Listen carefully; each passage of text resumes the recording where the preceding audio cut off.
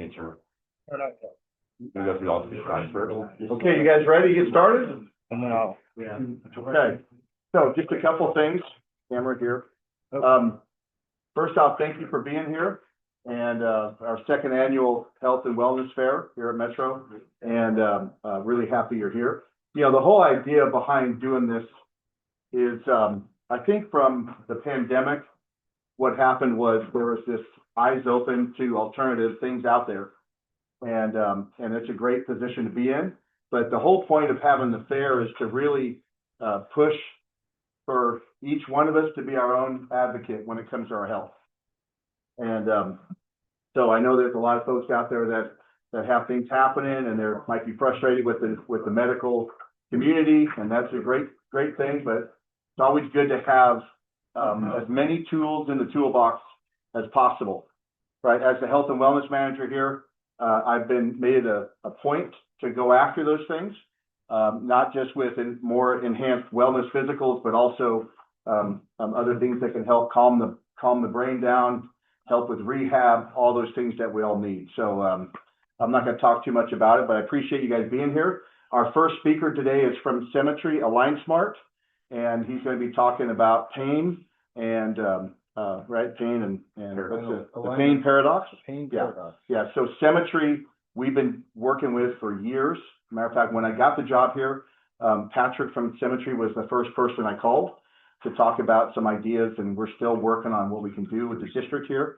So this is Michael Crick from Symmetry, Align Smart, and he's going to do the presentation today. Patrick had something he had to take care of today. So we're fortunate he's not here, but Michael do a great job as well. So without further ado, thank you for being here, brother. Thank you, Patrick. You're welcome.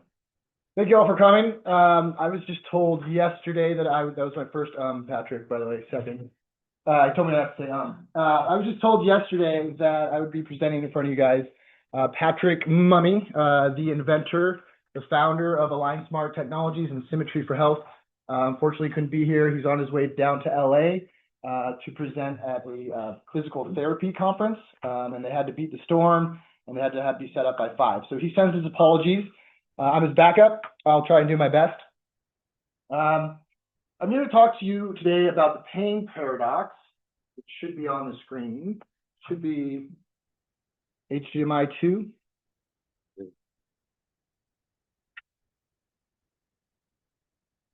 Where would it be? It was on before. First of the day. Yeah. First pancake.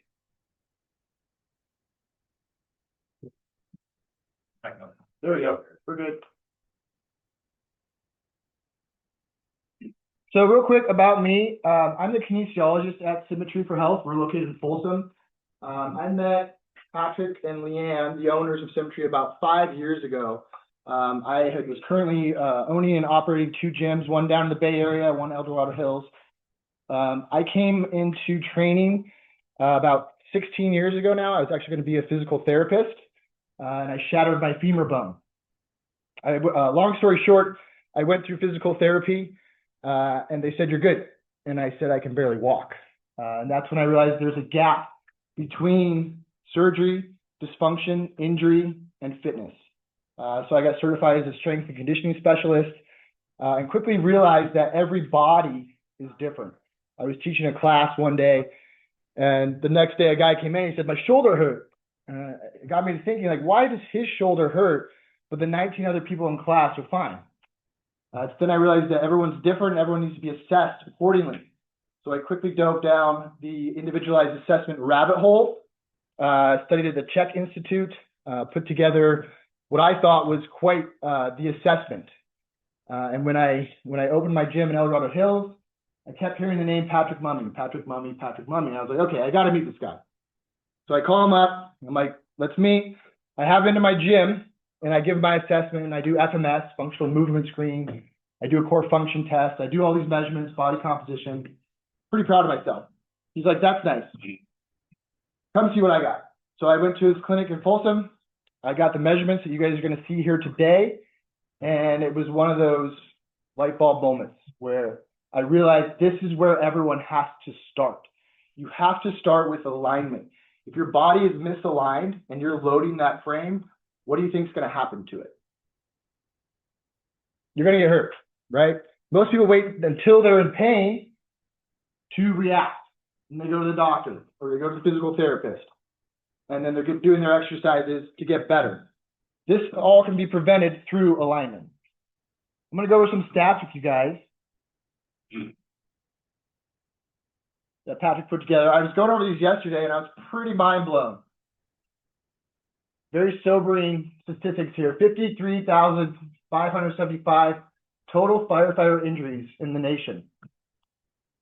The financial impact is over $5,000 on average workers' compensation. 43% are strains and sprains at the fire ground. 63% are during training. And here you see the activity, strains, sprains, muscle pain are the highest. Oh, what happened? Back. And then you have wounds, cuts, bleeding, smoke, gas inhalation, thermal stress, and burns. Over 16,000 total fire ground injuries. And there we go. So this is Sac Metro Fire District. Population served is over 700,000 people. About 360 square miles, 41 stations, over 530 paramedics. Incident profile, over 92,000 medical aid calls. That's 70% of incidents. The operational impact is 8 to 12 sick days per firefighter per year. This is the best stat I saw. The number one driver of workers' comp is musculoskeletal injuries.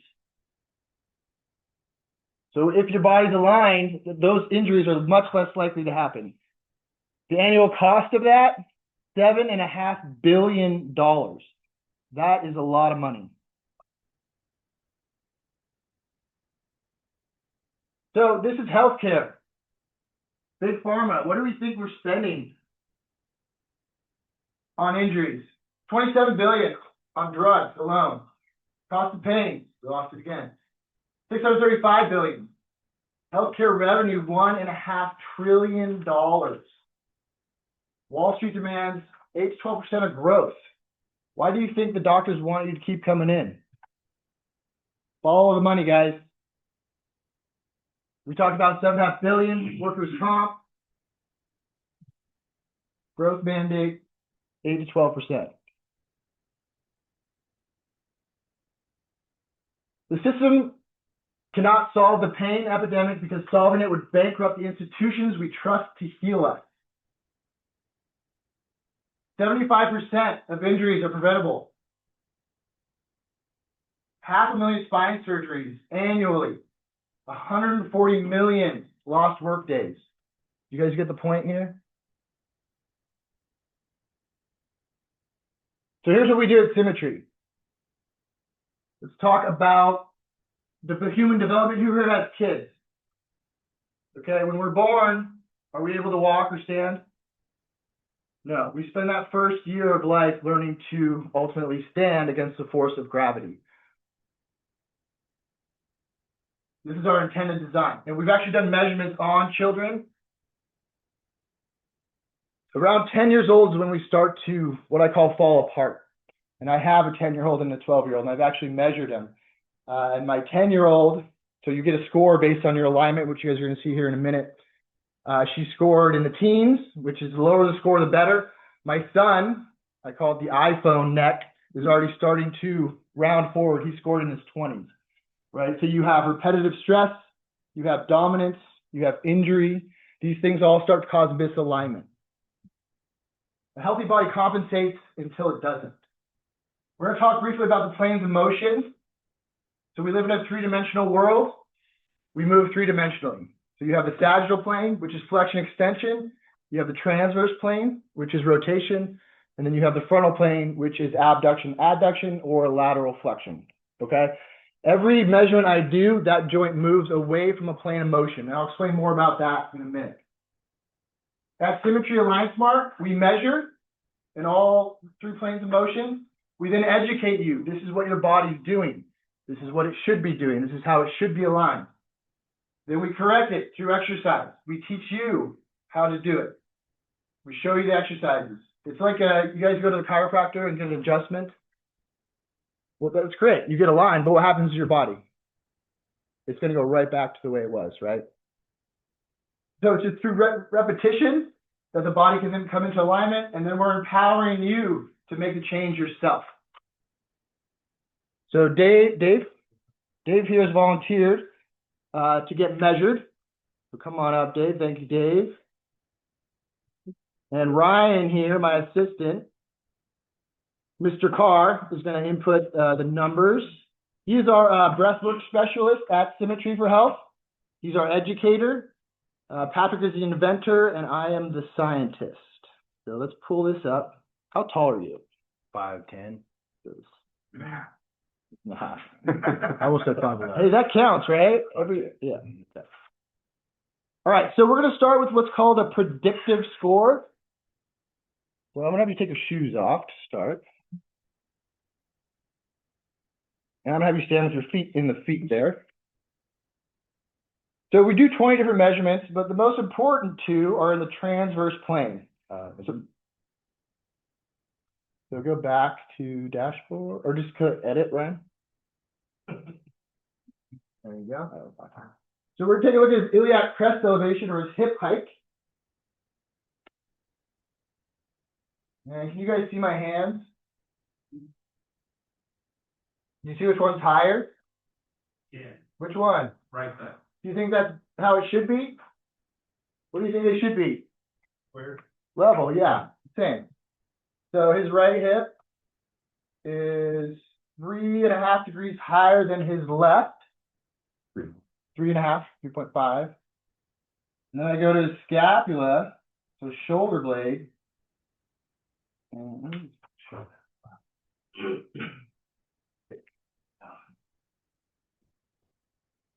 is 3.3 degrees higher. Right. Right, yep, right side. Again, what do we think those should be? Approximately level. No one is or ever will be perfectly symmetrical, but we want you to be as balanced as possible. Let's just go to save. So this is predicting he's going to score around a 45, give or take 5 points. The max score is 81. A 0 is perfectly aligned. Again, no one has ever scored a 0, right? But the more aligned you are, the less likely you are to get hurt. And we're going to talk about any pain you have in a minute. So this is just the transverse plane. So we looked at his iliac crest, the scapula elevation. Let's do a full measurement. And so if you guys come by the booth today, you can get a predictive score. Based on your predictive score, you'll get a home stretch routine for free that you can perform for 2 weeks. And then the idea is you come back in, get remeasured. Based on your new measurements, you would get a progressive routine, right? Okay, so we got those two.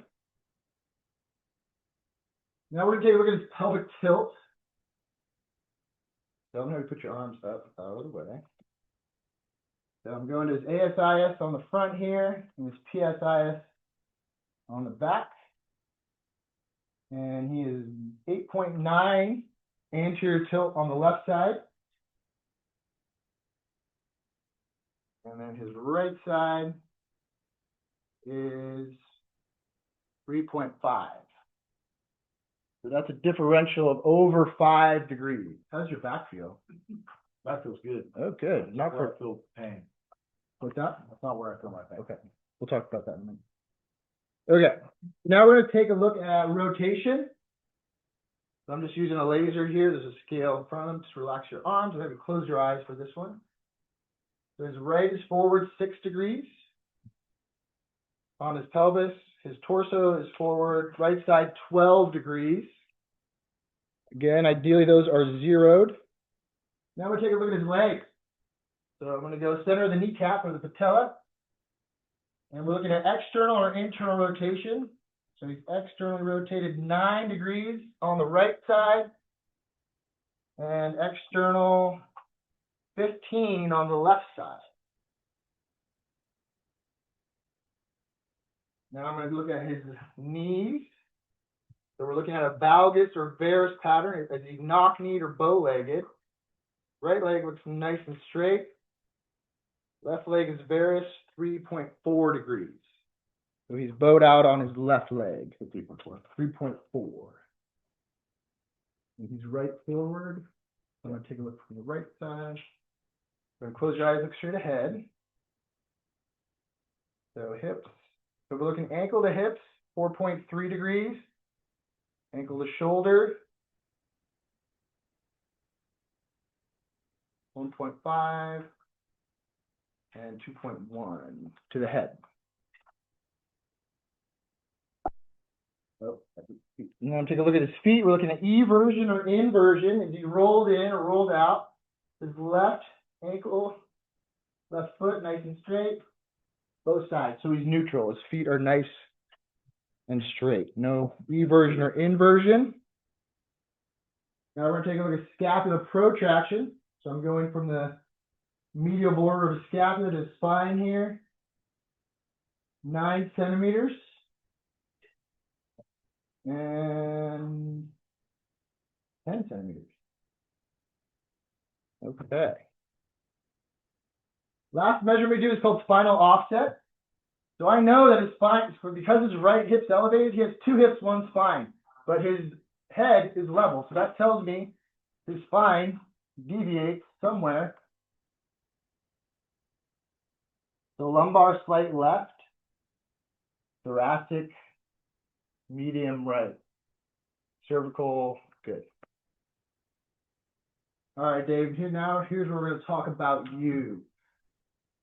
Any pain, injuries, you can relax. I'm not going to measure anymore. Pain, injuries, surgeries. Surgeries, tibia fusion 20 years ago, Okay. right leg.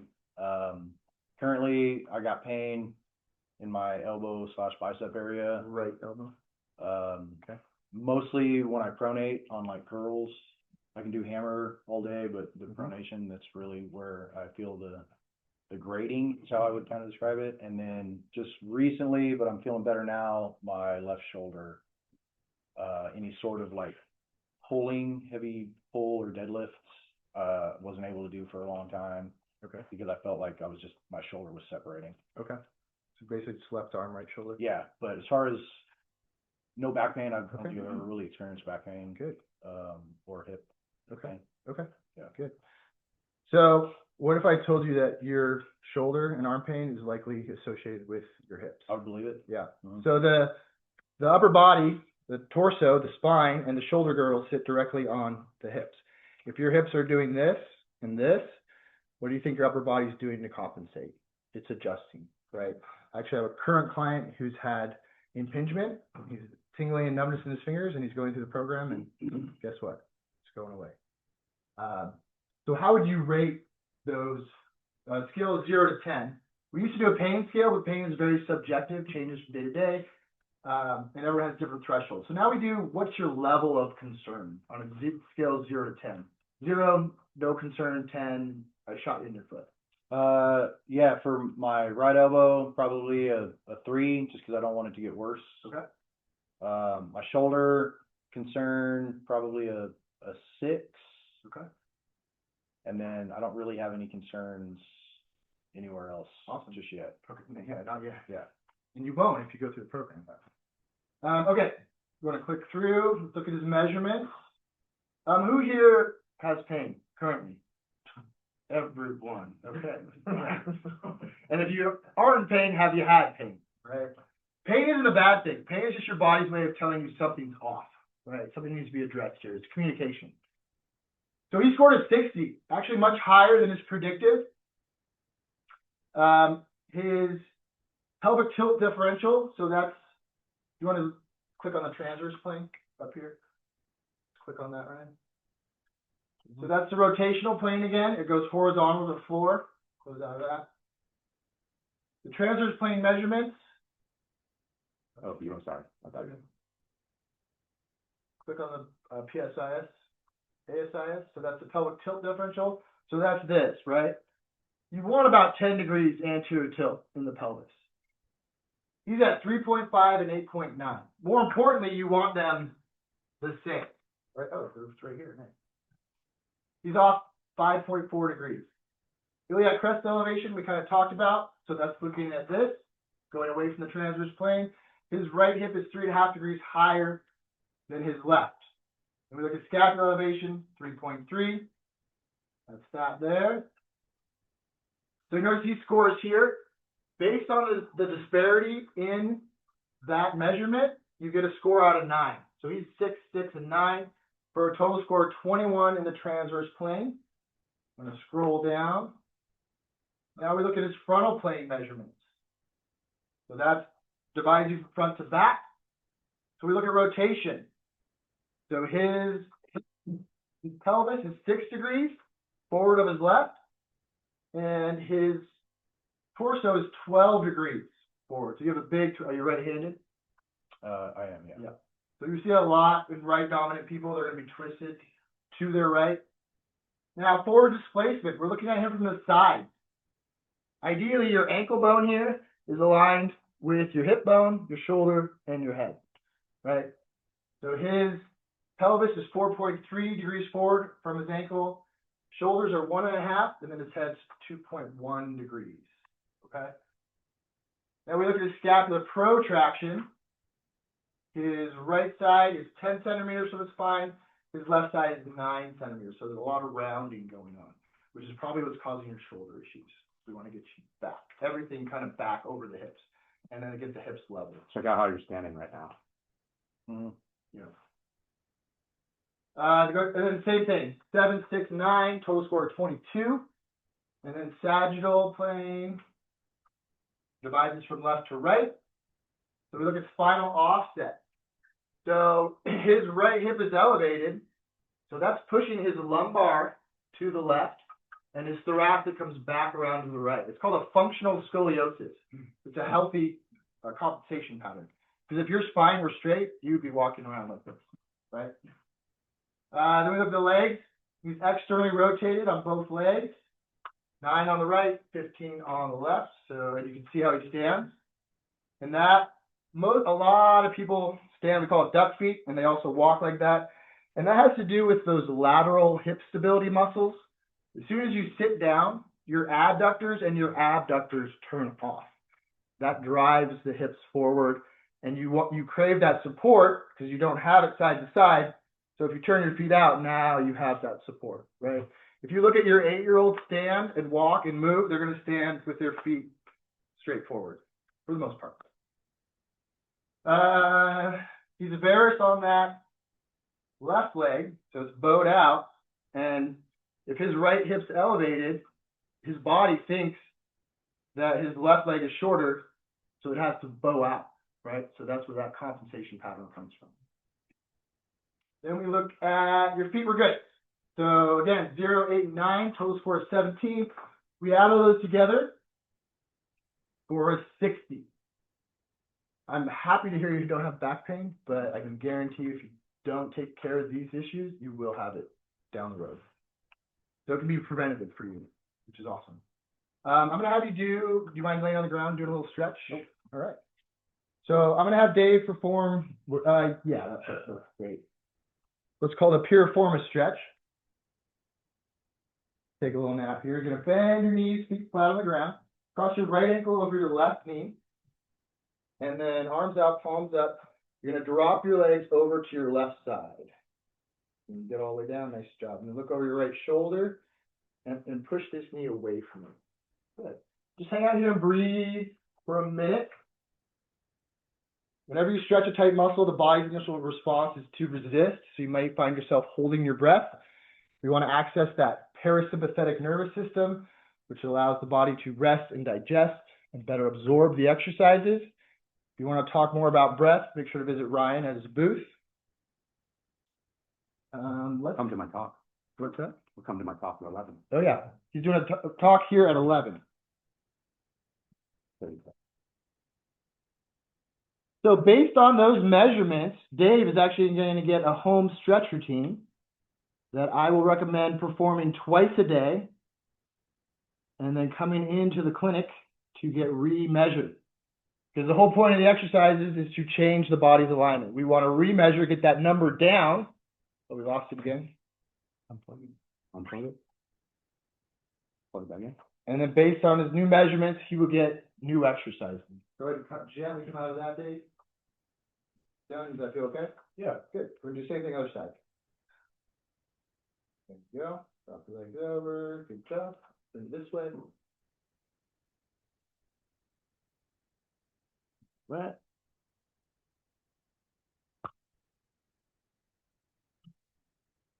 So why do symmetry align smart?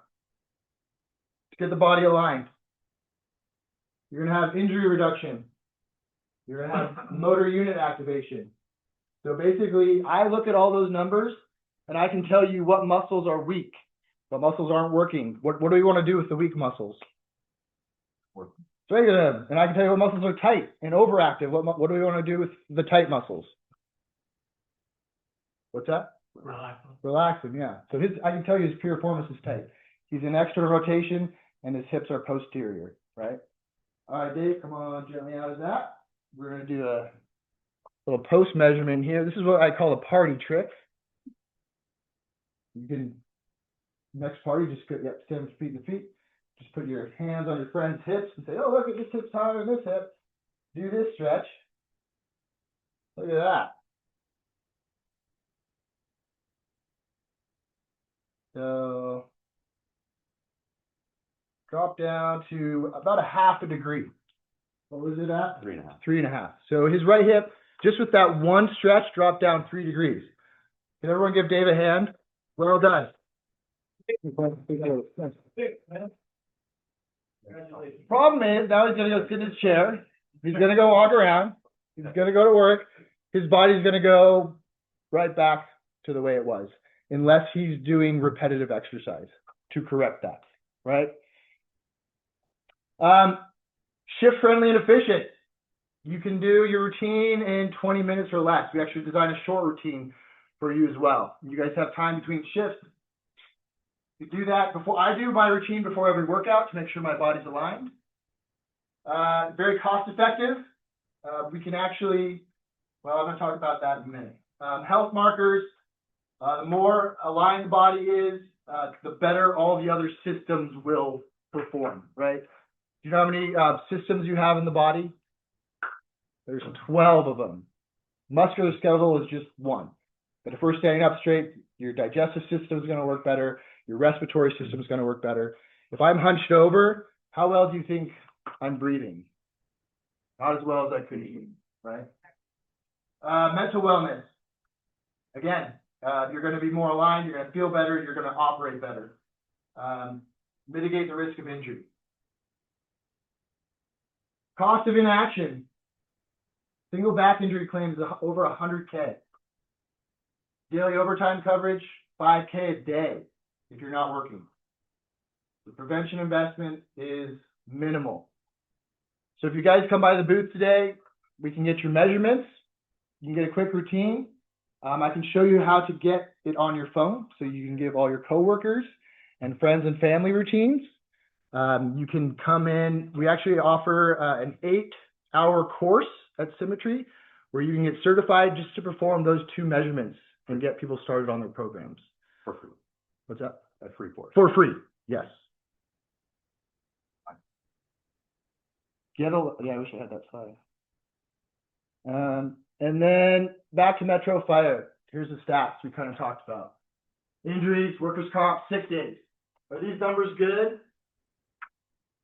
I don't think so, personally. I wouldn't want to do that job, but that's just me.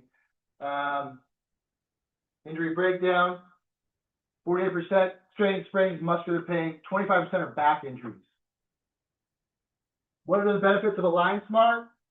You're going to reduce the risk of injury.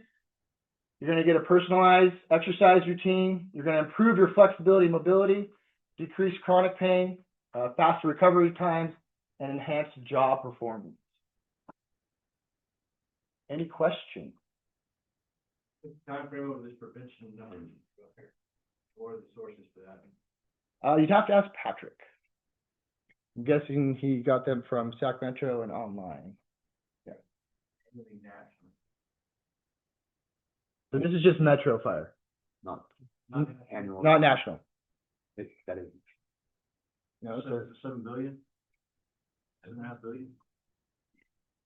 oh, this is, yeah, that is national. You're right. Yeah. National. There you go. Read the fine print. Sorry, guys.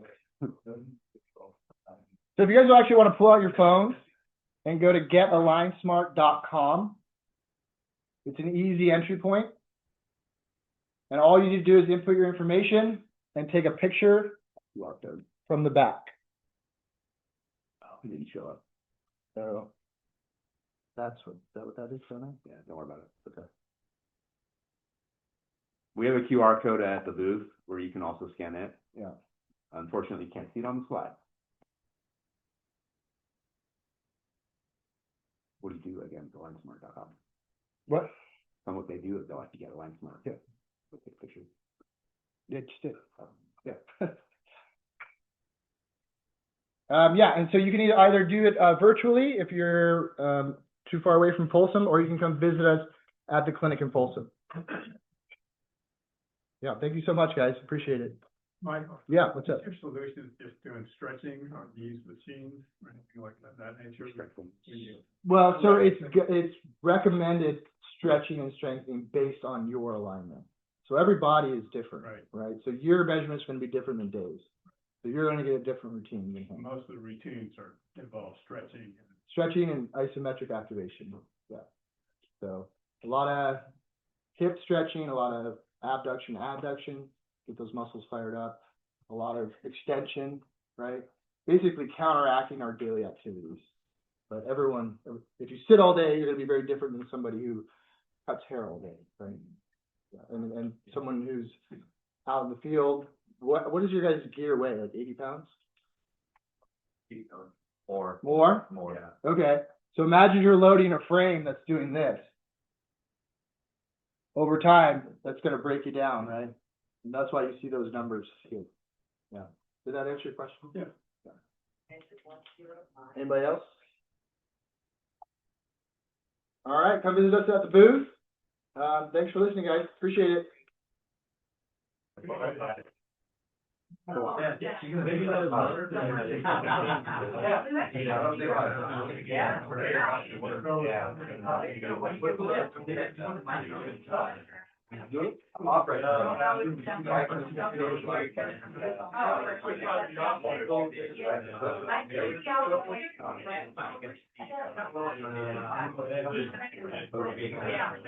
Okay, guys, you all here for the recycling seminar? Why your plastic bottles are not good for you? We're going to talk about that for about an hour. Does that sound good? I wouldn't do that to you. Hey, hi. You guys know this guy? No. We like this guy. Don't know. Are you going to say something? Or you want to get started? Yeah, let's do it. Yeah. Hey, do you have those things by chance? What? Those handouts? Yes. Great. Don't worry about it. We'll talk about it. Oh yeah, perfect. Okay, so we are going to talk about pairing your exercise and diet with unique career and body types. Okay, do you guys know y'all have a body type? He's going to hand out something. We can, so you'll have this in a minute, we'll talk about it, but the shape of your body has to do with your body type, meaning what your strengths and weaknesses are. So I like to talk about, there's 4 body types. There's adrenal, liver, ovary, and thyroid. Okay, men, you shouldn't have ovaries, but I don't know if I could say that nowadays in Sacramento, but for the most part, biological men do not have ovaries. Biological women have ovaries, but we all have adrenals, thyroids, and livers, right? You guys know where your liver is? Who here ever has a right shoulder problem that's chronic? A lot of times that's a liver problem, believe it or not. Weird, right? But you have a 4-pound liver, sits on the right side. When the liver's stressed out, a lot of times it causes chronic right shoulder problems. You don't have a liver on your left, or it would be on your left side. Who knows what the adrenal glands are? You know, in EMS, we should know a lot about adrenals. That's your fight or flight, you know. And so over there, I wrote on the board, your adrenal hormones. They're all derived from cholesterol. Who here thinks cholesterol is bad, has heard cholesterol is bad? It's a lie. Without cholesterol, you die, right? Did you know your body makes 80% of the cholesterol you need? Where does it make that? In your liver. And did you know cholesterol makes your progesterone, your cortisol, your aldosterone, your DHA, your testosterone, and your estrogen? So is cholesterol important? Yes. How does that have to do with your exercise and your diet? It has all to do with it. Because if you don't identify your body type or your physiology, you're going to get symptoms. You're going to think your symptoms mean something different than they are. So who here gets headaches? Chronic headaches, right? Who here has back pain, neck pain, foot pain, Who here has insomnia? You don't have to keep raising your hand for these, because, you know, but you're going to see in these testimonials gut problems, sex drive problems, physical, mental, emotional problems.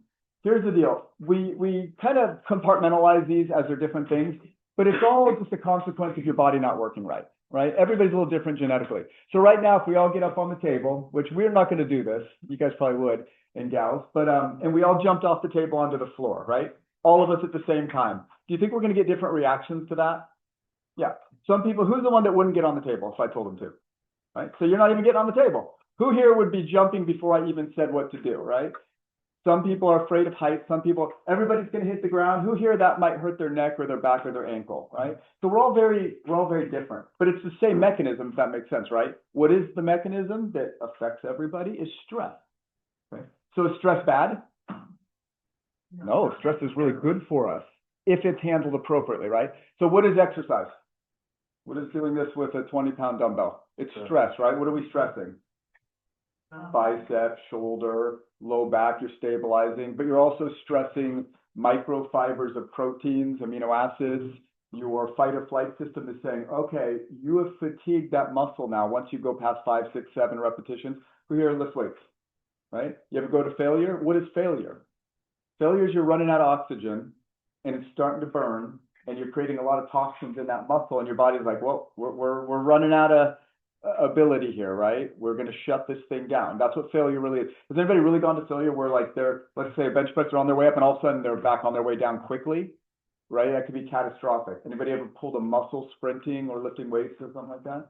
So it's a physiological effect based on your genetics, your mechanics, insertions, like the last person who's working on you, that's all about mechanics, right? And posture and things like that.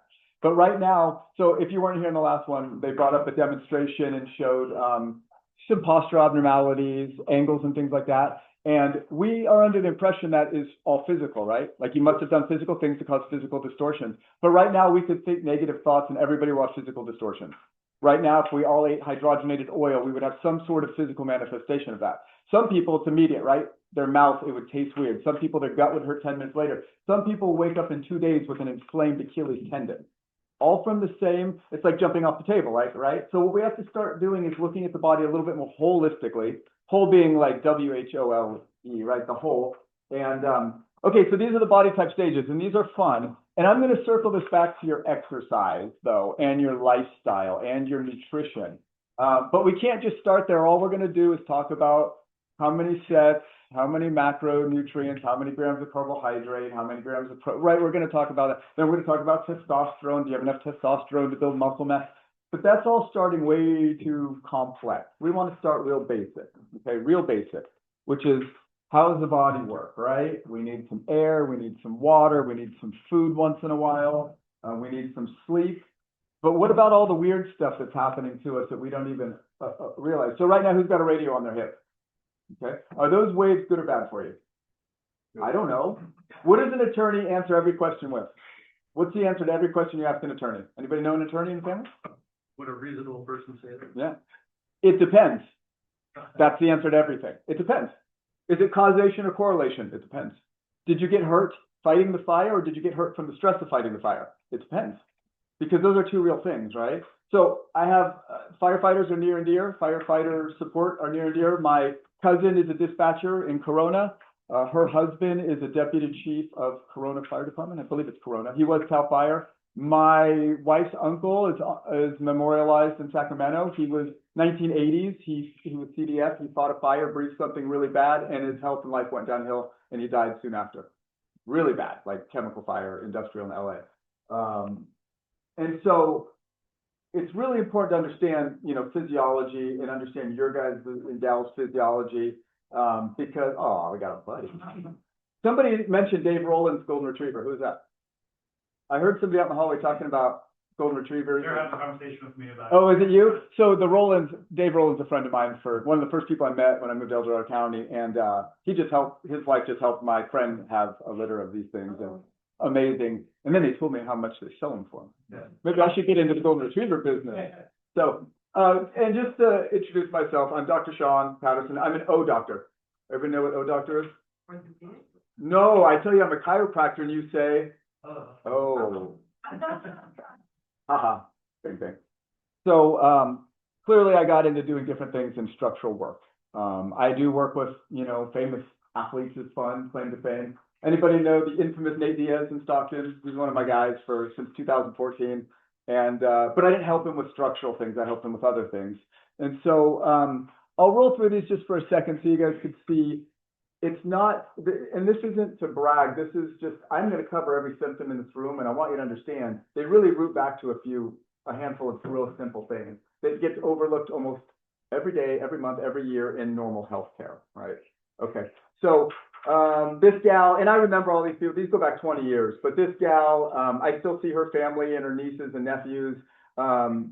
We say things like, are we allowed to talk about, sex drive and gut health and all that? And, but she came in, I just remember her thing was knee pain, and she was working out insanely intense to get rid of her knee pain and all these strengthening exercises and just everything you could think of for a knee. And her knee pain was her diet. It had nothing to do with her knee. We changed her diet, her knee pain went away. And so did a bunch of other things, stomach problems and all that. And here was how that worked, right? You eat the wrong thing, your stomach inflames. You think you have ulcerative colitis or irritable bowel syndrome or heartburn. You have no idea that translates into knee pain later, because when you get inflamed, you get inflammation in your blood. It goes into joints. Synovial fluid. Synovial fluid is the stuff in your knees, your ankles, your spine. It's like the lubricant. But when you eat too much sugar or the wrong things, you inflame that. It actually creates inflammation in your synovial fluid. So some people have pain just from eating the wrong diet. Too much corn juice. Fructose, corn syrup, Okay, this gal, law enforcement, lost a bunch of weight. I forgot what her deal was. I'd remember if you gave me enough time. But, Art was 76. He lost a bunch of weight. He's been trying for like 50 years. Anybody trying for like 50 years to lose weight or 20 years and it never comes off? What else do we have here? Just fun stuff. I got some firefighters on here. This guy, I was a 35-year-old trapped in a 65-year-old body. Who's that? We don't raise our hand for that one, but that's a bummer. What else? Where are my firefighters? These are all a lot of women, not because it works better for women, but women tend to take better charge of their health. Anybody here married to a woman, right? They help you stay healthier. Typically, type 2 diabetic, fully reversible. I said, what is your diabetes doctor talking to you about? Oh, I eat a lot of whole grain. I said, what does whole grain turn into? Sugar. Should you be eating a lot of whole grain? Maybe not. Fixed. It wasn't that complicating. It's just hard. Who knows that simple can be really hard? So what we do usually is we do complex. It seems easier. I buy a widget, a gadget, a ring, a watch, a strap, and it's going to fix all my problems, but it's just one more cool gadget that's not really fixing anything. So what else? Let's see, Pamela, 40 days. There's a lot of weight loss on here just because, remember when we talked about jumping off the table, everybody's going to have a different effect, okay? When you get healthy, everybody's going to have a different effect too. And some people, their stress is manifest in weight gain. Some people, their stress is manifest in weight loss or lean body mass loss. So there's an in-body in there. Go use that scale. It's fascinating. I use that technology in my office. We just want to see how much muscle and bone and water people have. It's very telling of your health. I mean, I had a gal the other day. She's 120 pounds. She's CrossFit, owns a gym. I think she owns a gym in Lodi. She eats Eldorado Hills to see me. I run her numbers. She has stomach issues. That's why she's there, stomach issues. I run her numbers. She's like 80 pounds of lean body mass, which I don't know what the math is on that. I think it's like 30% body fat. At 120 pounds and looks like an athlete. She's literally burning up her entire body. And her stomach hurts because of all the inflammation. And she doesn't know she's doing it. All we do, so, we set her on the right track, which is a ton more fat and a ton more salt for her. She's like, what? Fat and salt? Like that's almost as bad as cholesterol, right? That makes progesterone, cortisol, aldosterone, and DHA and testosterone. That's your diet. So who knows what cortisol is? Most powerful stress hormone, good or bad? Depends. Well, it's good until you don't have any and it's bad. Now, if I'm really stressed out, like when the tones go off, that's a high cortisol thing, right? Or when the phone's ringing off the hook, or when the boss comes in and says, whatever you're working on was due yesterday. What happens, that feeling you get? That adrenaline, cortisol, heart racing feeling, that's a very small blip in a 24-hour cycle. But most people, and I would bet 90% plus people in this room have low cortisol in a 24-hour period. Does that make sense? So you have too much when you shouldn't, and you have too little the rest of the time. So both of those are bad. What does cortisol do? Yeah. It depends, but most of the time it's an anti-inflammatory. You've heard of a cortisone injection? It's a derivative. It's usually a synthetic derivative because we can't sell a drug if it's natural. You have to patent it, so you just tweak it a little bit. So instead of cortisol, it's cortisone, right? Anything ending in an ONE or an OL is a steroid hormone, typically. That's like cholesterol is so powerful. So inflammation, allergies. Anybody here ever have allergies? You know, you have seasonal allergies? All 4 seasons, right? Yeah, I was gonna say all 4 seasons. It helps you sleep. Too little cortisol, you can't sleep. Too much, you can't sleep. Anybody here exhausted? And then 2 a.m, you finally get a good night. You're allowing for a good night's sleep, and you wake up at 2 a.m. thinking about nonsense. That's usually cortisol dysregulation. And it's really good, like I said, allergy, immune system, sleep, and inflammation. Aldosterone. Who are the medics? What does aldosterone do? Has a lot to do with fluid retention. What is it? Hypotension, where you stand up and people go out and hit their heads. You get those calls.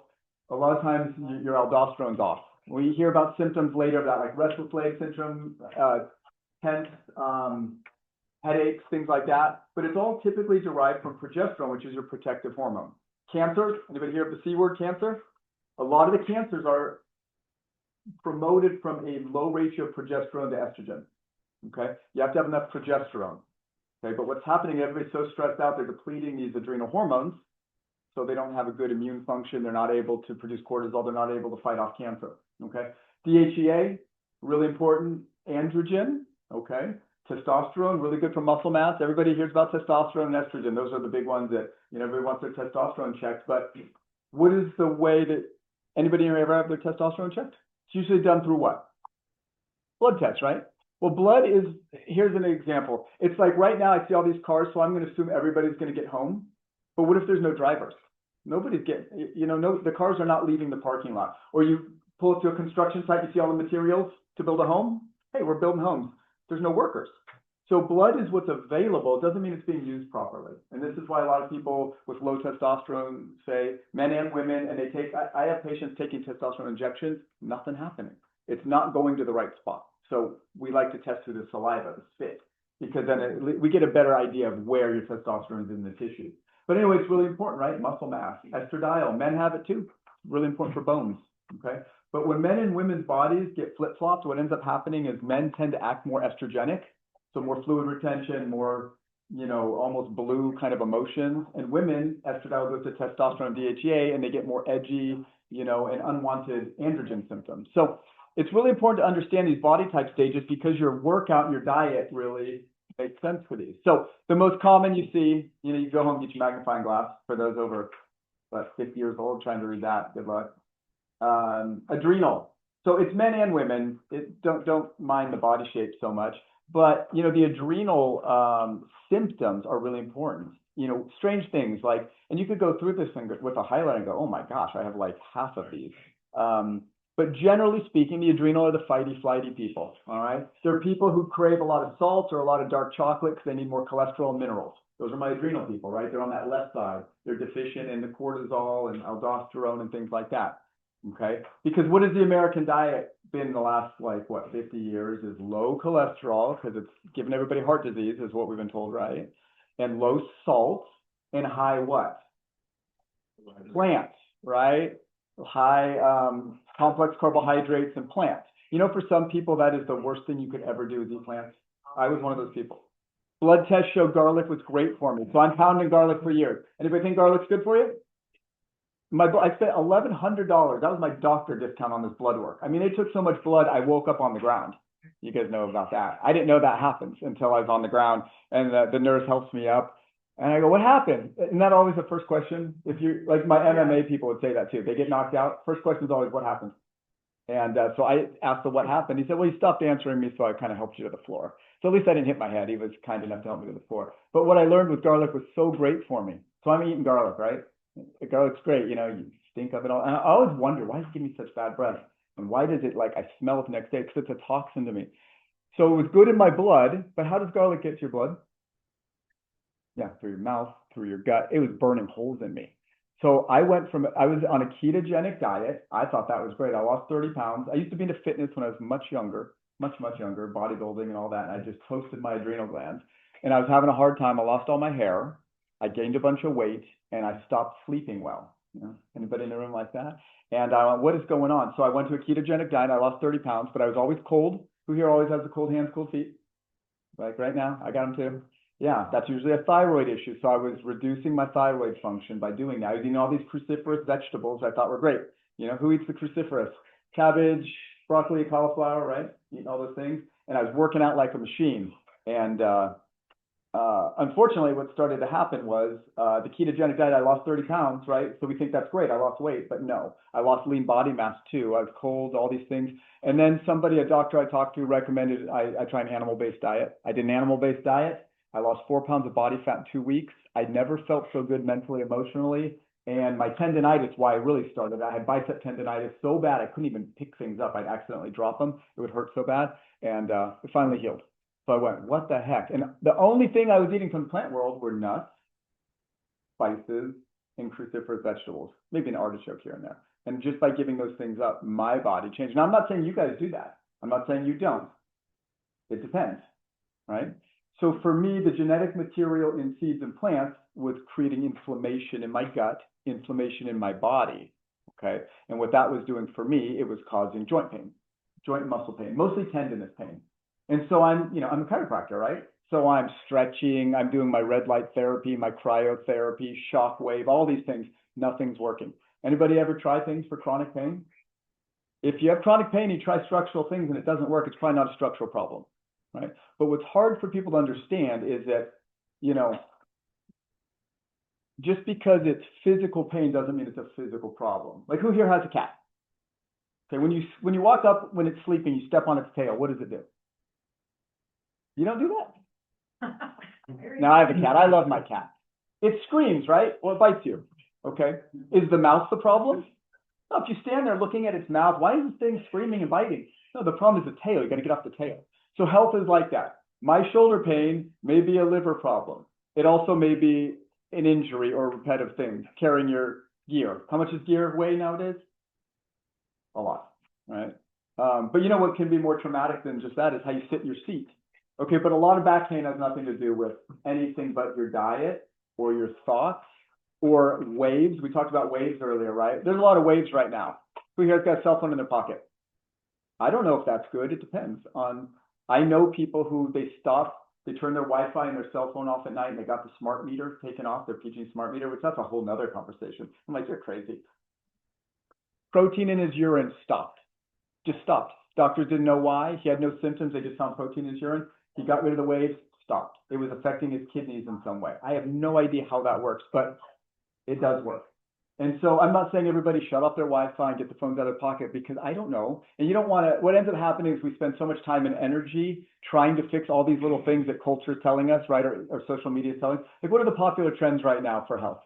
What's in the news? What's on the airwaves? What's on social media? What's that? Peptides, very much so. I have friends and colleagues injecting peptides, swallowing peptides. Most everybody, nothing. And it comes and goes. And then it was red light therapy was going to fix everything, right? And then it was whole body vibration. And then it was vitamin D. And then it's always something, right? And yeah, oh boy, we're not going to get into that. Although I will say one thing. It is pretty much self-professed that a third, from doctors, clinically, that a third of all the weight loss is lean body mass, which means muscle bone. Clinical doctors have told me, no, 2/3 is muscle and bone. So you're going to lose weight. I don't know that you want to be messing with that. So anyhow, okay, so how do I get back to what we're talking about here, right? Which is pairing your exercise and diet with unique career and body types. Okay, so everybody in here has stress, right? It's just different stress, okay?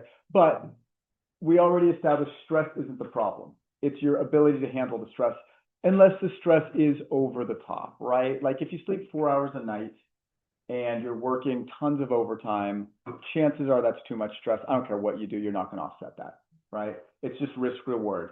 But if you're within reason, you're working your 40 or 50 or 60 hours, you're getting some good sleep, and you're trying to be healthy, you're eating the diet that you think is healthy, and you're exercising, moving your body, getting some sunshine, and you should be able to deal with that stress.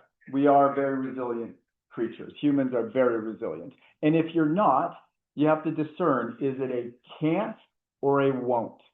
Meaning, will your body not stop hurting or whatever your symptom is because it can't fix it or it won't? You understand the difference? A can't is you're either malnourished, you're poisoning your body, you're inflamed to death, you're in the wrong career, whatever. That's a can't problem, right? A won't problem is no, I love you so much, I'm going to make you fix this problem. And I'm going to keep that chronic pain there until you understand what it is. Or else it's like standing on the cat's tail, you know? Can't have a happy life standing on its tail. It's going to be in pain. So if that makes sense, can't and won't. So how do we discern what's a can't and a won't problem? Usually, I mean, that's why I kind of brought this in. These are just fun, but they're like, these people all had just bad information. This lady was like depressed forever. This lady getting out of bed with pain daily, noticing a new ache or pain each year. I felt like, yeah, I mean, so simple the advice I give these people. And these people, this gal, MRIs, Botox injections, physical therapy for migraines. That's a big debilitating problem. She owns an MMA studio, on and on. I got a couple of fire captains here. I got one guy here that was, I don't know, you guys, what?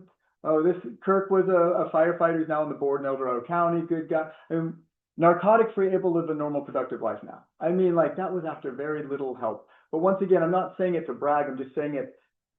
People and doctors skip so many steps and they start with complex things. Like injecting peptides before you stop eating garlic might not be the best idea, right? So for me, I was doing all that stuff too. I kept buying equipment that was known to work on people for like disc herniation problems. Anybody here ever have a disc issue? Sciatica, that whole thing, you got fire down your leg. The sheet touches my foot and I wake up yelping in the middle of the night that bad. I bought a spinal decompression machine for my practice, right? $100,000 machine for me. Did it work? Nope. Bought 3 different lasers, 2 reds and a violet laser. Worked on so many people. Did it work on me? Nope. I mean, I could go on and on. Whole body vibration machines. I still got one in my garage. I got all this tech. Red lights. You know what worked for me? Stop eating garlic. No joke. For me, that was my kryptonite. I have one patient, a 7-year-old, waking up, screaming every night, leg pain. Shriners Clinic, opioids. At 7 years old, they were starting to entertain drugs like that. You know what I told the mom the problem was? This is a weird job. Tomatoes. They're Italian. They eat tomatoes every single day. She stopped giving him tomatoes, never had to see him again, done with everything. He grew up. I mean, this was like 15 years ago. So it's just weird how our bodies are, right? But it can be that simple. It's not always that simple, but it can be. And what happens is with pharmacology, there's a time for drugs and surgery, but if you start too early, you can't go back. You get banged up from that. And sometimes you skip so many steps. So, does anybody want to talk about a chronic pain? Anybody in pain right now? I could show you how we assess things without asking like personal questions like this stuff. I'm not going to ask you about your sex drive and your, night sweats and what your wife or husband thinks of you or anything like that. But I could ask you about simple things like range of motion. And I mean, you guys have read some of these, right? They're pretty wild. And these people gave me a picture and signed that I could use this in front of everybody for decades now.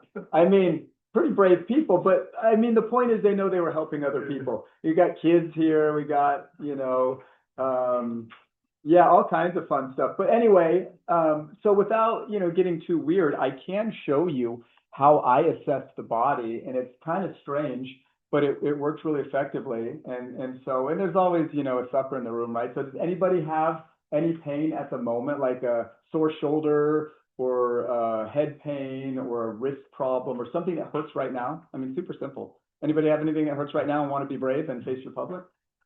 I know you're thinking about it. What's that? What you got? My elbow. It's less the elbow, more like underneath the bicep. Yeah, like a bicep tendon or something. Yeah, and I can do like hammer curls all day with no issue. It's when I pronate. Yeah. I'm the opposite. Hammer kills me, and that's why I started doing the carnivore diet. It started about 3 weeks ago. Okay. And it's like a grating sensation, but only. Do you feel it right now if you flex it, or if you do a hammer? I'm applying some sort of resistance. Yeah. So apply some resistance and tell me if you feel it right now. Yes.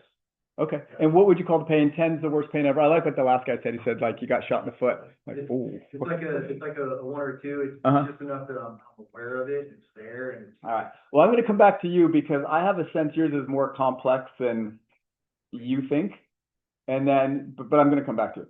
And I've loved everything you've said so far. Yeah. I had a very similar kind of trajectory. And I did the meat only thing, the animal based, pretty strict, and all my other body pains went away. Yeah. And so, So you may be sensitive to genetic material in plants. yeah, too, like having me. control for all those things already, Yeah. this is something that has popped up recently. Yeah, interesting. So there's something else going on, right? And maybe it's not diet, which is great, because how many other stresses are there? There's emotional, right? That's bosses, employees, person sitting next to you, spouses, you know, that's mental emotional stress. There's the, you know, IRS, right? Anybody ever had talked about IRS? It's so scary. And long. There's waves, electromagnetic, right? There's X-ray, UV ray. UV ray is essential to live unless you get too much, right? Not enough UV rays is really a problem too. Your vitamin D is from sun hitting your skin. You could supplement all you want. You need real sunshine. We're all afraid of the sun now. It's right up there with cholesterol and salt and all the things that are supposed to be bad for us that are not bad for us. So there's waves, there's emotions, there's structural problems, right? Like I'm lifting too heavy or something. There's, what other stresses are there? Nutritional stresses, allergies and sensitivities, and chemicals, right? And in this world, hazmat is a big deal. That's how my uncle died. He breathed in some hazardous material, and it took him quick. I don't know what it was, but you know, when plastics and batteries are on fire and forestry all at the same time, you breathe that in, sometimes you can't recover from that. So anyhow, so what you're saying, maybe it's not nutritional, but it could be some of those other things, right? And then who else has pain? Raise your hand nice and high. So like, if you want it, like 80% of the time, the pain's gone by the time you walk out of here. Without, you know, you keep your clothes on, and I don't hurt you too bad, and it's not even embarrassing. You got some pain, Mr. Carr? Yeah. What you got? Lower back. Lower back. And some of those. Yeah. Is it always there? A lot? There are a lot. Okay. Does it hurt right now? Again, Does it hurt right now? A little? yeah, five. Oh, five's good enough. All right, come on up. You ready to face your public? Let me grab a chair here. Get you warmed up for my next talk. Yeah, there we go. Let me grab this chair over here. So here's how I assess a body, and you all can do this, and it's fun at cocktail parties, and that's why people think I'm an O doctor, because it's weird, right? But it's really not weird once you understand the body's electric. So, Mr. Carr, step into my office, meet the public meet Mr. Carr, okay? And really, he's not a plant, even though he has a name tag on. He's but here's how so who knows we're all electrical? And that sounds wacky, right? We're gonna talk about energy now. Uh-oh. All right. So I'm gonna take three, you know, strong young men here. Here's the deal. This is a little weird. I know, maybe four. Okay, you gotta get in here on this now. Here's what I need. I'm not good. Are you guys okay just doing back of your hand, back of your hand so you connect? All right, so do it. Connect each other? No, just connect, just touch. Just touch. All right. All right, so we're gonna show how electrical. So in auto shop in freshman year of high school, this was the best thing ever. I learned about how electricity flows. Instead of this little energy ball, my instructor had a big crank generator. We all held hands and he cranked that puppy and we all got the same shock and screamed. It was fun. But then it always stuck with me. Well, it's fun for some, right? Scary for others. So what we're gonna do is, this is just an electrical ball, a UFO ball. Kids love it.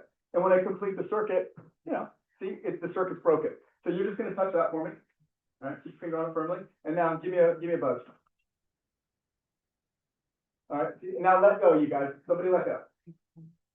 And look at how light you can touch them.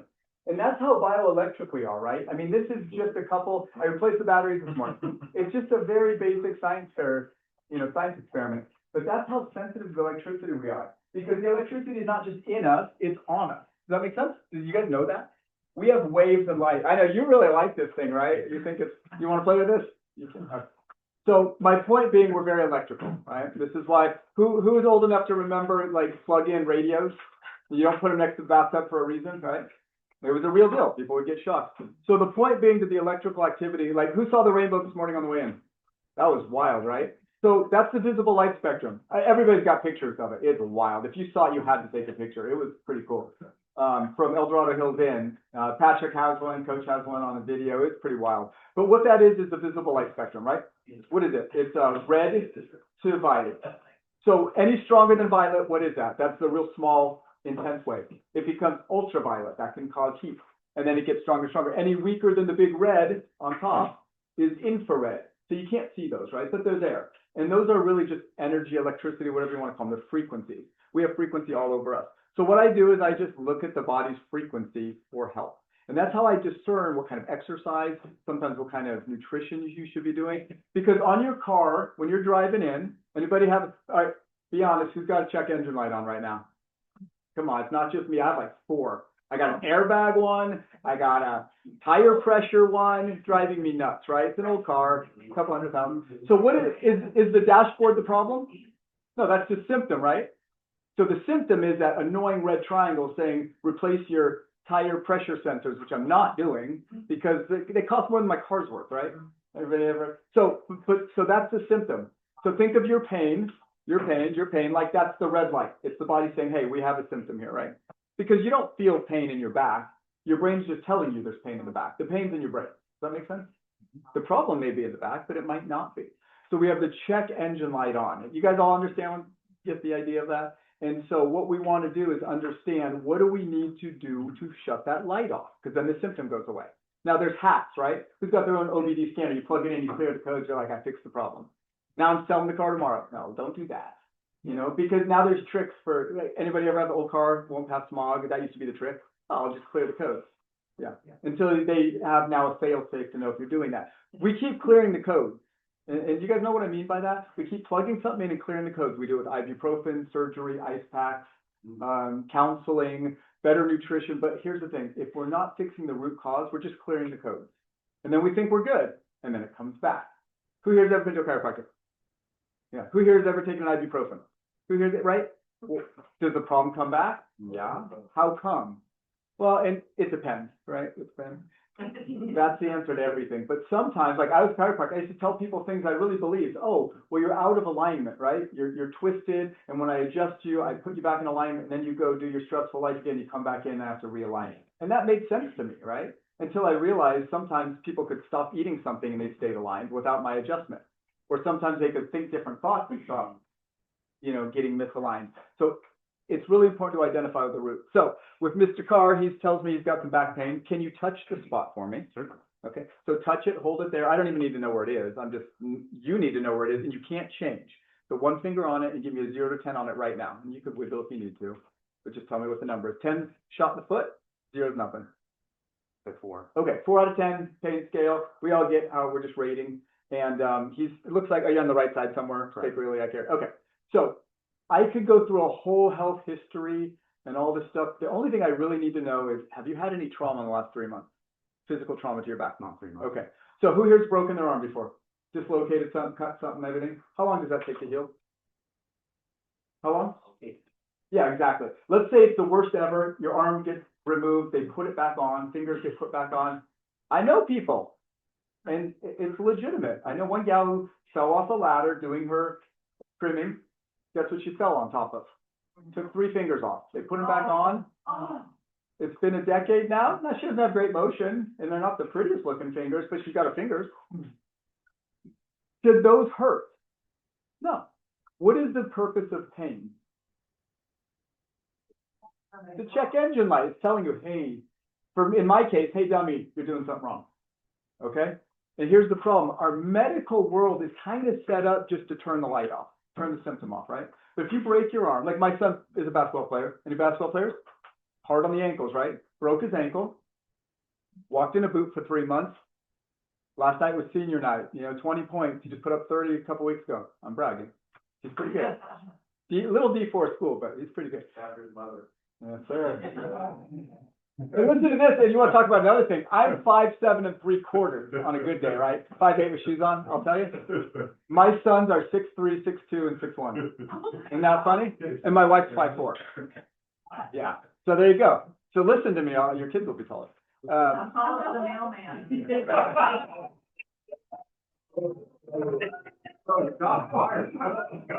That's a good, it depends. All right, so listen, we got this poor guy here. This guy's dying. He's 4 out of 10. No trauma in the last 3 months, right? Which means he should have no pain. There's no reason for pain. So either his brain's confused or his check engine light's on, and it's just telling him something he doesn't understand. Does that make sense? Everybody agree with that? Like 3 months, when's the last time you had a back injury to that spot? 5 years. Okay. Do you think 5 years is ample time to heal? Yeah. Right. Depends, right? But here's what happens. So our body's kind of weird. Sometimes when we have trauma, like major trauma, who here's been in like pretty bad trauma? Okay, sometimes it gets all melded together, right? Let's say you just ate McDonald's for lunch and your body didn't like that, and your spouse or your boyfriend or girlfriend was really giving you a hard time, and you were at it, and you were brushing your teeth with fluoride toothpaste, which fluoride is a halogen, very toxic to your thyroid. Side note. And then you got into a massive physical trauma. It gets all melded together. Does that make sense? It gets melded together. So let's say the physical heals, but those other things might still be part of the pattern in your brain. So then you have to sometimes detox fluoride. Sometimes you have to forgive that person from something you never forgave them for. Sometimes you have to stop eating McDonald's or do a detox, right? Like that's really how the body works. It's weird. Everybody here post-traumatic like stress disorders? You know, the classic example, you hear a car backfire and then you think it's a gunshot and your adrenaline goes up and people get all wacky because of the trauma. That's a real thing. It's being triggered. So pain works that way too. Okay. So he's got 4 out of 10, 5 out of 10, 4 out of 10. Probably longer sitting here now talking about it. Yep. Okay, on this spot here, which it doesn't really matter to me about the spot because there's no reason there should be pain there, except to tell them something. What's it trying to tell them is what I care about. So remember the electrical ball I just used? Who wasn't in the room for the electrical ball? Come on. So who wasn't in the room for the electrical ball? Beyond. Were you all here? Okay, good. We won't do it again. So he's got electrical activity all over him, right? It's about 1.5 inches off his hand. Who sees it?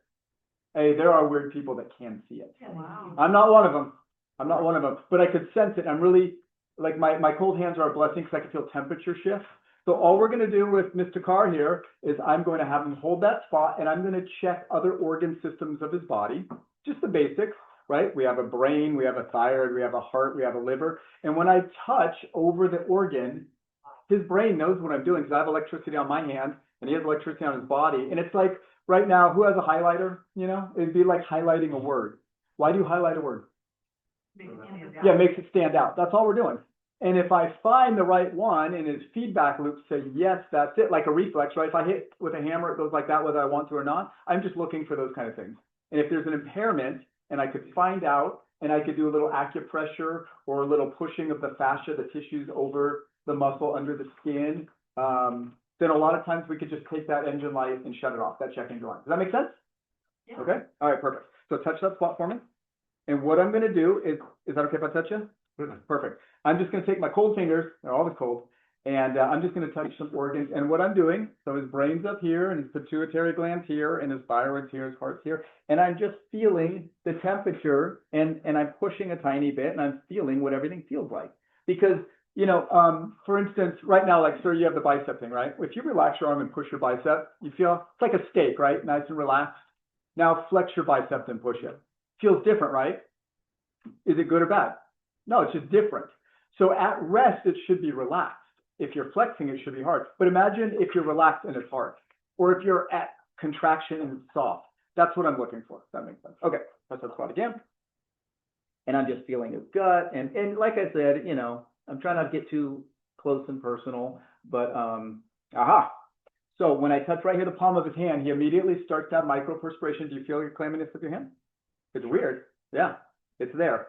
And I go, okay, well, that's odd. So what is that? Well, in the acupressure world, microperspiration is a stress response. Who here knows what EEG is? A polygraph.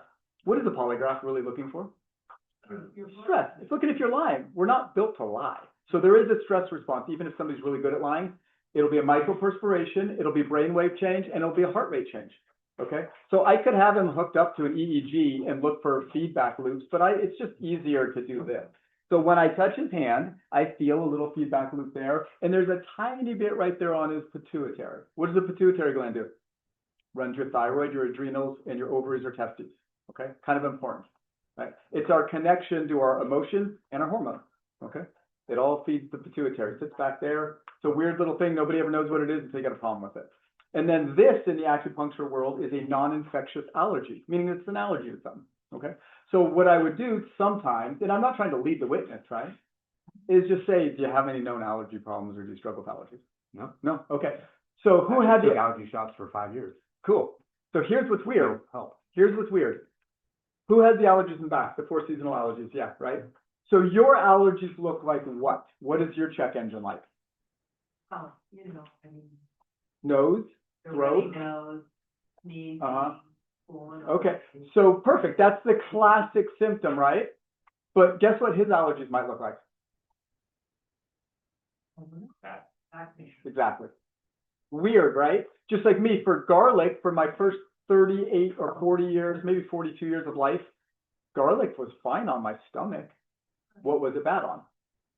My inflammatory pathways of synovial fluid, sciatica, wrist issues, headaches up under my occiput, and I'm getting all the structural care, and really I just needed to stop eating garlic. Does that make sense? So we're all different. It's like when we all jumped off the table, you're gonna have, everybody does the same thing, but you're gonna have 10 different responses to it. So all I'm gonna do, no, you don't have to touch that again. And this is another thing that's really weird. Our brain works as a team, okay? Is it more your back or more your sacroiliac? Off to the right. Sacroiliac. Okay, so a sacroiliac is very similar to what? A right sacroiliac is similar to a left sacroiliac. And then what are sacroiliacs like? Shoulders. Does that make sense? Sometimes when you have an injury, the brain gets confused. And scars do this too. If you have a scar over one joint, a lot of times you'll start to have a other joint problem. Okay, so what we do simply, and if you guys could try this on yourself, if anybody has a right shoulder problem or like your bicep right now, make a mental note of it. Now go to the other side and get in there. Get in there on the other side. Like literally the same spot and just get in there. And that's what I'll do to you in a minute. So we could shut the pain off sometimes by doing that because, you know, when we're 1 year old, before we walk, what do? Crawl, crawl. It's a developmental thing. Why? Because our shoulders and our hips and our brain, we have to learn. But when you get smashed or injured, or you have a son like me, my son walked before he crawled, 9 months old, and he had a lot of stitches because of it. And he had eye tracking problems because of it. We had to like do vision therapy and all kinds of weird things. And it just goofed him up.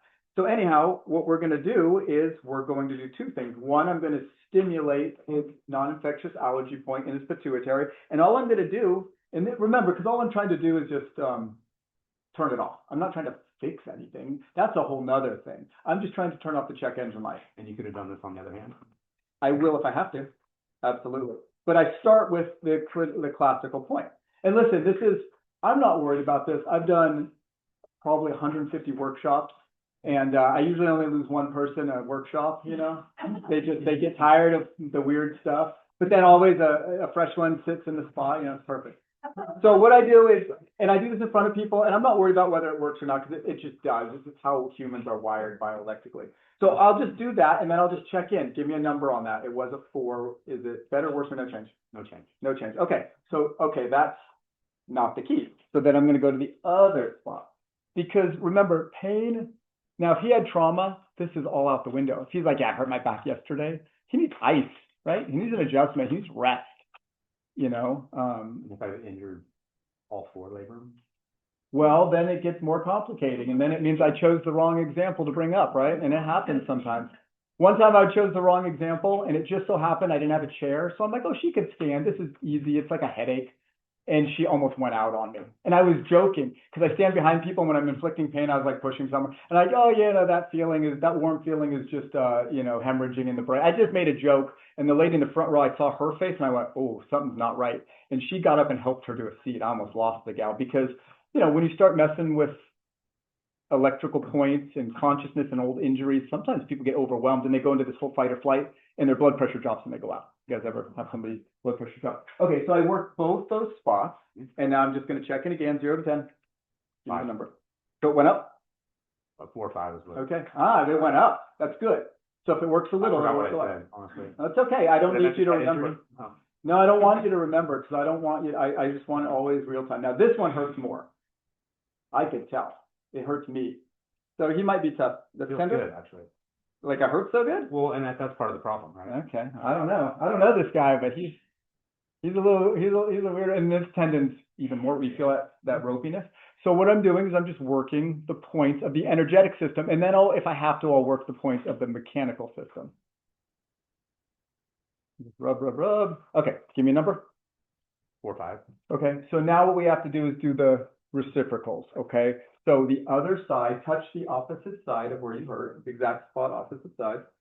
All right, let go. And then what I'm looking for is points that are real tender. Is there a point real Right tender? there. Is it real tender or is it just tender? It's tender. Okay, so that's not what I'm looking for. So then I go to the shoulders, right? Because the shoulders work together. And I'm going to try to find the same point, but like I need I need a spot that's like, oh my gosh, that's it. You know, I don't want hurt so good. I don't want, oh, that's a little tender. Any of those that? No? It all hurts so good. Yeah.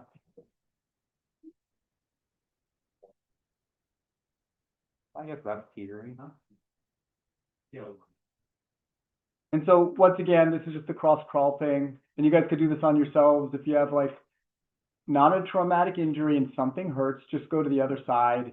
Now, if it's something that doesn't have an extremity component, like, you know, you have 4 shoulders, you have thumbs and big toes, you have the upper and lower extremity. If it's like, I have pain right here, then just go to the other side and push. It's the weirdest thing. Anybody have a headache right now? Where does it hurt? Okay. So well, it's hard, and pain's a weird thing because I go point to it and people go, oh. So just take a breath. Wherever it hurts, just touch. So wherever it hurts, good. Now, so that doesn't really have a front to back, but it has a left to right. So go to the other side. What I like to do is just take a knuckle and just put it in there and find a spot that's really tender. It will get your attention, right? And then you could like, and just hold it until it doesn't hurt as much. Take a couple breaths, and usually you'll shut off your pain. Okay? What's your number? 4 or 5. Yeah. So he's a stubborn one for me. He's not really changing too much, which means I picked the stubborn one. I picked the tough one. There's only one other thing I could do. Well, 2 other things. I said he had this pituitary thing too. The pituitary is right here. I'm not going to push on his brain, but I will. Is that okay if I palpate back here? Yeah. Because I can't find it. And for time reasons, you know, and like I said, sometimes it's great, sometimes it's harder.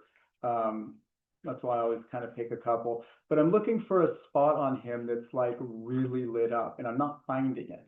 So he might just be a tough one where pain feels good, and or, you know, I'm just a little off today. But either way. You do the other side too. Yeah. I mean, it's usually right behind the pituitary. Oh, all right. But anyhow, I'm going to finish this up, and then, you know, maybe we'll check in with him at the end. I got 5 minutes. All right. So as I'm doing this, questions. So how do we assess what kind of workout we should be doing? If you're an adrenal person, you got all those adrenal symptoms, tone it down. What do I mean by tone it down? Do less. Well, here's a way what I mean. Here would be a weight training. Who here does weight training? All right.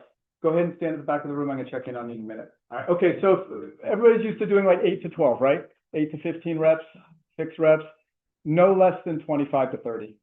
Okay. If you're an adrenal person, no less than 25 to 30. Like we want to feel the burn and lift lower weights. We don't want so much stress on our adrenal system. Okay. You could do that every other day, 3 sets, 30 reps.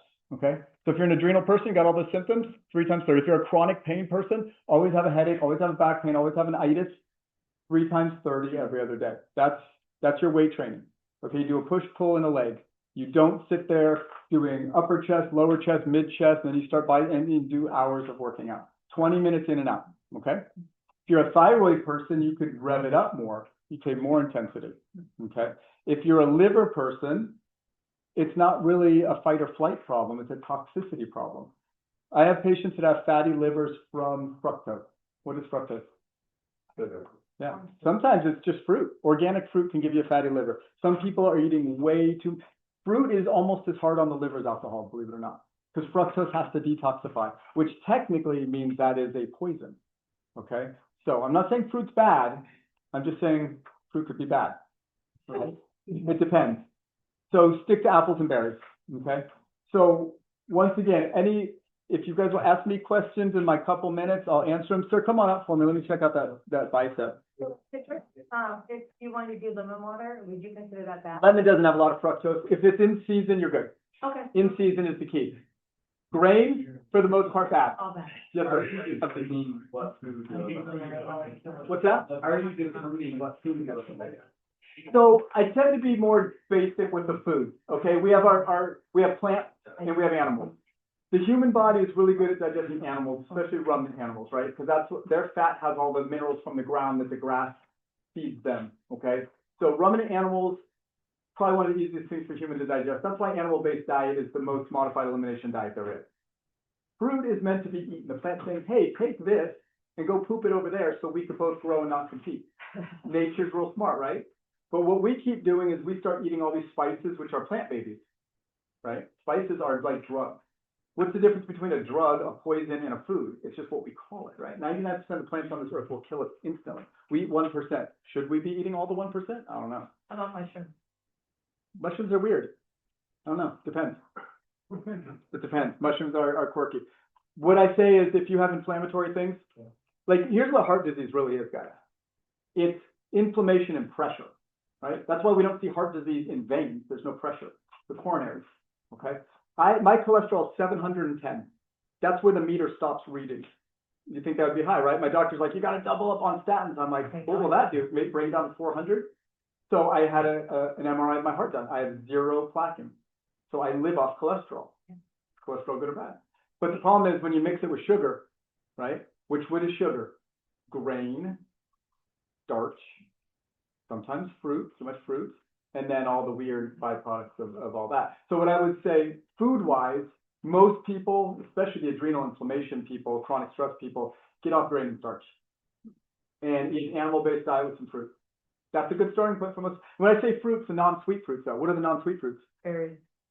Well, that's sweet to me. Avocado, olive, squash, zucchini, cucumber, those are all fruits. Plants saying, hey, eat this, versus I'm going to eat your baby or eat you. Plants don't want that. Oxalates and all these chemicals. You've heard of gluten. Gluten's one of like a million things. What's your, it's left bicep? Right bicep. And it's right in here? Doctor, you got about 1 minute. I got about 1 minute. Well, I'm going to work on him after my minute then. But, sir in the back, did we get lucky or is it still 4 or 5? They get lucky now. Darn it. Okay, well, sometimes you don't get lucky, right, guys? And it's humbling, but I know I was on the right track. I just picked the wrong one. Yes, sir. Most chiropractors you go to, they're gonna adjust you and you're gonna adjust it. Yeah. That's gonna solve the problem. Yeah, it just means there's some things being missed, right? And most don't practice that. Right, most don't. So, guys, if you want any of my information, I got free stuff and videos online, drpatterson.com, drpatterson.com. Happy to chat with you after. Thanks for the time. Hope you gained something from it. All right. We're recording. Hello. We're gonna just everyone watch. Bye. Okay. Well, this will be very intimate and relaxed. So my name's Candace. I'm with the Resiliency Co. This is my family. I am a emergency responder and public safety certified clinician. Come from a multi-generational law enforcement family. I did not join the family business of law enforcement because I met my husband, who then joined the Highway Patrol. So here we are. Our company up in Reading we've worked with Stack Metro for some of their workers' comp PTSD cases and have seen really great results with the guys that have come up to work with us. We also have the exclusive contract with CAL FIRE for any of their post-trauma treatment as well. So we exclusively have a program specifically for first responders, and I have an entire team that is culturally competent working with first responders as well.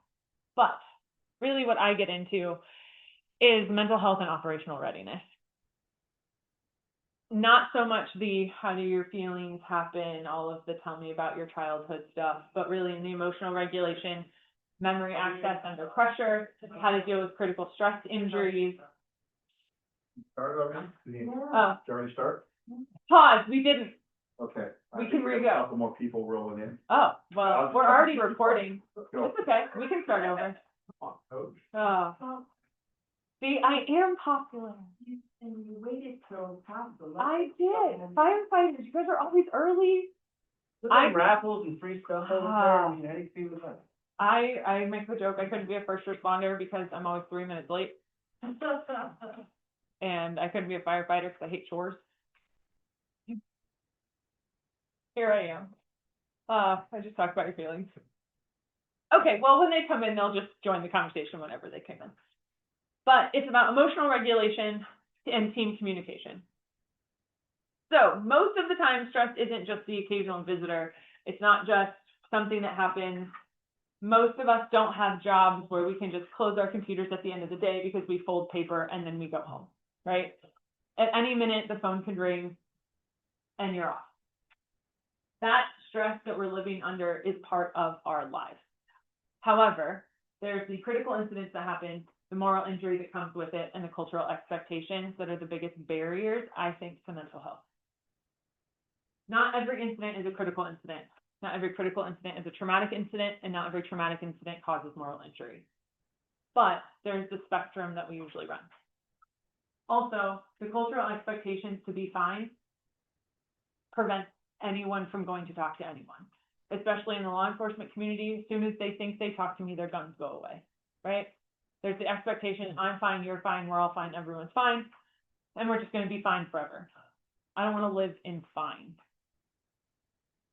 So let's talk about the brain. If you were to get injured on the job, you'd probably have an MRI, an X-ray, you'd have all of the things, and they'd go, here's your broken arm. You'd be like, cool, I have a broken arm. I'm not going to question why my arm hurts. When we're talking about critical stress, trauma, moral injury, emotional burnout, whatever, this is the part of the brain that we're talking about.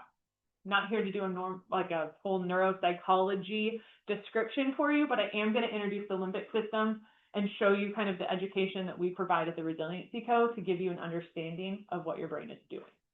So to start off with, is everyone familiar with the amygdala? Yes? We've all met the amygdala? Okay. Well, this is Amy G. Dalla. She a gangsta. She is the one that wants to start the shenanigans at any moment, right? Something happens and she's like, hold my earrings, and she's about to pop off at any second. Amy G is a little bit of a you-know-what. She runs the show. She's the shot caller. So as soon as something happens, the Amy G that lives inside your head's like, oh, heck no, and starts everything. She is very overwhelming. She overwhelms Cam. She's the hippocampus. She's where all of your memories are stored. So Cam is responsible for pulling out all of the memories that ever had to do with dog, because we have the most adorable puppy in the world over here, right? And you go, oh, I remember my dog, and I remember that dog that lived next door, and I remember that dog that bit me, and I remember that dog that was in the commercial for the Budweiser thing that was on football commercial, and I remember that, oh yeah, there was that dog stain, and then there's that other dog that was in that one thing, right? Cam has this whole memory file of anything that has to do with dog. And from there, all of the networks that are responsible for it, like a spider web. Cam can't do her job if Amy is going crazy. So that's why we can't remember things in a lot of times when we're in high intensity situations, right? I go to critical stress debriefings, and they're like, okay, I think I shot 5 or 6 times, and then the report comes back and I actually shot 16, right? The intensity of the moment has trouble making us be able to encode memories because Cam is overwhelmed. We also have Al. He's our thalamus. Al is the relay station in the brain. So he's the one that takes information from 4 of our 5 senses. Fun fact, it's not smell. Smell is already a chemical message, and so it doesn't need to be translated in the thalamus. So that's why smell brings up more memories than anything else, right? So something docile like baked cookies or rosemary bush or the smell of smoke and burning things instantly trigger back memories. It's the shortest distance from a sensory information to the hippocampus directly. Smell is one of the things that I focus a lot on when I work on trauma work, when I do individual sessions with people. I've actually been able to remove smell triggers in sessions with people to the point where they go and have a barbecue that night without any symptoms. It's phenomenal. But Al does everything else but smell. So if I touch your shoulder, right, you're going to get that information up to your brain, and you're going to be like, she touched my shoulder. If Amy's freaking out and I go like this, and you're like, what the, right? Amy's running the show. Al doesn't quite get all of the information, and everything gets hijacked, where we get the hijacked brain. And then finally, we have Dirty Harry. He's the one that enforces all of it. So as soon as Amy says, yep, there's a threat, Dirty Harry gets everyone to act. So he's like, go ahead, make my day. And their heart rate goes up, and your respiration goes up, and your blood pressure goes up, and your temperature goes up, and everything changes because you're now activated. All of that starts with Amy's call. So how this works, right? The amygdala does her little thing. The hippocampus mostly shuts down. I'm oversimplifying. The thalamus is trying to produce other information to the rest of the brain, but Amy is like taking over. At which point, Dirty Harry's over here like, Yeah, send it all out, and your whole system gets wired. Now, this is great. See dogs. Now, this is great in the sense that if you see a dog and you go through, oh my gosh, what a cute little puppy, or you're going to, what big teeth you have, Grandma. If it's this cute little puppy, there's like no threat, right? And if everything is not a threat, your brain is going, okay, I understand. My prefrontal cortex is working. You're not getting hijacked. But if everything is threat, not threat, threat, not threat, threat, not threat, threat, not threat, threat, not threat, things start looking like the big bad wolf. And then fights with your wife happen, or fights with your husband happen, or fights with your kids happen. Or you're like, what did you say to me? And you're getting in conflict at work, and you can't remember what happened, and you can't sleep because everything looks like the big bad wolf. That's what happens in the brain. Probably, I mean, I look at some of this cholesterol. I thought it said cortisol. I was like, perfect, you already learned that. We're all familiar with cortisol. Yes, I don't have to teach what that is. Perfect, great. We all know what adrenaline is because we're probably all adrenaline junkies. Okay, perfect. Dopamine. Yes? Great. These three all work together. They're activating the sympathetic nervous system. Not cholesterol, not cortisol. But they're activating the sympathetic nervous system that's starting in the brain. So the hypothalamus, dirty Harry, sends out all this information that floods your system with cortisol, adrenaline, and dopamine, creating this roller coaster of biological chemicals. So the call goes out, cortisol kicks in, keeps you able to operate. You get this adrenaline high because it's a risky situation, and then you get this flood of dopamine when the call's over. Right? There's that, the joking, the laughter, the giddy, but did you see her hand? Whatever, right? Kind of like I live with one and was raised by one. You forgot the leg. And then this becomes addicting, right? The adrenaline rush, the cortisol flood, the dopamine hit. I work with a CHP officer who is of years to retire, and it's like, I'm not retiring because I go to work to get high. He's constantly chasing that dopamine hit. We're talking about it, we're confronting it, we're labeling it, which is giving more awareness to it. But it was a really valid argument that he explained in that I'm not ready to be done. I'm not ready to give it up. This is, so this shows hippocampal volume, so as we're talking about Cam, the one who can has the file folder of every dog I've ever seen in my entire life. Cam gets smaller the more stressed out she is. So the more Amy starts her shenanigans, Cam can't do her job, right? So that file folder that's supposed to be, that file cabinet that's supposed to be like that one from Bruce Almighty where he pulls it out and goes, right? Well, apartment-sized file cabinet that you would find in New York City. They're not able to remember the things that we used to remember. And it's also why the things that we do remember feel like they're so much more real, because I only have this much information to work with. So instead of being able to pull on a ton of memories for any sort of kind of environmental clues to look around and be like, oh, dog, that means fine, right? Not big bad wolf. I only have this much information. And so I might go, ooh, teeth. At which point, big bad wolf. So this is an extreme example of post-traumatic stress disorder, but to show the decrease in brain volume with an overexposure. Now, here's the good news. We also know about neuroplasticity. So the brain can actually heal itself. So if we're talking about a reduction in hippocampal volume, we can replace that, restore that. We can restore that through brain exercises, neurofeedback, counseling, trauma work, etc. Most of the time, we're not having MRIs that look like that, though. The symptoms that we're getting are hypervigilance. Anybody love sitting with their back to the door?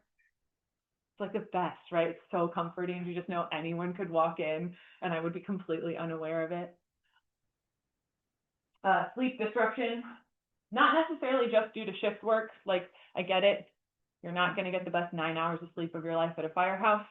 So there's some of that, but it's the laying on the ceiling, laying in bed, staring at the ceiling going, oh, did I do this? Or did I do this? Or I have to have this conversation. And what am I going to say if this happens? And all of these contingencies that flood through the brain, and you're trying to solve the world's problems right before, you're supposed to be falling asleep. Irritability and emotional detachment. Never really heard a firefighter tell me that they're anxious. They're just concerned. They're worried. Or they're observant, or they're skeptical, or they're angry, or they're irritable, or they don't really like people. Too people-y for me. They're checked out at home, emotionally distant, short-tempered, increased risk-taking. I see this a lot, especially with, guys that are earlier in their career where they're still driving the fast cars, getting the fast boats, going skydiving because that sounds fun. High-risk hobbies. I would put high increased risk-taking and in with like gambling or non-substance use addiction. We talk a lot about gambling. We also talk about porn use and like self-stimulation, if I'm going to be less crude about it. Infidelity, any of those things that are detrimental to your relationship. Substance use is a coping mechanism. I also include food in this. I know you had a whole presentation on food, but very much in our culture, much like alcohol, right? If we're sad, we eat. If we're excited, we eat. If we are celebrating, we eat. We have food for it all, right? We have funeral potatoes and wedding cake. Not sure if there's like a baptism food, but that would be fun. Nachos? Anyway. And then compartmentalization. This is work, this is home, never the two shall meet. Or I hate my mom, but I'll talk to my dad. Or I'll talk to my wife about this, but I'm not going to talk to her about that. Moral injury. Moral injury is a deep wound that happens when you see, do, or are unable to prevent something that violates your core values and sense of right or wrong. Dr. Shea from the VA is the person who coined moral injury. He describes it as post-traumatic stress disorder is the primary injury, the uncomplicated injury, whereas moral injury is the infection or the hemorrhaging.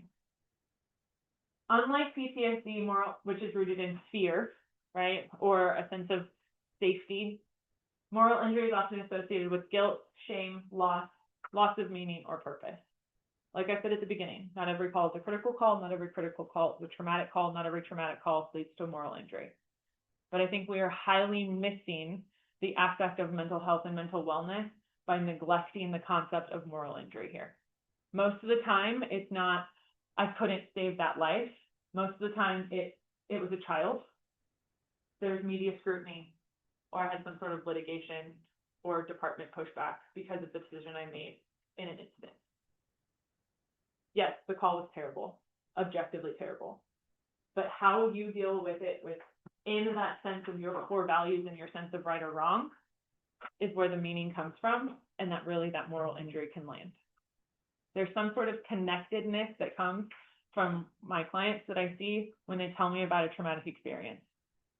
Objectively, your calls suck. Sometimes there's something about a call that leaves its hooks in you, more so than it does maybe your crew or your teammate or your partner. So what do we do about it now that I've just depressed you with how your brain deals with trauma? This is what we do about it. Personally, I'll work with a lot of peer support teams. So I'll work with CHP, I'll work with CAL FIRE. I've talked with some of our local departments up there, but peer support is, in my opinion, the first step.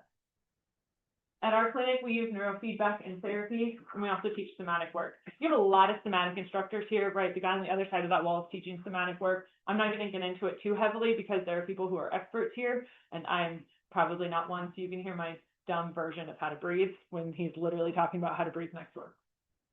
But peer support team. Dave Grossman, everybody probably knows who he is, wrote the book On Combat, says that pain shared is pain divided. You're only as thick as your secrets. In a debriefing, you have the opportunity to share those secrets and share your pain as you come together to help each other through a traumatic event. He goes on to say that joy shared is joy multiplied. In peer support, check-ins are probably the first line of defense. If you see one of your friends struggling, if you see a family member that is also wearing the uniform struggling, checking in about it. not avoiding the conversation, right? It's not the, hey man, how's it going? That call sucked, right? It's the, how are you doing with that? What's going on in your brain? Are you sleeping? Are you eating? Do you tell anybody about it? What's your conversation like with your wife? How are your kids? Understanding that the relationships that we build are the first step.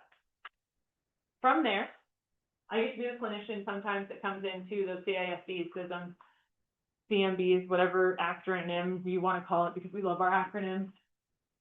But this is the place to talk through calls. This is also the place to look for those early warning signs, where we're going to say, hey, if you're not sleeping, that's something to watch out for. If you're constantly going to bourbon or tequila, that's something to look out for. If you're irritable and you're on edge and you're like, I don't want to go back, that's something to look out for. We're looking for those statements that are said in group settings so that I can also come in as a clinician and go, hey, here are the signs of PTSD. Here are the signs of post-traumatic stress injury. Here are the signs of moral injury. Here are the signs of burnout. Here are the signs of stress. Here are the signs that you're just unhappy and maybe you need to talk to somebody. It doesn't have to be an emergency room situation where now they've blown everything up in their life. It can be, I'm just really irritable all the time. And if we can start there, imagine how much more work we can do before we get to that actual I'm burned out. And then finally, peer support teams are a great referral source. There are a handful of clinicians in this area that serve locally. I've met them that work with first responders. We're in Reading, so we're not that far away. But there's a whole network of emergency responder clinicians that will work one-on-one, and it can be telehealth. But having somebody go, hey man, I met a therapist, she's not weird. Well, she is weird. She's a little excitable, but she really loves her job. And you know what? She's really good at working with trauma and she gets our life. That's way better than, here's the EAP number, which I am on, by the way. But makes it a lot different if you're like, hey, I think I know someone. I'll go with you. I'll make the appointment with you. I'll give her a call and see if I think you're the right person, if she's the right person to talk to you about. One-on-one referrals are going to go a lot farther. Going to demystify what it's like to have a conversation with a therapist. I teach somatic work. I'm going to briefly go over this. Breath work, go next door, see Mr. Carr. I teach, for my breath work, here's my short version. We've all been introduced to like square breathing. I can't hold my breath that long. I get more stressed out. So I count my inhale and I add 2 to my exhale. Essentially, we want to elongate the exhale. If you inhale, if you exhale fast, it rises, like your heart rate rises. If you exhale slow, your heart rate goes down. That's all. Nailed it. Nailed it. There it is. Master's degree for that. Sequencing, noticing sensations. We talk a lot about how the body reacts to what the mind is thinking. So if you can scan your body from head to toe, notice where that tension is, that can be half the battle in getting rid of some of the symptoms. So if you notice you're carrying tension in your back, in your abdomen, in your throat, in your chest, in your head, in your eyes, in your whatever, being able to notice that and kind of release that tension just in your mind is a great first step. That's honestly a lot of times where we start when we look at trauma work when we're talking about one-on-one counseling. Progressive muscle relaxation or muscle release, noticing the difference between tension and relaxation, and then orienting. So scanning your environment, noticing what is going on around you. I like to say noticing how many shades of green there are because your eyes have to scan. It has to notice something. It's a cognitive task. And when we're stressed out, our sympathetic nervous system kicks in and we get tunnel vision. So if I have to orient myself to my environment around me, I am taking myself out of that sympathetic nervous system and having to scan back and forth to try and figure out what my points are. So those are the 4 that I usually teach people, that we teach people as they come through. Here's the stuff that you here are the things that you can't do on your own. Neurofeedback. Neurofeedback is a form of biofeedback. So a lot of us wear smartwatches. If I say, hey, what's your heart rate? You can go, oh, it's 82. Great. That is biofeedback. Neurofeedback uses brainwaves.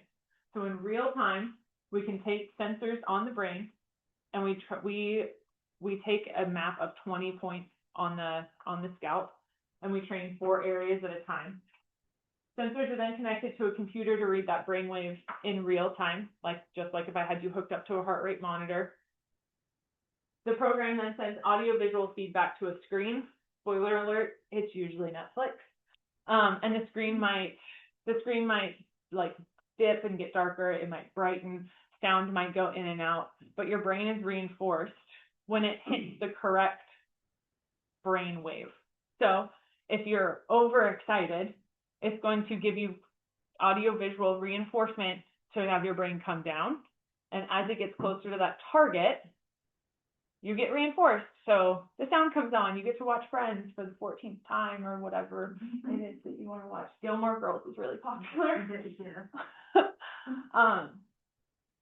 So then feedback. So you watch it. We take your brainwave again. This is the feedback part. You're understanding the neurofeedback.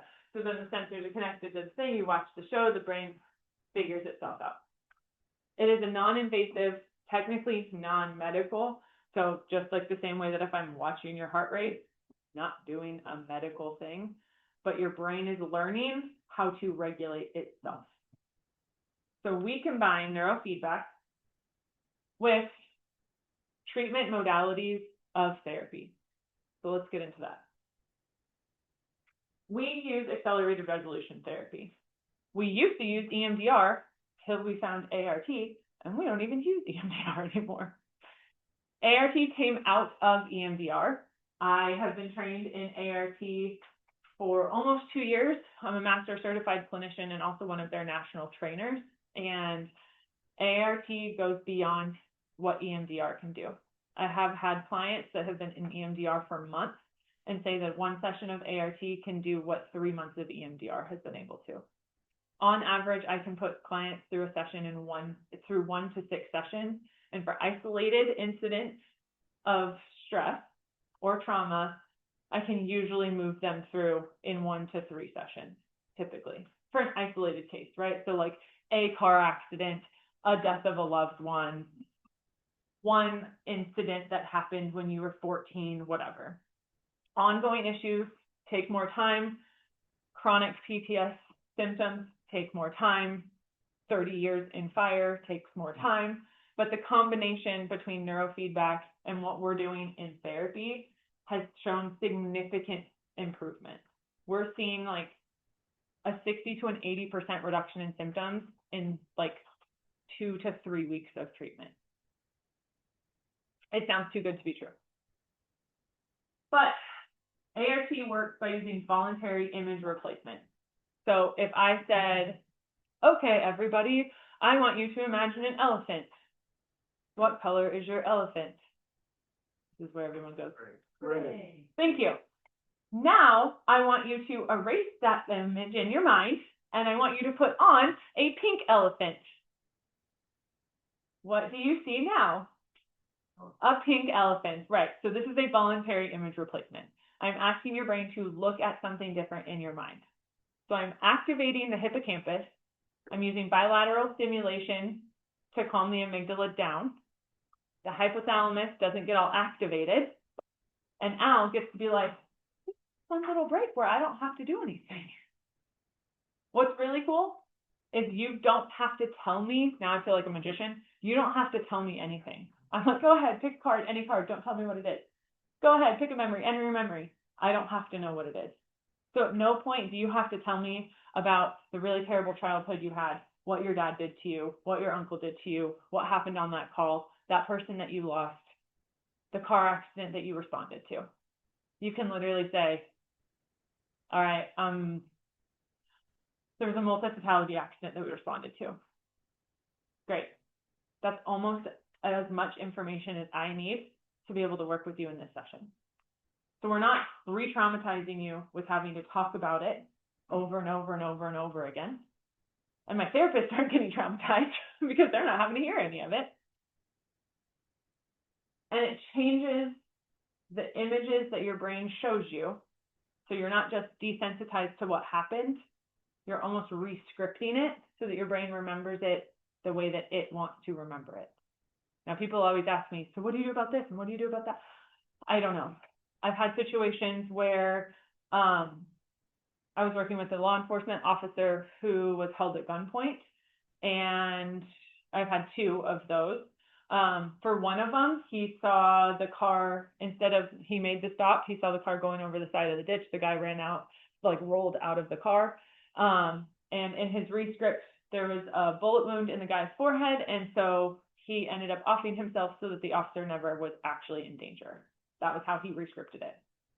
And this isn't a cognitive thing. This is your brain doing the work, not subconsciously, because it's not hypnosis. You're aware and awake the whole time, but it's your brain rescripting it after the desensitization has been done.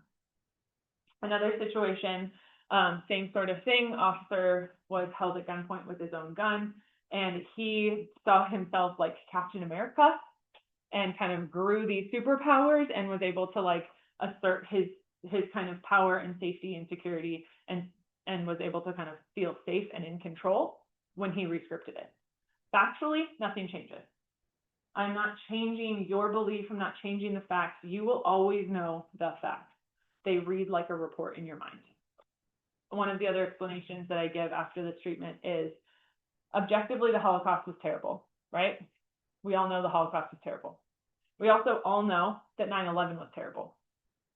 Most of the time, looking by us in the room, we are going to say that 9/11 feels different than the Holocaust.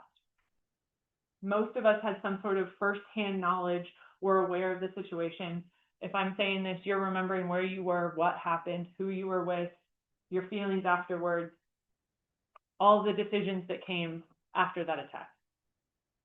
For me, being a millennial, my grandfather served in World War II. He was a photographer. I saw his pictures that he took firsthand. That still feels textbook, like a report. 9/11 feels very different. Let's take it a step further. I'm a huge country music fan. I had friends at the Jason Aldean concert in Vegas. That feels scarier. I knew people there. I've known people there.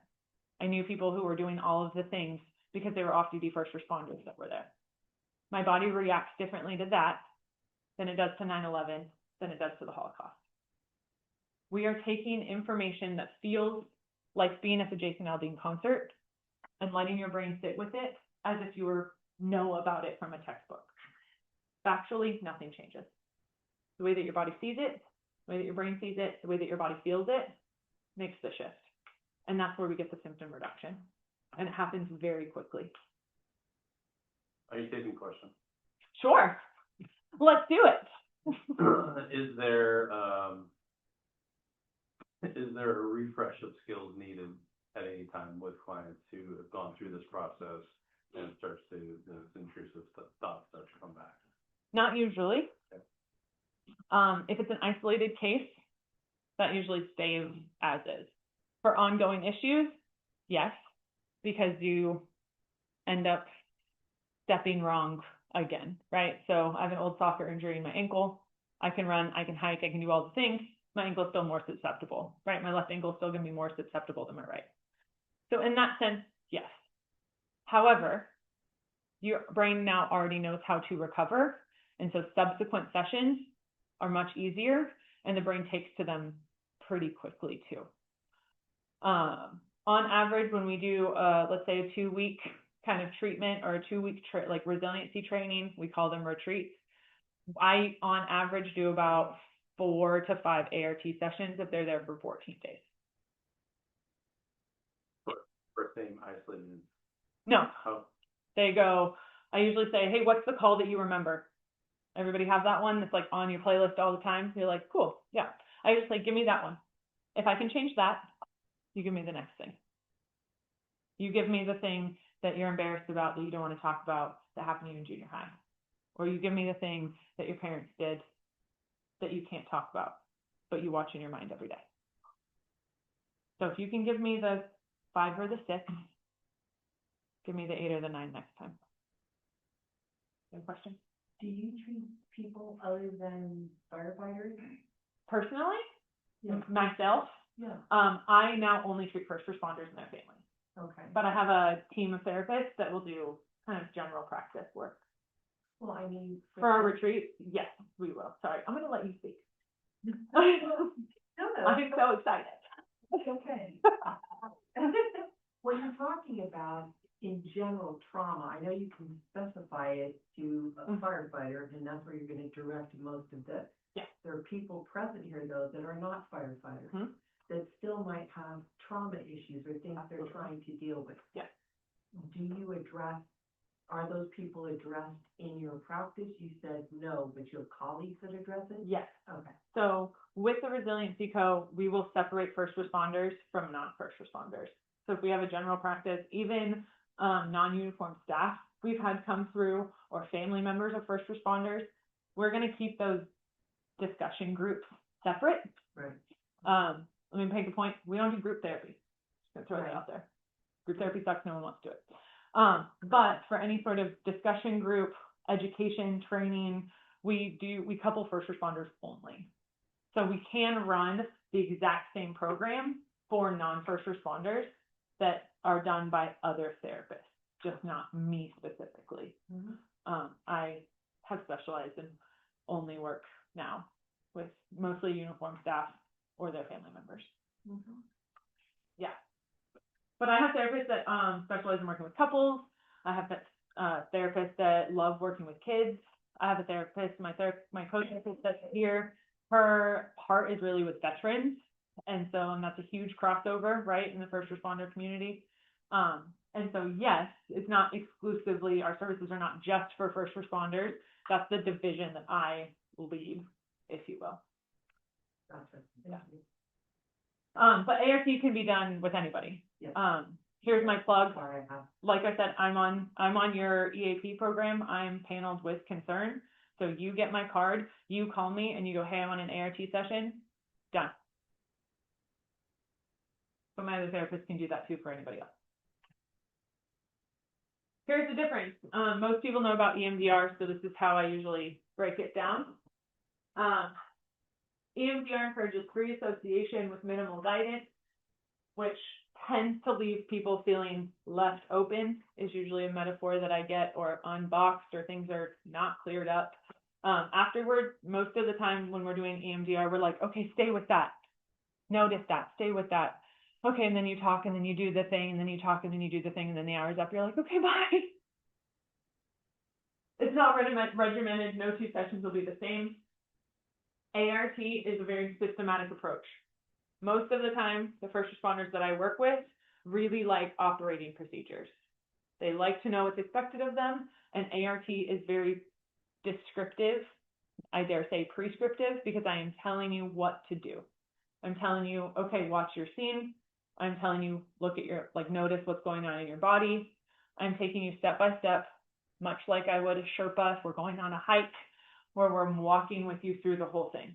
Your brain knows what to expect, so the second time you do an ART session, it goes right along. We're not exposing you for indefinite amounts of time. With EMDR, you're just kind of sitting in the sensations. I'm moving your eyes, you're holding the tappers, and you're flooded is one of the terms we use. We don't worry about flooding with ART because it's a very short interval. I'm having you watch your scenes, we pause, I have you work on your sensations. We pendulate back and forth, so at no point are you overwhelmed and back in it and can't handle it and all of the things. You're also not talking. You're watching it in your mind. It's all visualization, so you don't have to you don't have to move this memory into language, which changes it out of the part of the brain that we're talking about. It's very heavy into metaphors and visualization, which is fun because if they're like, my chest is tight and I feel like there's weight on it, right? That's a metaphor. I don't care why you feel like you have weight on your chest. I just don't want you to feel like you have weight on your chest anymore. So through visualization, through the bilateral stimulation, and kind of these mental tools, we move through those metaphors, which tend to get that kind of brain-mind connection working a little bit faster. You know, when you cognitively know something, but you don't feel it, that's what we're connecting. And we can do that in a metaphorical way so that we're not kind of digging into the psychoanalytic, meaning-making dive of conversation that lasts 6 months to try and figure out why you don't like your job anymore. The Body Keeps Score was written by Bessel van der Kolk. He wrote, EMDR is a bizarre and wondrous treatment, and anyone who first hears about it, myself included, thinks it's pretty kooky and strange. It's something invented by Francine Shapiro, who found that if you move your eyes back and forth from side to side while thinking about a distressing memory, those memories lose their power. I describe ART very similar. You want to try something crazy? Give me a shot. There's something about bilateral stimulation that keeps Amy from freaking out and allowing you to access your hippocampus to be able to process this memory in a different way. If you want, I can go into the neuroscience of it, or we can just jump right in and you can see how crazy this really is. The founder of ART says, the most difficult aspect of discussing ART is the fact that it sounds too good to be true. I had a client that I was working with whose husband died in bed next to her in the middle of the night. She was a clerical staff for the Highway Patrol. I had come in to do a presentation. She said, hey, can I meet with you? I did a session of ART with her. And at this point, she's like, I constantly see him dead next to me every time I go to bed. I can't do anything but go to work. I go to work, I come home, I do nothing else. Every time I try and sleep, that's what I see. I do the session. She comes in a couple weeks later. I'm like, hey, how are you sleeping? Like, any flashbacks? She's like, no. Okay, what have you been up to? Oh, I just had a girls' night, went out to dinner with some friends. We're going to go do, like, trivia. I'm like, really? She's like, yeah, sounds great. 3 weeks ago, you told me, and, like, sometimes I'll play it and be like, you said, I'm never going to forget that this happened, and there's no way I could ever sleep in this bed for a full night. You stand by those words? And she's like, I said that. It is crazy to see how the brain can reconsolidate things and find resolution, and people forget how bad it was when we started. It's not great for marketing. Candace was like, I'm feeling great. How bad were you? I don't know. Okay, well, we had a little bit of an issue there. This is clinically structured resiliency training for first responders. So our model focuses on sustainable performance, recovery, and family stability. It's not about the 2 weeks you're with us. It's about what happens when you go home. So we specifically look at brain regulation, trauma processing, nervous system conditioning, and applied integration. This is preemptive. Sure, it can be. I mean, are you going in to do the ART or is it the resiliency training? Both. Okay. Work on things that are there if they're there. And yes. Both. Strategy and tactics if not. Yes. Okay. So our retreat format, okay, retreat isn't the most descriptive word. We like resiliency training.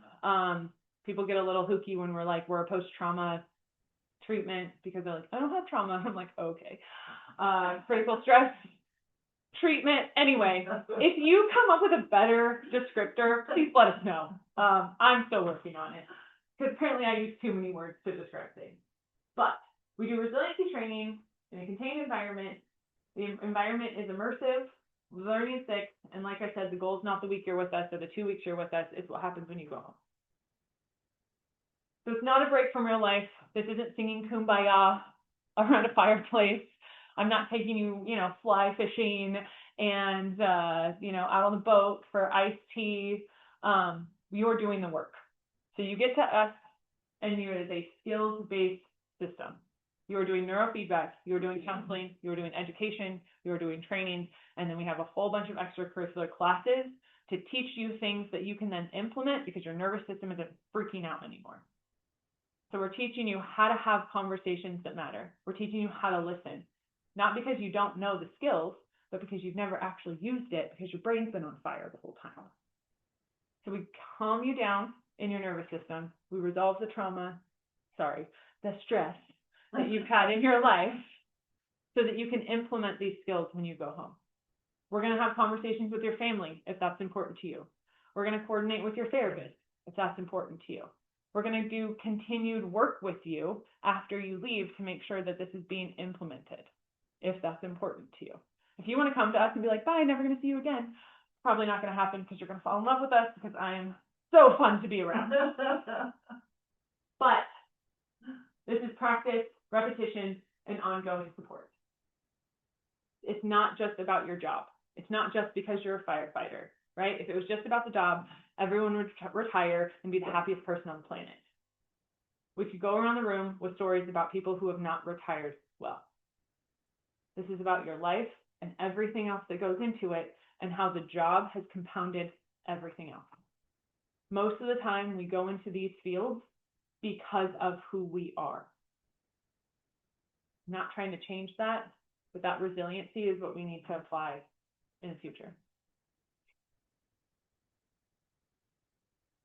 So our core components, as I said, neurofeedback training, traumatic reprocessing, somatic and body work, psychoeducation. That just means psychological education. We just teach you stuff about your brain and psychology. And applied discussion, not group therapy. Please no, not group therapy. We're not saying, this one time when I was 7, my mom spanked me and TJ that. Physical regulation practices, so we include movement, yoga. I actually teach a laugh therapy group, which is really fun. And then we have a peer support component as well. So your days look like this. Like I said, we're not going fishing and taking 18-mile hikes to go look at waterfalls. If you want to go look at a waterfall, great. You can do that, like, over here early in the morning and go see Bernie Falls, which is the most beautiful waterfall in California, in Northern California. But you are busy. We are doing a brain map. You are seeing what your brain is doing. You're involved in one-on-ones every day with at least one-on-one with your primary therapist. You might have a secondary therapist that is doing things on relationship, substance use, addiction. We have things like, we have the somatic class, we have walks, we have yoga, we have massage, we have my last group, right? You are busy all day long.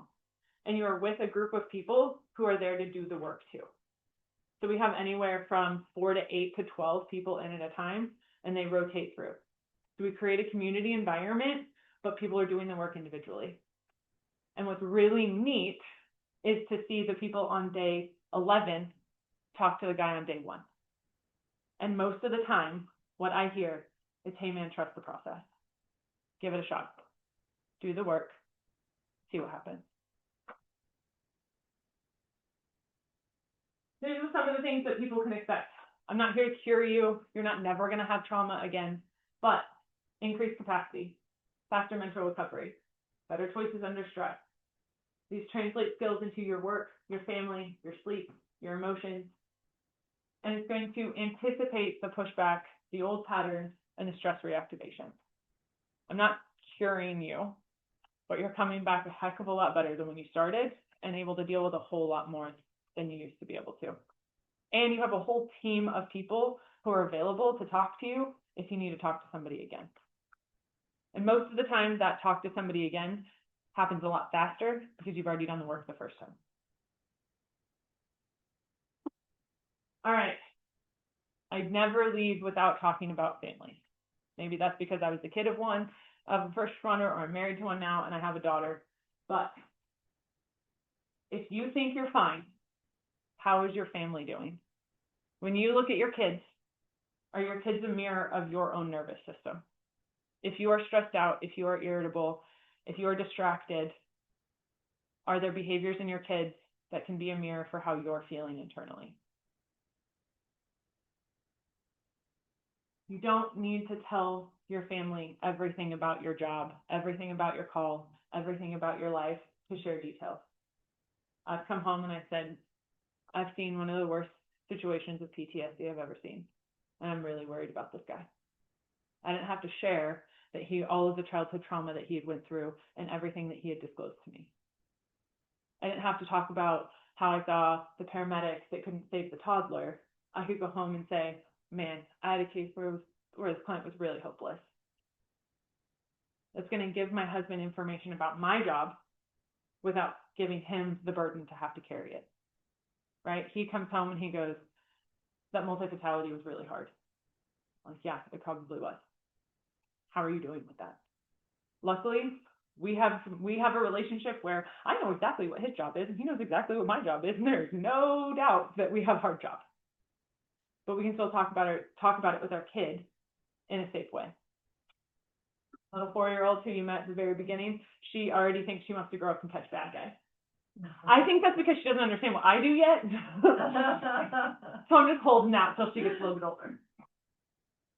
But even if so, with kids, even if you can't be there all the time, right? Quality over quantity. I know some of you have your phones out. I want to give this to you. So if you want to take a picture of this slide, these are conversation starters to have with your family. This is going to get the conversation going. One thing I wish I could explain about my job is, if I were saying that, one thing I wish I could explain about my job is, it's really hard when people come in hopeless at the beginning. And people always ask me, how do you not fall into that? And I say, because I know Sunday's coming. Kind of like that old Easter adage, right? Good Friday, but Sunday's coming. Because I know day 14 is coming. Because I know healing is possible. But that first day is still really hard. So you can have these, and then ask your kids, is there anything I wish I understood better about you? What's something that makes you feel really loved? What's it like when I'm gone at work? My husband was leaving to go, he's an accident reconstructionist, and he was leaving to go down to like Williams or something for an accident. My daughter goes, but Mommy, it's dark. She's worried about him because it's dark outside. She's 4. So I'm like, oh, he has magic lights.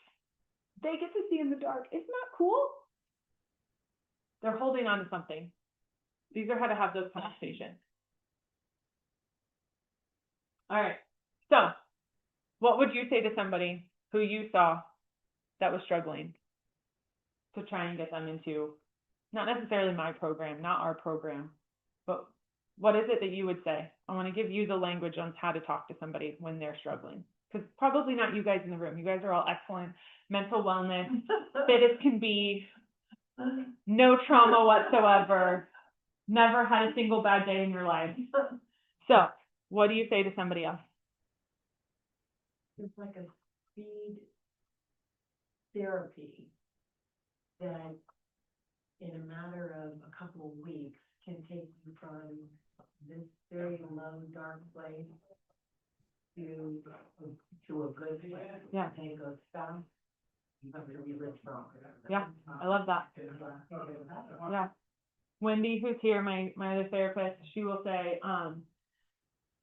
her husband was a combat veteran, and she says in the 2 weeks that she spends with our clients at our clinic, they do the work that 10 years of work did for her husband. Luckily, she has a really great attitude about it, and she's not like, I wish my husband had, I mean, I'm sure she does, right? But she's like, I love that our clients don't have to go through what my husband went through to get to where he's at now. Not saying other therapies don't work. They do, right? We have empirical studies that do. We've just found a way to hijack it and make it work a lot faster. Yeah. So here's what we would say. It's not about fixing you or cracking you open. It's structured resiliency training run by clinicians who understand first responders. The setting's immersive on purpose so the skills actually stick. But the real focus isn't the couple of weeks you're there. It's what happens after you get home and real life starts testing it. You learn practical tools for managing stress, understanding your reactions, and changing patterns that aren't helping you anymore, both at work and at home. You're not expected to share details or personal information in a group, and a lot of the work happens one-on-one. They help people process your stuff without getting into graphic detail. Most people don't come back cured, but they do come back sleeping better, noticing triggers sooner, and knowing what to do if things start stacking up again. All right. So that's what we do. We're in Reading. I don't know, come hang out with us. Get my card. We're in the very middle of the room over there. But free ART sessions for anything with concern. I'm the only one at the office that takes concern, but my other therapists, my other treatment staff are happy to do like sliding scale and first responder everything for families and kids and stuff like that too. Yes. Have you covered, I work here at Metro, you check the account. Yes. Do you have more information other than my yes? I was good, how's your ART work with that neuro? Good. Neurofeedback is it levels the ground if I'm the one if ART is the thing that makes you stronger. So you can still keep climbing up that hill, and I can give you more resources to keep climbing up that hill, but neurofeedback is the one that's going to bulldoze the hill. So, how do things responders having a lot of trouble before you get here? Mm-hmm. Do you have to do the ART for each kind of event, or? Sometimes, maybe. I can couple things in together, usually. But I would agree with the 1 to 6 session. All right. Any other questions? Even starting late, we hit that time. Yeah. Okay, we're good? All right. I think since, let's see, well, everyone's kind of spread out. If I stand here, are you okay with that there? Okay. To figure out where to go. So I'm Jen Jordan. I'm known as Nurse Jen Jordan, or Nurse Jen for short. And my background is, I've been in the hospital setting. I was in the hospital setting for 30 years at the bedside. And then in 2021, decided to get out of all that and go out there and be able to have a little more, actually freedom is a big theme for me. So actually have some freedom to go out and do the things that I was seeing needed to be done differently than what allopathic medicine can offer. Has its place. You know, if you call me and say, I lost a limb, I'm like, you know, I can't scan your DNA and put your leg back on. So, you know, so we do have a place for that. But this, what I do bridges all of that. What I'm going to talk about today, and like I said earlier, is, you know, what we're going to go over here. I do have, you know, several classes worth of topics in here. But what I want to do is talk about the things that tax your health freedom. Okay. So what is that? What is health freedom? And if we have our health, I truly believe we have full-on freedom, right? They always say, oh, health is your biggest wealth. Yeah, we can have wealth all day long, but if we don't have our health, are we free to go do anything with it? You know, don't we want to just, you know, be able to go run from here to the tree, or go on that vacation, go hang out with our kids or our grandkids, whatever that is? If we don't feel well, we don't have enough energy, how are you going to do that? So that's freedom. That's why I think having the highest level of health is freedom. I already used myself. I'm very very, very interested in making America healthy again for my bag. All those years that I was in the hospital setting, I actually was the closet granola head crunchy nurse. And so I'd be in my old, you know, my scrubs and doing all the allopathic things, but the way I raised my children and the way I lived my life was pretty much like that picture. And, but I was able to really support and reach a lot of people with that, even in that, what I call restrictive setting, if I'm interested in health. So, and my background is in cardiac rehab. That's where I started, diabetes management, stress management. So we're going to go on to still talking about stress management. And then went and moved into obstetrics, neonatal, maternal child health, and spent a lot of time doing nurse and patient education. So I did a lot of onboarding for the new nurses through NICU and lots of that over the years. I already talked about how when I stepped out, and then 22 was the official establishment of my health ministry. It's actually a 508c1a health ministry. And I already tapped a little bit into what I do, but come see me at my booth when we're done, and I can show you the device actually that I use. Plus, the other thing too is if you sign up in here and over at my booth, you don't get to. Only because wouldn't it be fun if you actually double your counts of winning. I can actually just pass this around because you can enter to win in here and you can enter to win at my booth. Okay. And you'll love it. So, all right. Okay. So again, I spoke about health freedom is maintaining our highest level of health. right? And when we lose our health, is most of the time, when you agree, unless it's an accident, it's not suddenly, right? Okay, it's kind of this gradual over time process.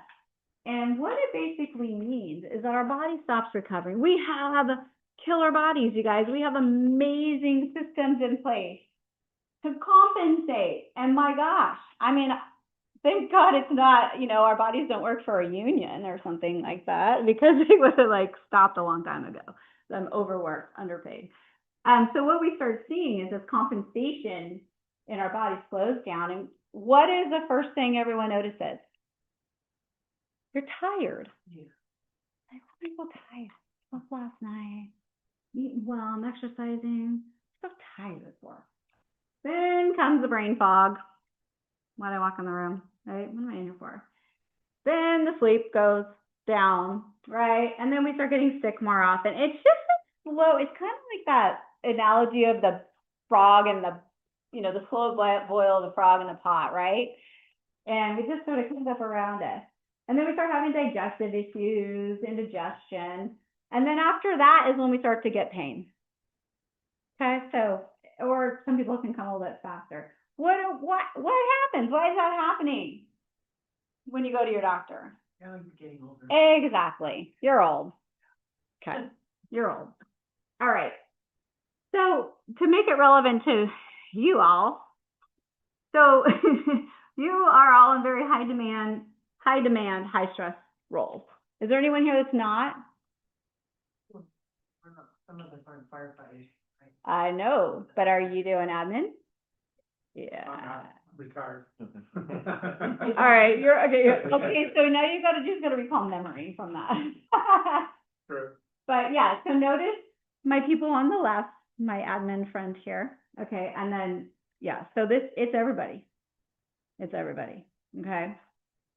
All right. So what happens is that we have chronic stress that goes into impacting. Oh, you guys, I've got to watch a clock because good Lord, I'll talk for days.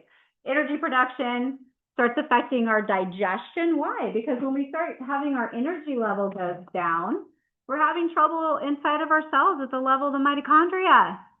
Okay, our mitochondria aren't working well. Mitochondria might just happen to be inside the cells inside your tummy. So your digestion stops working well. And then we talked about the sleep. And my admin friend here, prolonged sitting really has a strong impact on health. Okay, we'll get into that. This is just a little overview of where we're going to go.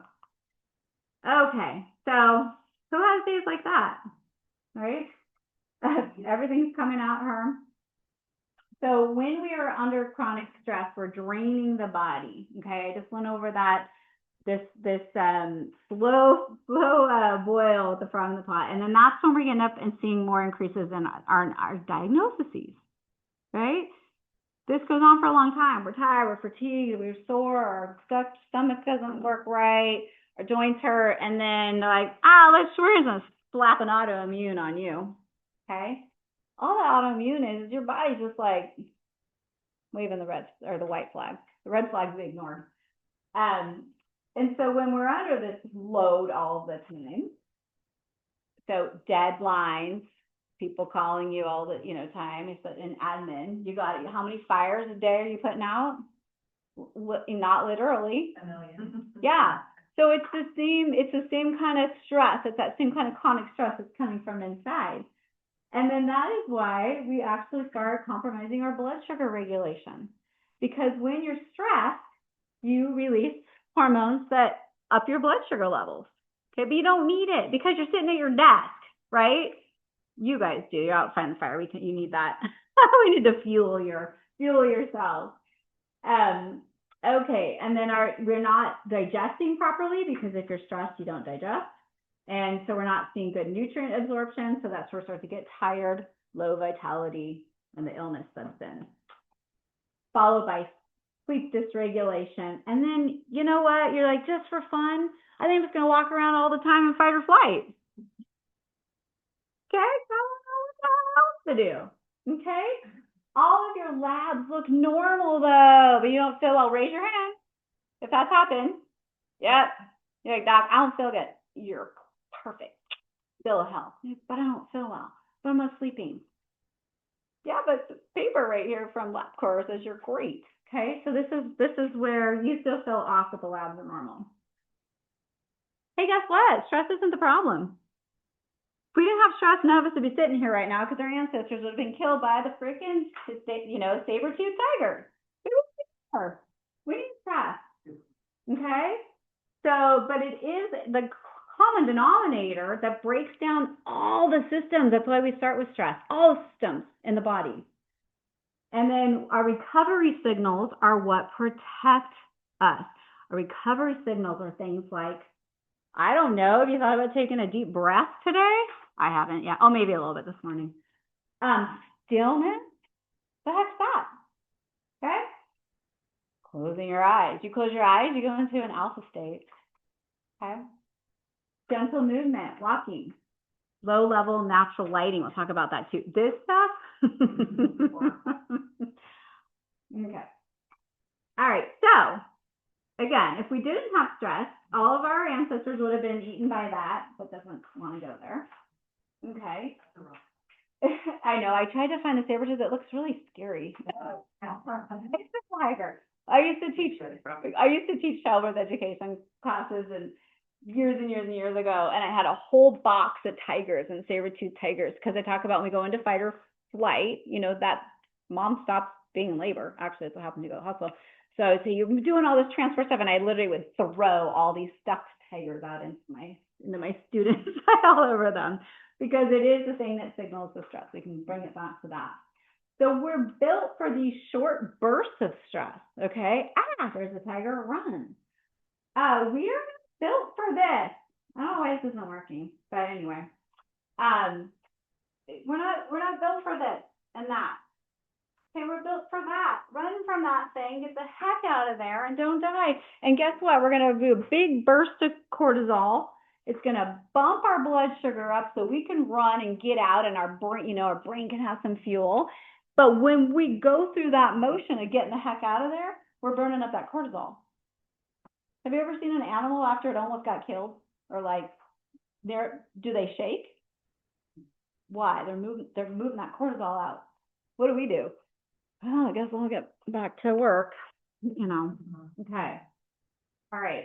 So the repeated adrenaline bursts and those prolonged circulating stress hormones is not what we're supposed to be doing. And then what happens? We're stressed and we didn't have these short, brief sleep cycles. That's not restorative. Okay. Further stressing yourself. We have artificial light at night. I'm going to touch on, like I said, I got like 3 days of material here for topics, but the artificial light at night is really hard on your cells and your hormones. This right now is impacting our hormone production, especially at night. Okay. So what I'm going to do is just give you little tiny tidbits here of information on how you can start mitigating things. And then also too, if you are signing up on that, I'm going to send out a PDF for you probably this weekend or something, and it gives a little more comprehensive list of day-to-day tips you can use. Okay. What's the last thing on here? Sitting for hours. Our body was not designed to do that. Okay. All right. So we talked about this a little bit earlier. So your job demands quick responses no matter what. Where are you? In the field or are you back, in admin, right? Quick responses. The body stays in high alert mode. We never recover. Okay, we never recover. So then what are we? Just in a chronic state of emergency. So you have some choices here. You could become a Buddhist monk. You all could leave today. Don't tell Chief House that I said that. Just walk out on the job. We're having a walkout. Or you could start implementing these practices that signal to your body that it's safe. Sometimes you need an accountability buddy. You need like a stillness breathing buddy. Hey, you breathing? Hey, have you had any moments of stillness today? Organized breathing. It is not hard. You don't have to go to classes. You literally, my favorite breath, if you guys remember, it's not called anything. You don't have to go to school to learn it and have a certificate. Honestly, breathing in through your nose. You can do it right now if you want to. Breathing in through your nose. If it's 4 seconds or 15, I don't care about that part. Okay, when we breathe in through, and you can breathe out right now, don't suffocate, or, I mean, don't pass out, but when we go in through our nose, it's like a conch shell in here, and it's turbine. When we breathe in through our nose, we are creating nitric oxide. Okay? Nitric oxide is a happy thing. It relaxes vessels. It creates good feelings in our body. Okay? So you're breathing in through your nose to create that, out through your mouth. Get rid of your garbage. Okay? And you're going to hold at the bottom. Why? Because that's where your stillness is. Your brain will go, oh my God, we're not about to die. We're not going to get killed by the tiger. So just, I don't know. Okay, I'm horrible at this. I'm going to tell you that right now. I got notes everywhere, and then I ignore my notes, and then, you know, I'm talking all day long on Zooms to my clients. Gotta breathe them all. I haven't breathed today, other than to just not die. Right? Okay, so do more than breathing that just keeps you from dying, okay? Stillness. You guys have a break, you're on your lunch, or you just got back from a call and you sit down, you want to relax. What do you do? I wonder what's on Instagram. I'm going to scroll. Okay, right? Because it's a habit, we're all addicted. It's a nice, awesome dopamine hit, right? Plus, if we have FOMO, so social media has created FOMO for people that never had it before. So when we, you guys, I'm not talking all day. Don't want you dumping your cell phones. Take 5 minutes. Take one. Take whatever you have. And just be there without your phone. Without the loud place, if that's possible. And staying off that social media stuff. That's just loud input all the time. Your brain doesn't get to stop. It doesn't, the input needs to stop in order to do this signaling that we're safe. Okay? If you want to breathe and close your eyes, that's even better. You get bonus points for that. Okay? We're going off the screen here. So gentle movement. After you guys, when you're really, really stressed, how many of you feel like, I want to go run as fast as I can on the treadmill and lift weights? Okay? I'm going to tell you what happens for those that do. So you're already all amped up because you're still running from the tiger. And then what do? You go keep running from the tiger on the treadmill, and then you lift heavy weights, and your brain's like, okay, we're pushing trees off ourselves now. Like, we might die because there's trees on me. Okay, so the trick there to get yourself out of fight or flight before you work out, this is critical. You're going to actually gain more muscle this way and have better performance, because that cortisol is breaking down your muscles, by the way, is you're going to just stop and do this. Be still, breathe, get your body into a slow breathing motion. Okay, I'm safe. Then go do your crazy workout. Okay, but you got to find that little gap between there, okay? As much as you can, another signaling to your body that you're safe is when you lower the lights as the sun goes down. Why? We want to stay in a circadian rhythm. You guys, we didn't evolve under fluorescent lights or LEDs, right? We evolved with the sun. So if it's possible, I want to make it very clear here. I totally get it when you're at work and you're at night and you're getting calls. And I mean, I worked night shifts, like labor and delivery, on the busiest places. I used to call it the 8 centimeter bus would come at like 4 in the morning. And everyone was 8 centimeters and like a grand multip, so just falling out everywhere. You know, so no, we're under really bright lights and stuff. So I get that. So this is when you can, because you do have the days you can. Does everyone agree? You do have the days you can. Okay. So as the lights go down, as the sun goes down, lower your lights. There's tons of products. I was going to actually bring one. They have blue light blocking, yellow lights. Who's heard of all this stuff, all this new kind of light technology? It's a thing. Use it. Okay? Use it. Lower that light. Honestly, if you want to be super nerdy about it, as the sun goes down in the evening, you actually get your lights at hip level. Okay? So it's a big difference. You can have a nice, kind of natural light up here, and it's 10 o'clock at night. You're going to sleep better that night. And it's that night if your light's more hip level. Okay? Everything we need to be healthy is pretty much free. Okay? I mean, we just turned the light off and lit a candle, went to bed, we'd be, doing really well. The other, I'm gonna just see, here's where I'm like, a little hack. This happened to me yesterday because I went to the vendor social last night, which was very fun. And we gathered down here, but I live about an hour and 15 minutes from here, so I need to get home and do all the things. I'm like, I just need to go to bed, but I'm setting my phone alarm and this and that. So what I do, this is a little biohack. I will light a candle. Please don't fall. You're like, don't talk about setting candles before you go to bed, but you're not sleeping. Light a candle and gaze at the candle for a minute. Okay, we evolved also watching fire at night. It's going to signal your pineal gland to actually bump the melatonin. If you're on this thing, sleep, you guys you just lowered your melatonin level, you crazy nut.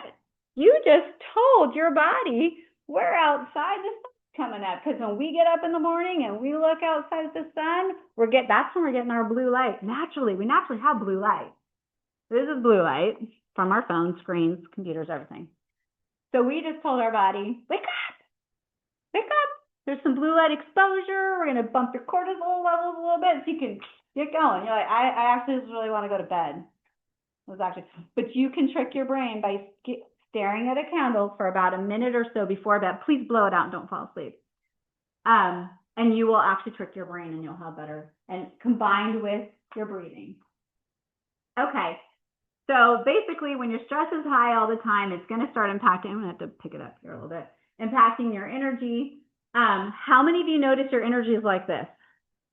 You're like, wow, I'm having a great day today. This is so good. I'm doing great. And then a couple days later or the next day, you're just down again. You're like, what was different? And you can't put your finger on it, right? You feel super on at work. You're on at work, at home, you just like, okay, so much for work-family life balance, you know. And the days off, you're never restored, right? You're tired but wired. You're just not present. You're not there. You can't just kind of get down and into your body and be present. All right, I am going to go here. So if you all want to leave the room, I understand. I'm going to talk about caffeine. This is when you're like, I don't like you anymore. So basically what happens is, what do? We reach for caffeine, the energy drinks, all that stuff, because we need a quick fix. You have to wake up. You can't go out on call and just be asleep and half there, okay? But what I'm going to tell you, we want to balance it. We want to balance the caffeine. How caffeine works is it blocks the fatigue signals. You are not creating more energy in your body with caffeine. You're blocking fatigue signals, okay? So adenosine, which is made out of our whole, ATP production, all that in the body, that's a chemical that signals fatigue. And as that builds in the brain, we're like, I'm tired. And if we had normal life, and we could just go to sleep, but we don't. Our lifestyles and what we do, and especially in first responders, you're not working normal hours. So the fatigue continues to build, even though you've had the coffee, you're not feeling it because you're blocking it. But when it wears off, you have that crash. Do you guys have that? You experience that? All of a sudden you're like, I am just done. Well, if you are doing caffeine, a lot of caffeine, that's where the crash comes from. Plus, because the caffeine stimulates stress hormones, the adrenaline and cortisol, then you actually have a bigger energy dip because those are going to dive too. Okay. Here's your crash. Okay. And then what do you want? Oh my God, I need more coffee. I need another energy drink. I need to get going here. Caffeine is going to reduce deep sleep. Okay. Even if you had it earlier in the day. On average, the literature is all over the place, but if you look at it on average, caffeine has a 5-hour half-life, right? Okay. So in 5 hours, half your cup of coffee, milligrams wise, is going to be out of your body. So you need 5 more hours to get the other half of it out. Okay. So it's going to delay melatonin release that's needed for sleep. Okay. That's what our pineal gland is producing. And it's going to reduce those really nice slow wave brain patterns. That's where we get restorative sleep. We feel good. That gets reduced. And then sleep becomes lighter and you just don't feel well. Okay, who goes to bed here on most nights and wakes up in the morning and wonders if they actually slept? What was the point of that? Why don't I feel restored? Okay. you know, like that was, I should have just stayed up. Okay, so this is what's happening. But I want to make a point here. It's not just from the caffeine. Do you see the compounding things here? We've got the chronic stress. It's infecting the mitochondrial ability at the cellular level to make energy. Then we do caffeine, and then the caffeine further exacerbates that. Is that clear where I'm going here? Okay. So, you're welcome. That probably makes you, it made me kind of want to have a cup of coffee when I did that slide. Oh, should I? So if you use it, I want you to think about it. Okay, I got whatever, 6 more hours in this shift, and then I'm off for a couple days. You know, it'd be nice to get some sleep. So you start being strategic with the caffeine. Okay, so if that's your case, or it's 4 o'clock in the afternoon, and you're going to be leaving at 5 or whatever, think about how, if you do need it, because it does, it actually does, you know, open up the vessels in the brain. It does actually increase your alertness. It is a drug. There's a book called Caffeine Blues, and it'll make you really sad. That's why they call it Caffeine Blues. But it is a drug. And so use smaller spaced doses. So like maybe 50 to 100 milligrams. So a Starbucks coffee, just a grande or whatever, can have, you know, 300 to 400 milligrams of caffeine in it. So I want you to start looking, and if they don't list it somewhere, just go look it up or ask them. It's got to be on their corporate level, this and that. You will be shocked if you do a caffeine diary this week. Okay, does everyone use caffeine here? Okay. You will be shocked at your milligrams, probably, because you got to look at your energy drinks. You got to look at your diet drinks. Diet drinks always have caffeine in them. Why? Because it's giving that energy. It's increasing cortisol release in the body, which increases glucose, which signals our brain we're not hungry. Totally screws with your head and your body with that, but it works. We're not hungry. So what you can do is pair caffeine with hydration and electrolytes. So if you're going to have your coffee, drink a glass of water with electrolytes. Okay, we need electrolytes. We really do. Especially all you, because your adrenal glands are taxed. So all the minerals in there, like we need to keep restoring that. That's where you get into adrenal fatigue. Who here has a very difficult time with bright, just going out in the sun without a hat or sunglasses? Okay. That's adrenal fatigue. Okay, and you want to train yourself too. You want to implement some of these things, but kind of just do some sun training. Get up in the morning and actually sun gaze to the left or the right. Don't burn your retinas out. And start to get some training, because what that does is increases melanin in your body, which is critical for life, longevity, and health. We have melanin at the deepest cellular levels in our body. Melanin is what lets us tan. We have it around our organs, you guys. Melanin, there's a lot more. Like I said, trying to just read it. lots of class potential here. So you want to do your electrolyte, okay, because we want to keep restoring your adrenal glands. Also, if you have adrenal issues, you also crave salty foods a lot. It doesn't have to be all 3 things, and sometimes you'll just be sitting there, you get up and you're dizzy. So if you kind of have all these things going on, that's a sign of adrenal fatigue. There's more to it, but just to give you a little idea there. Use caffeine earlier in the shift if you can. Obviously, avoid it too late in the day. Your guideline is less than 400 milligrams. I'm going to tell you that's tough. Okay. Jen, I have a tip that helped me, and because I love coffee, drink quite a bit of it. And I substitute most of my coffee with chicory root. Tastes the same. A lot less caffeine, and I like it. So the point you make there is that a lot of that, and that's with me too, is that it's that, I want that warm, and it's nurturing first thing in the morning or whatever it is, it feels good. So that's a great one too. You could look into chicory root. I use dandelion tea.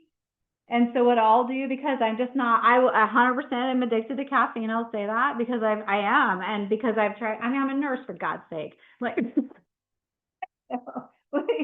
but I slowly over time been backing up.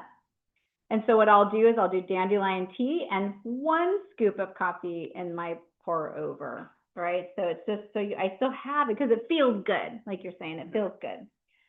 And, okay, so start watching your milligrams, your 400 milligrams a day.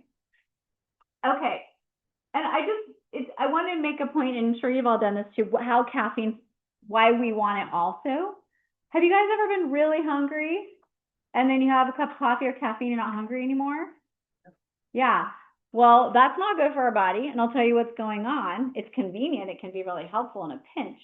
But when you're having that caffeine and you're bumping your cortisol levels and your adrenaline, because that's why the caffeine wakes you up, you're like, cool, I feel like I can fight and box and run, and okay, you're up. So when you're bringing those cortisol levels up, you're actually increasing your blood sugar level, because there's a certain hormone that breaks down the muscles to increase the blood sugar level. So if you increase your blood sugar level, your brain's like, oh, cool, I got fuel, we're good, I'm not hungry. And I got to tell you, this is what I had to do working at that busy hospital I was at when the 8-centimeter bus would come full of all these grand multis at 4 a.m. And I'm like, this was before we had patient ratios. Like, literally, we all could have lost our licenses. I'm like, you want me to have how many patients at once? You know, and you think you're about to go get something to eat, and you're not, because the bus is here. And so what did I do? Diet Coke out of the patient fridge, right? Boom. So, I'm like, it's diet. How could that raise your blood sugar? How could that make you not hungry anymore? It's because, well, there's that too, and that, oh God, okay, yeah, another topic. But the artificial sweetener and the caffeine causes brain damage, just so you know, okay? So, anyway, so that's how it worked, and I would use that forever. But what am I going to do? I don't have time to go eat a PBJ, and this baby's crowning. So you have to do what you got to do. So I get that. That's my point. I'm trying to tell you, I get it. Okay.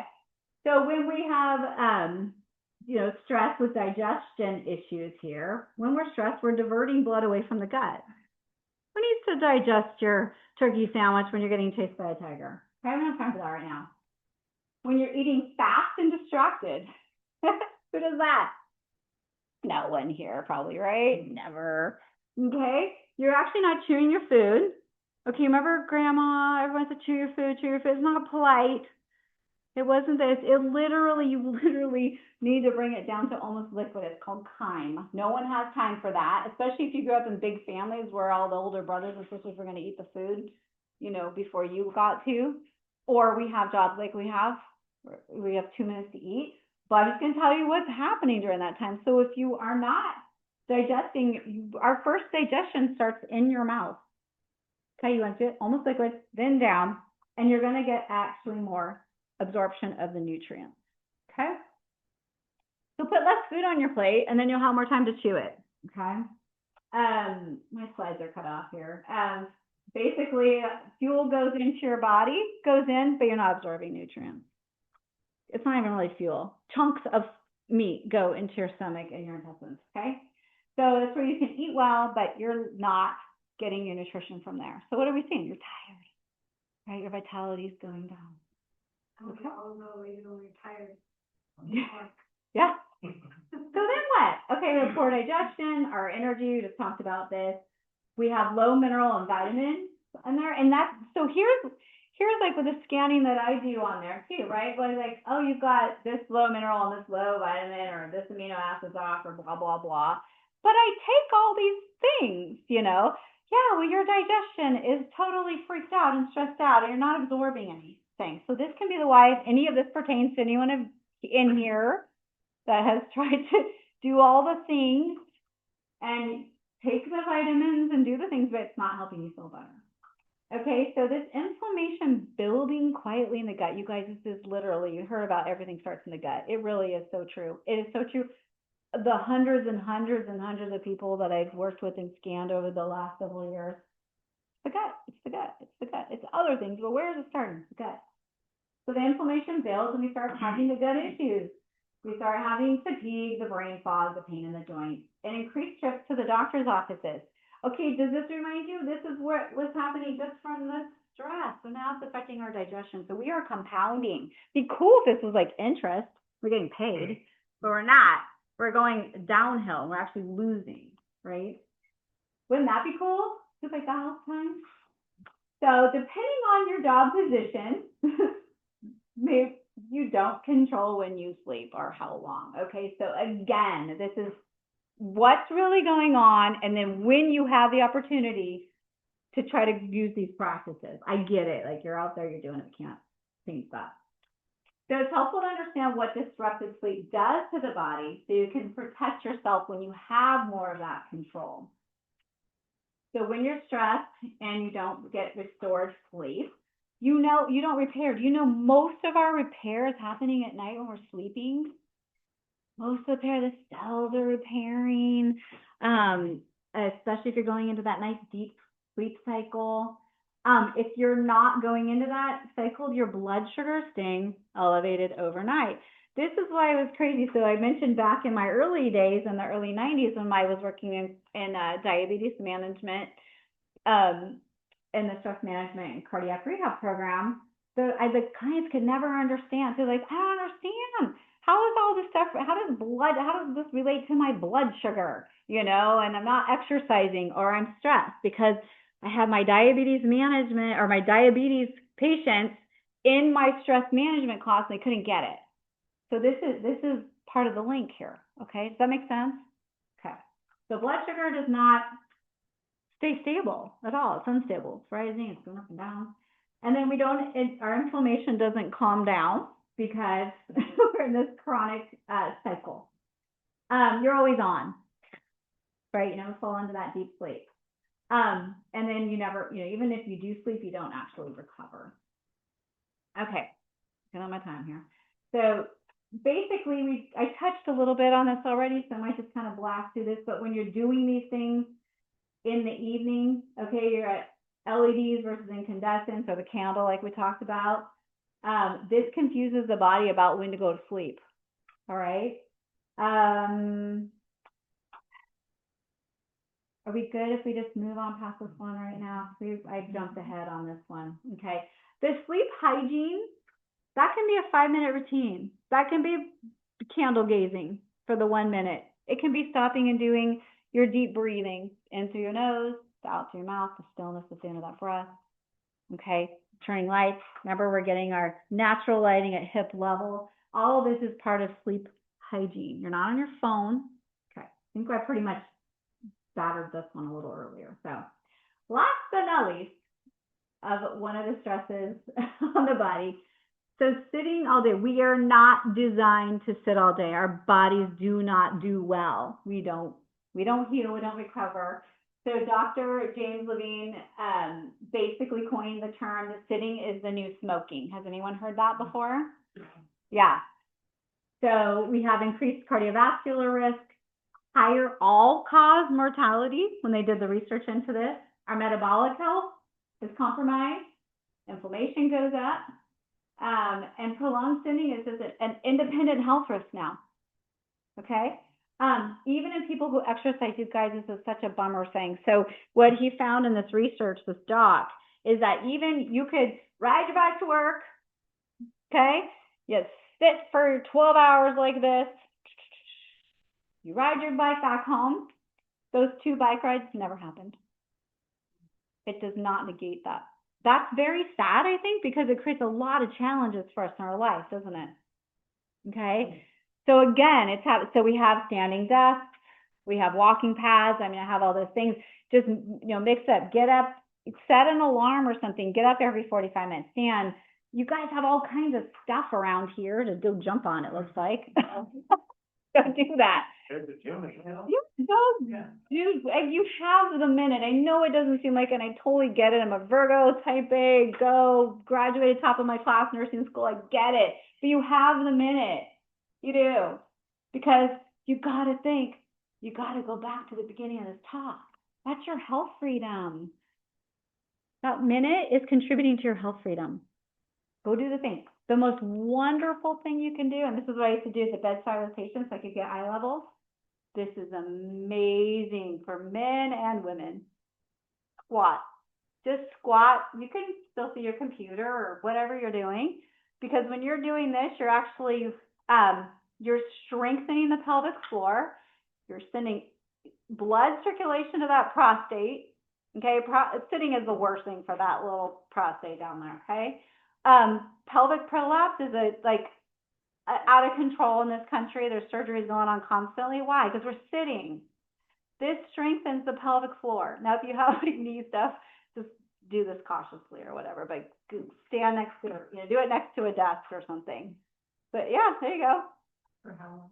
As long as you can. So this is how we gathered roots, back hunter-gatherer. You guys are out moving around and hunting, and us gals are back here picking turnips or something, right? But we didn't have chairs, so we were squatting. Okay, you're going to reduce your risk for having pelvic prolapse with that, and you're going to reduce your risk of prostate inflammation. There is not one guy that I've scanned that does not have some level of prostate inflammation. Like, how much do you sit? You're commuting to your job. So just, you can't change your job, but you can just change that. Just make things habits. And if you do that, you'll actually do you feel some energy moving through your body? Yeah, for sure. Yeah, like right now I'm like, oh, that feels good. Even if it hurts the knees. Well, I don't want you in pain. So just do what you can do. Sometimes you have to do, is it hurting when you're getting up or just when you're sitting? You're sitting here like that? Exactly. You could try modifying it somehow, like with the. It took a while for me to work on that after I kind of sedentary for quite some time. Okay. Don't hurt yourself. The other thing too is that if your knees are not used to having that kind of pressure on them, I don't want you just going straight up. I want you to roll out. You can roll out this way and then use something to pull yourself up with. Okay. And then if your knees hurt, say after you squatted, that's just because that's the thing we can talk it. If you guys have a chance, let's talk more about the painful knees at my booth, about things we can do to mitigate that, because I don't want you sending out here and like you're telling me you're got double knee replacement, Jen. That talk was great. Awesome. Will you pay my copay? So let's talk a little more, because like I said, we don't have, I wish we had more time in there.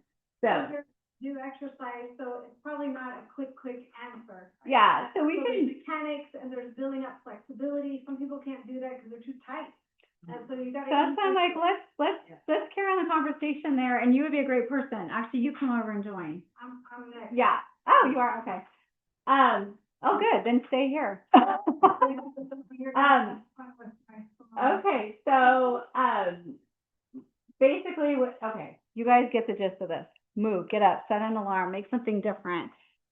Just do this, standing right next to your desk.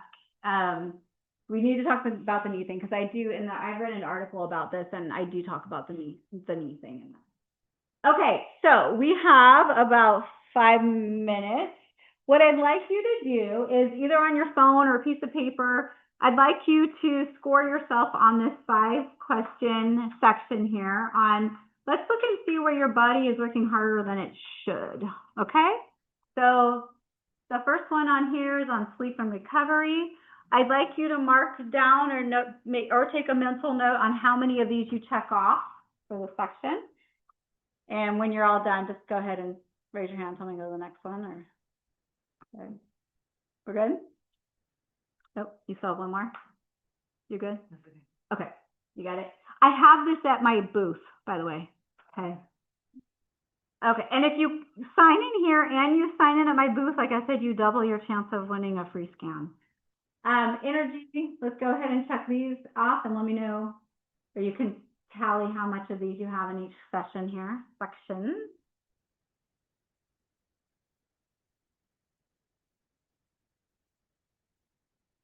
We good? Okay.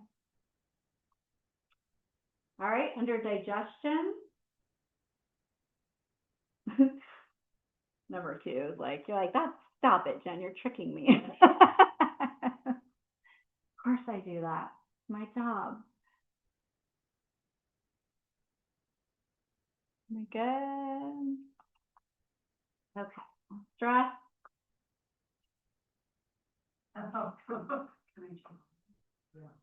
Yeah, I should have put a D all the above. There we go. All right.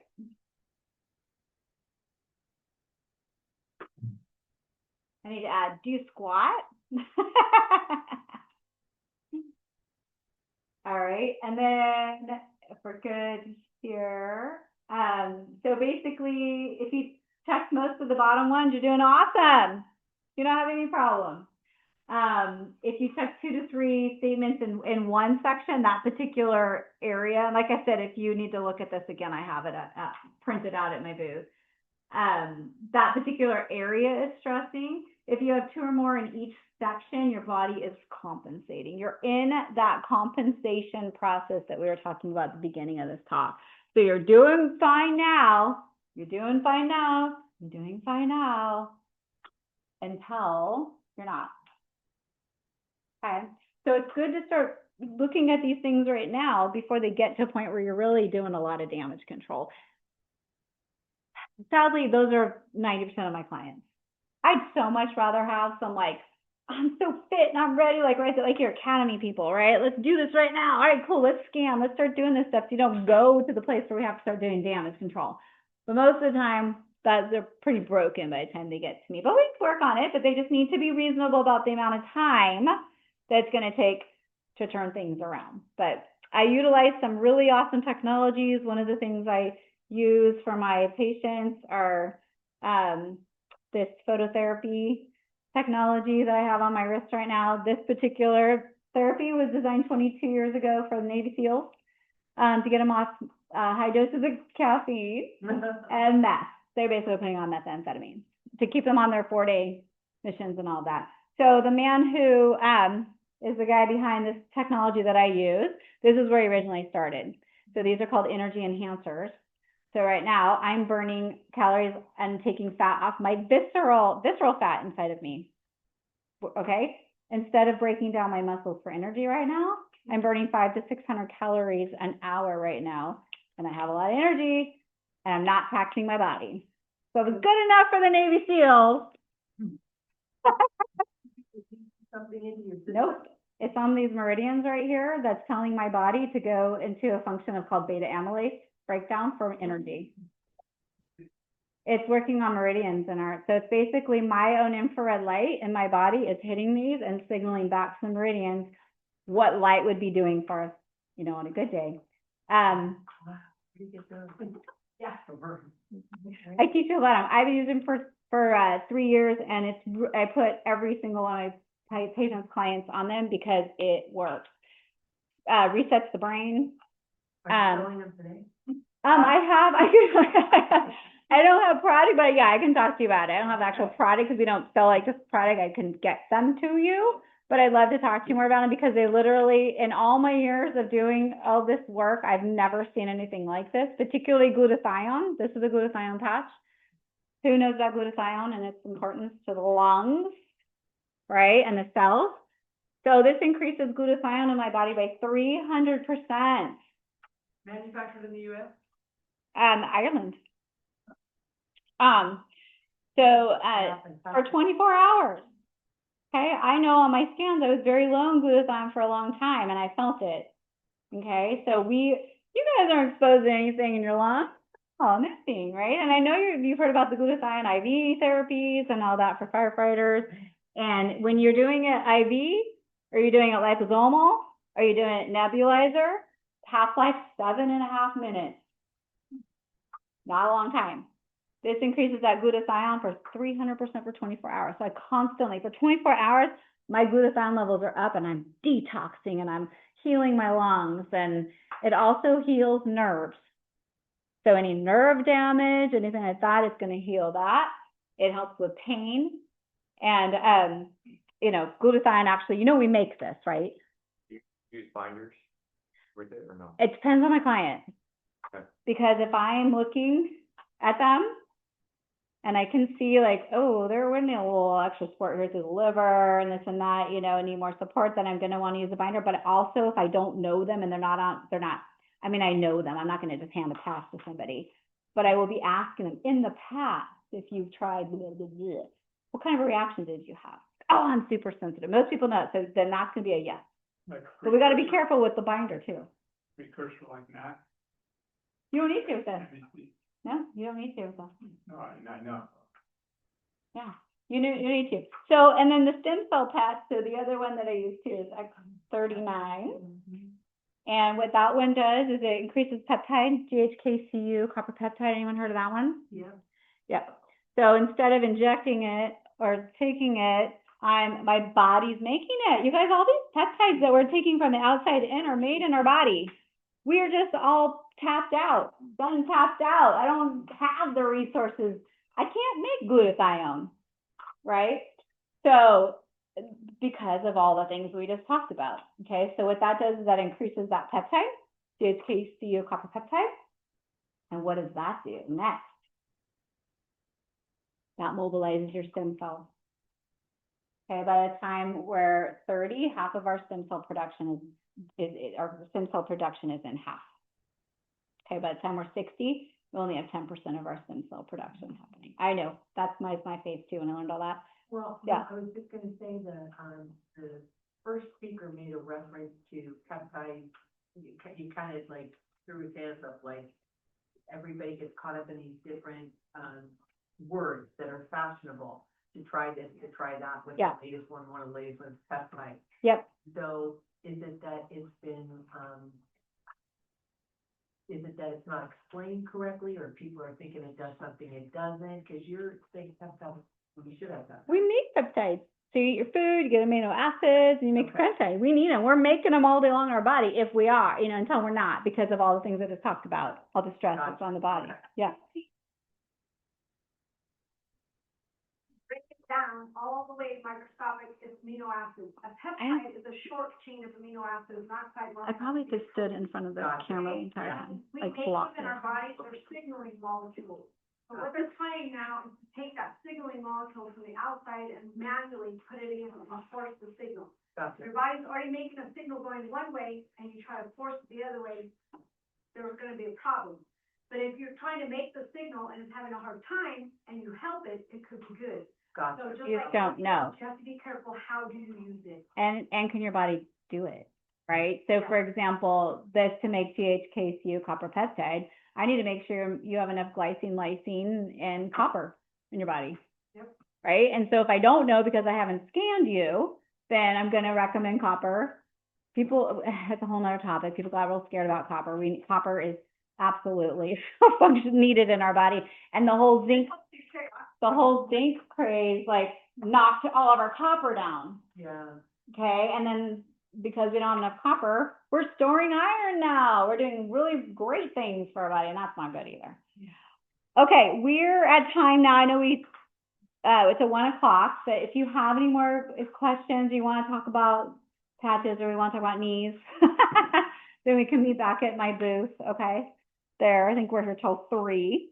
And again, you can double your chance to win that. Where did that clipboard go? Do you know? Oh, you're awesome. Thank you so much. Appreciate it. All right, we've got a great group here today. Yeah.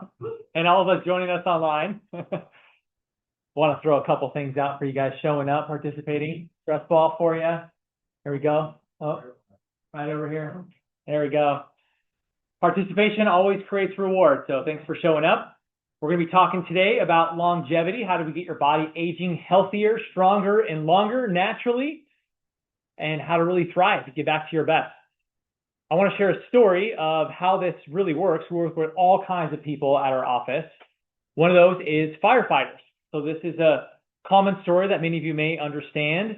Going through the stress of the work that you do, it can be very physically stressful, mentally stressful. You're exposed to all kinds of environmental stresses, and this takes a toll on your health. And that's how it was for Nick. He'd been struggling with chronic back problems for many, many years, disc problems, nerve problems, to the point where it was hard for him to show up and do his job as a firefighter, had to just force his way through it, couldn't go home and stand and cook for more than 20 minutes, couldn't play with his kids on the days he had off, and he was struggling. He'd been to all the doctors, he'd gotten stem cell injections, he tried medications, he made lifestyle modifications. No one was able to fix his problem. He'd been to multiple other chiropractors, but there was no solution. What we do is different. You're going to learn that today. We're not just a back pain clinic, not just a pain relief clinic. We're a holistic healthcare clinic that restores lost function. And the first thing is about getting to the cause of the problem. That's what we're able to do with Nick.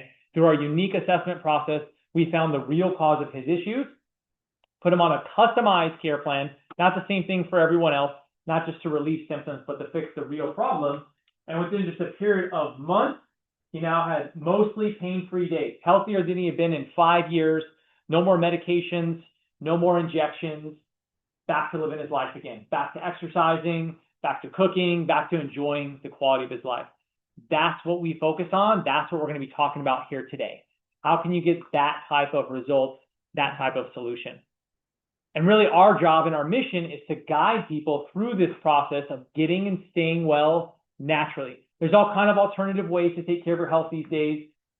Pills, potions, lotions, everything that's the newest, latest, and greatest, all kinds of biohacks, but there's still a way your body's designed to heal and function optimally, and that's what we're really going to focus on. So we guide people through that process, how to understand what's really going on, how to create a lifestyle around being healthy and thriving to be at your best.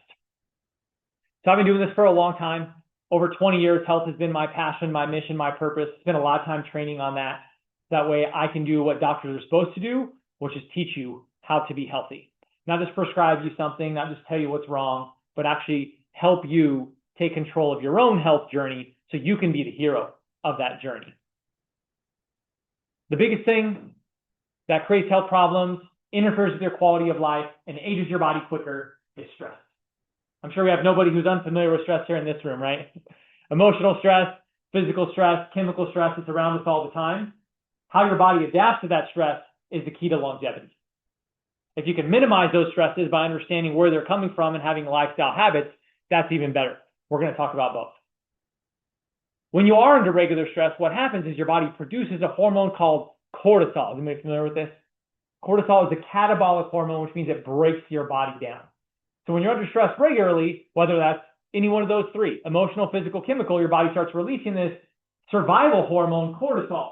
Well, cortisol is great for temporary function in a fight or flight stressful situation, but it's not good if your body's secreting this on a regular basis. And that's what happens when you have a stressful lifestyle, is you're constantly creating these stress hormones.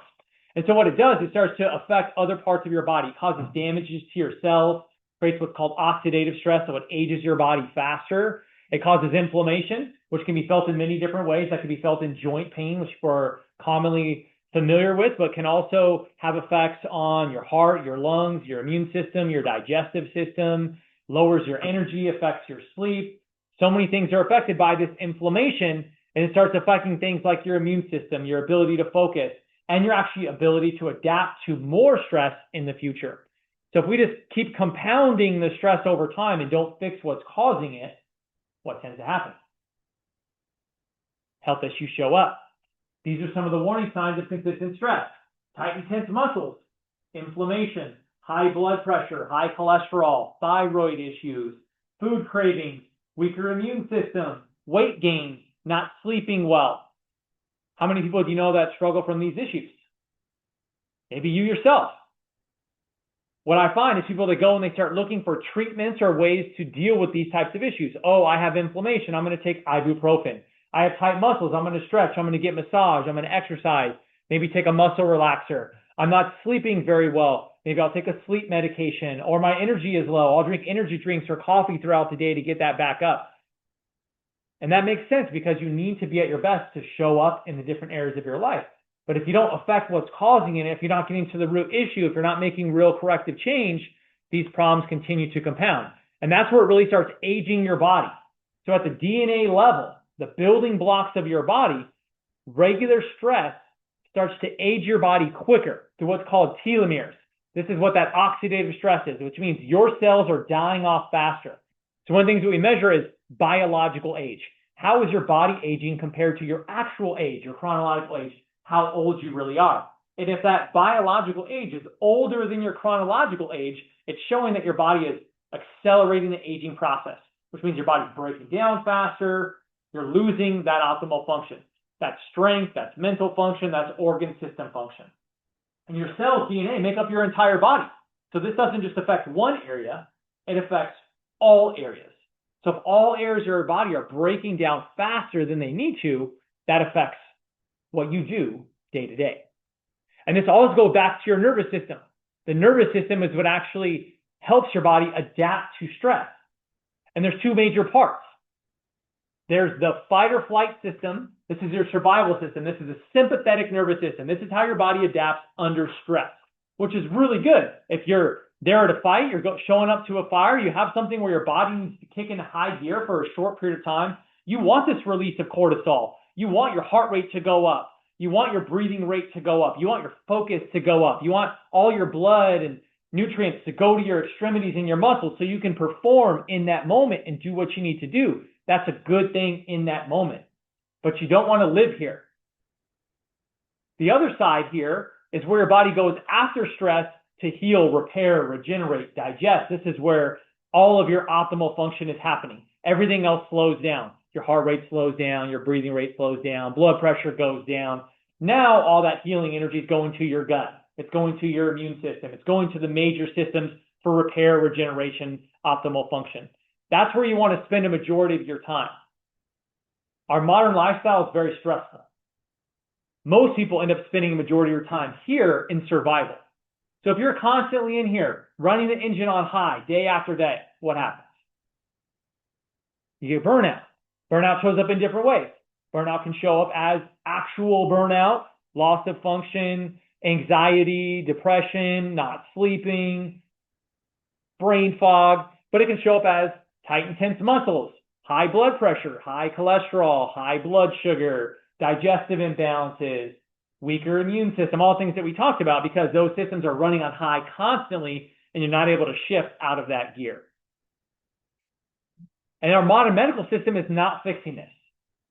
There's no pill that calms down your nervous system.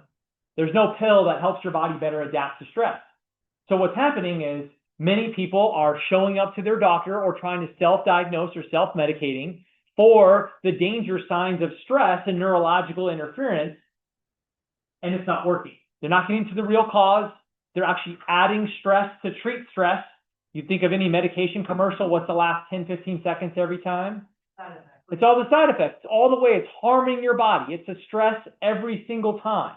And that's the same thing with over-the-counters. That's the same thing with ibuprofen or a sleep pill or an anti-digestive type of nutrient, whatever it is. If it's treating the symptom, if it's not addressing cause, if it's not addressing function, it's creating stress. So now it's drugs, it's shots, it's surgeries. We use more medical care than any other country in the world, yet our health is always at the bottom. That's because that's never going to get you healthy again. But what if health were actually easy? What if you had the right guidance, you knew what was going on in your body, you had a plan for where you are now to where you want to go, and you had all the resources to get you there? That's what we really focus on. Is how do we create a path from where you are now to where you want to go naturally? And we focus on 5 key areas of habits in your health. Research shows that less than 5% of the population can be consistent with 5 habits. 5 habits, that's it. That's all it takes to be healthy and get back to your health freedom. One of those is nutrition. What kind of fuel are you putting into your body? Are you eating just to survive? Are you eating reactively whenever you're hungry and what's available? Are you eating for convenience? Processed food, ultra-processed food. This is our standard American diet.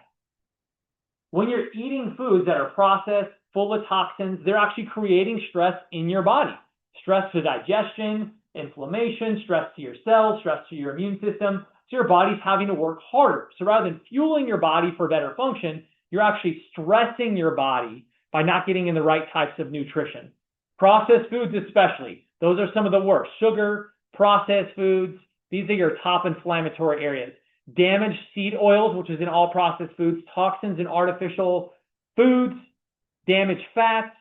This is what's in the standard American diet. This is what you get when you go to a majority of the grocery store. Most things that come in a box or a can or that are frozen and get put in the microwave or come through a window are all these processed foods, and they contain all of these. By damaged fats, you mean hydrogenated? Yep, hydrogenated oils, all your damaged seed oils, your canola oil, all the ones that they put in the seemingly healthy foods, the non-fat foods, the diabetic-friendly foods, the low glycemic foods. Oh, we got low fat. Well, it's got all these damaged oils in it, which is worse because it causes damage to your cells. It accelerates that oxidative stress. So you really want to focus on clean, healthy, whole foods. What was the environment? How was it raised? What's the quality? The better quality of food that you're getting, the more nutrient density you're getting into your body. So now you're actually healing your body through food versus creating the dysfunction and disease. So you want to buy organic as much as possible. There's over 3,000 additives and herbicides, pesticides that are approved to go in our food. So if you're not getting organic, you don't really know what was put into that food, what could have been sprayed on it, what was processed along the way. And that toxic burden builds up in your body. You want to make sure that you get food that was naturally raised. If a cow is supposed to eat grass, you should get a cow that eats grass. When they eat grain, it gets them fat, it makes them sick, that goes into you. If a fish is supposed to eat seaweed out in the ocean and we feed it genetically modified corn in a farm, it's not going to be healthy for you. Salmon's not the better choice if it's farm raised. It should be wild caught. We take chickens that are supposed to free range and eat whatever is available, and we put them in a coop where they're all sick and bunched up amongst other dead and diseased chickens, and then you're eating that. You don't always think about that when you go to Chick-fil-A, but that's exactly what's happening. That's what you're getting into your body. And when this becomes the regular, that's when the problems start to build up. So looking for quality. What are you eating? What are you eating? What did they eat? How was it processed? Where did it come from? Is it local? Is it organic? Is it naturally raised? Look for the labels. Understand what's actually in it. And when you do that, you can heal one of the most important systems, which is your gut. Your gut is so vital to your optimal function. It makes up 70% of your immune system. It regulates your hormones. It regulates how your body adapts to stress. It is the neurotransmitters of your brain, which affects sleep and mood and energy. So many health problems can stem right there in the gut. And a big part of that is the food we're putting in there. Every genetically modified food causes damage to your gut, causes leaky gut issues. All those processed foods and damaged oils, that creates stress. That leads to ulcerative colitis and food allergies and IBS and indigestion and every other problem. All those diagnosable gut issues, that's the warning sign. That's the symptom. The effect, the cause is what you're putting into your gut, the amount of stress you have going on, the neurological function that goes to your gut. All these things affect that. Emotional, physical, and chemical stresses affect your gut. So one of the best things you can ever do for longevity is to heal your gut. And there's many ways to be able to do that. One of the other factors is that mental emotional stress. Mental stress has physiological effects. It's not just stress that you feel, your body feels it too. Your cells feel it. All the way down to your DNA feels it. So when you're stressed, like I said, your body releases the cortisol. The cortisol causes the inflammation, the immune suppression, and starts to affect your genetic function, which is those telomeres. What also starts to happen is your stress resilience gets affected. So now your ability to adapt to future stresses is compromised. If you're not actively working on that system, just like you would work on exercise or anything else, how you manage stress is a regular habit. Do you have stress optimization habits? Is that part of what you do? Many of the things that we do as habits are how your body adapts to stress. For some people, that could be eating. For others, that could be watching TV. It could be scrolling their phone. For others, that could be alcohol or drugs or prescription medications. For some people, that could be exercise or work or other things. You do these certain types of things that gets your mind off the stress. But what happens when all that stops? It comes flooding right back in. Because again, you're not dealing with the issue, whether it's a seemingly healthy way to adapt to stress or an unhealthy way to adapt to stress.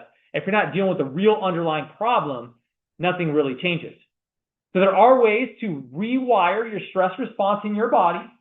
One of the biggest ways to measure that is what's called heart rate variability. Does anybody know what that is? Heart rate variability is how your body is adapting to stress. It's not your heart rate. People get that confused all the time. Like, my heart's fine. It has nothing to do with your actual heart. It has everything to do with your nervous system. So what you should see in your heart rate, if we measured it, it should be well balanced. When you have a heart rate variability that's out of balance, is it's moving around a lot. That means your nervous system, your stress adaptation system is out of balance. It's overworked. So that would show up as a low heart rate variability. And this is one of the biggest predictors of longevity, because how you deal with stress is how long your body's going to live. So you can actually measure that. They have wearables that measure that now. I wear an Oura Ring They have your Apple Watch, they have Whoop, they have Garmin. There's so many different ones now where you can actually measure your heart rate variability over time. And through specific techniques like breath work, journaling, meditation, gratitude, regular chiropractic care, different types of physiological habits can actually change your heart rate variability all the way down to the cellular level. So what will happen over time is you'll see that heart rate variability go up. Question, whether it's higher HRV. It's different for everybody. So there's not like, oh, this is good and this is bad. When you start tracking it, what will happen is your body will create a baseline. And once you have a baseline, you'll look at that compared to averages of other people your age and with what you're doing. So it's not like, oh, you should be at 100 and that's a good level. It's different for each person depending on what's going on physiologically, where you are in your age cycle. That's one of the things that we determine is where are you in your heart rate variability and where should it be? Because there's a normal level where it should be for you. And then where are you now? Are you in that stress zone? Are you low? Are you on the burnt out side? There's different areas to be able to focus on that. Just to clarify, you said when we're kind of out of whack, there's more and more highs and lows. So You get more variability. but higher variability is good. So the heart rate variability as it gets higher means it's more stable. It is a bit confusing what goes actually into the heart rate variability. When you see it on a scan, you'll see how it measures and it'll show you what your levels look like. And so what you'll see when you start to measure it is that when you had a stressful day, you didn't get very good sleep, maybe you didn't eat as well, whatever that is, your heart rate variability will drop down and it will get lower. And on the days where you got more restoration, good exercise, good adaptability, good recovery, your heart rate variability will start to go up. So what you want to start to see is that you get a higher trend in that heart rate variability number overall. And that shows that your body's adapting to stress better. This is just one way to be able to measure it. And the way that you can really work through this is through breathing. Breathing is actually one of the fastest ways to tap into your nervous system. So stress breathing is what most people do, short, shallow breaths. What is it like when you're stressed? Say you're running or you're exercising hard. You're not taking long, slow, relaxing breaths. You're breathing quick and hard. That's stressful type breathing. What does it feel like when you're under mental stress? You're breathing quicker, faster. When you're angry, you're breathing short, shallow breaths. This is stress breathing. So to calm your nervous system down, you want to do the opposite. You want to do long, slow breaths. This calms your nervous system down. One of the easiest ways is box breathing or rhythmic breathing, where you take a breath in 4, 5, 6 seconds and hold that for the same 4, 5, 6, 7, 8 seconds, let it out slowly and get into this rhythm where now you're breathing slowly in a rhythm like a box. 4, 5, 6, 7, 8 seconds in, hold. 4, 5, 6, 7, 8 seconds out, hold.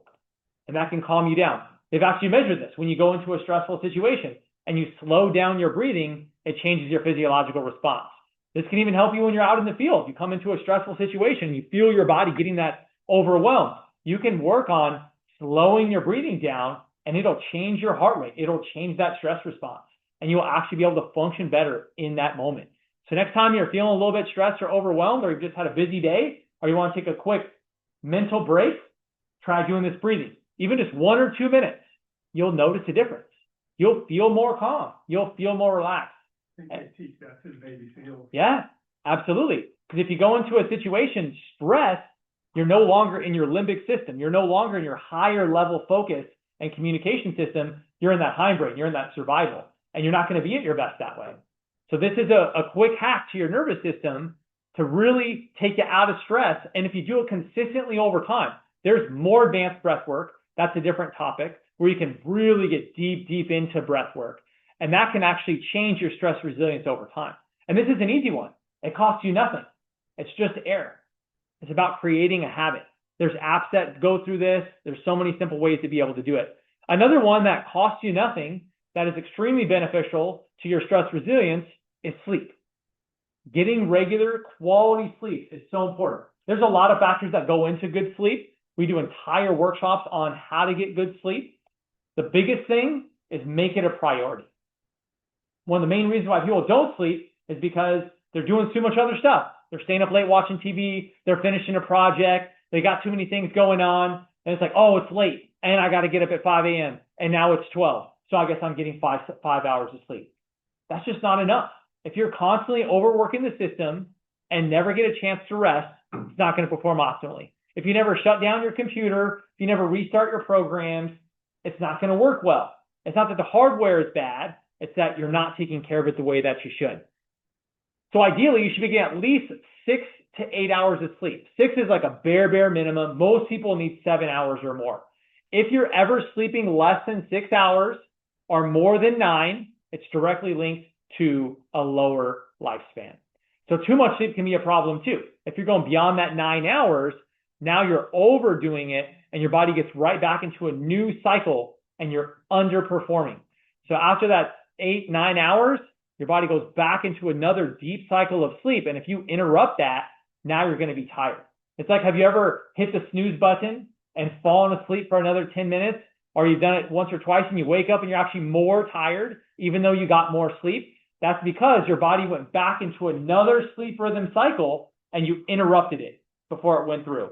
If it's less than 10 or 20 minutes, you should be sleeping for an additional 90 to 120 minutes. That's like if you're taking a nap. You can get that power nap in 10 or 20 minutes and you wake up and you feel pretty good, rejuvenated. But if you take like a 45-minute nap, you're actually going to be more tired because you didn't get through the full sleep cycle and you interrupted it earlier. That's what happens when you sleep too long or you hit snooze a bunch of times, is you're constantly interrupting these sleep cycles. That's another thing that can be measured. That's where a wearable is very powerful because it can show you where you're getting into deep sleep, REM sleep. Did you get good sleep? How long were you asleep? How many times did you wake up? That helps you understand what is your sleep quality, because that's when you get cell repair, memory function, hormone regulation, tissue healing. All that happens while you're sleeping. That's why sleep is so vital. Again, costs you nothing. All you got to do is make the time for sleep. Now, if you're making the time and you're just not sleeping, that's a different problem. We can help you uncover why that is, but most people, they're just not making the time, right? That's step one. Another vital aspect to longevity is moving your body consistently. And this isn't just work moving. This is intentional movement. This is exercise. When you're doing this on a regular basis, you're changing your physiological function. One of the biggest accelerators of aging is lost muscle mass. And as you get older, after the age of 30, your strength and muscle capacity goes down 8% every decade. So as you get older, your body will naturally start breaking down unless you're counteracting that. So if you just stop moving, you're not exercising regularly, over time, you will get weaker. You will lose muscle. You will lose physiological function. That's why it's important to have a regular routine of exercise and movement. When you're moving your body regularly, you can prevent all of that. There are 80-year-olds who run marathons and do triathlons and are power lifters. We can all do that. That's not just good luck or that person was genetically advanced. It's because they continue to work and push their body for all those years later. And all the ones who broke down over time is because they chose to not move their body like they should, or they had physical limitations that prevented them from moving their body the way they should. We want to make sure we're addressing both. One of the best ways to optimize your physical fitness is to do high-intensity training. When you do high-intensity training, you're releasing what's called anabolic hormones. These are the ones that build up your body, build muscle, burn fat, increase your mitochondria and your metabolism.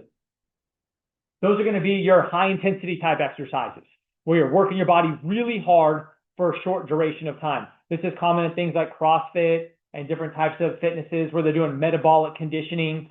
But you can do this as simple on your own at home too. This could be as simple as running in place, doing calisthenics, jump roping, running, treadmill, whatever you want to use, where you're pushing your body really, really hard for like 20, 30 seconds. And then you take a 20, 30-second break to allow some recovery, and you do it again. And you repeat this process 6, 8, 10, 12 times for anywhere from 4 to 12, 15 minutes.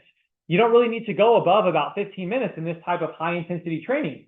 And you're going to get the benefits of exercise for up to days afterwards because of the after effect of that type of training. Versus some of our standard training, like going on a walk or run, riding a bike, you're going to get the benefits while you do it, but you're not going to get the after effect benefits. Even lifting weights, the after effect benefits don't even get close to what you can do in high intensity training. So this is literal anti-aging for your body. is pushing your body beyond its current physiological limits, then you only can get stronger as you do that. You're going to increase your VO2 max, which is more oxygen. You're actually changing your genetic and cellular level by exercising like this. So get this in a few days a week if you're not doing it currently. And what we've seen happen is when you exercise regularly, it's also changing your brain function. Another leading factor of dementia and Alzheimer's and neurological breakdown is lack of muscle mass, lack of movement.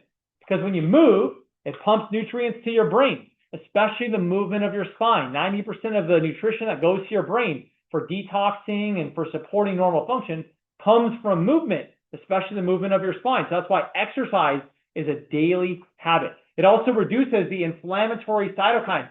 These are the chemicals that get released that break down joints and tissues and cause inflammatory damage.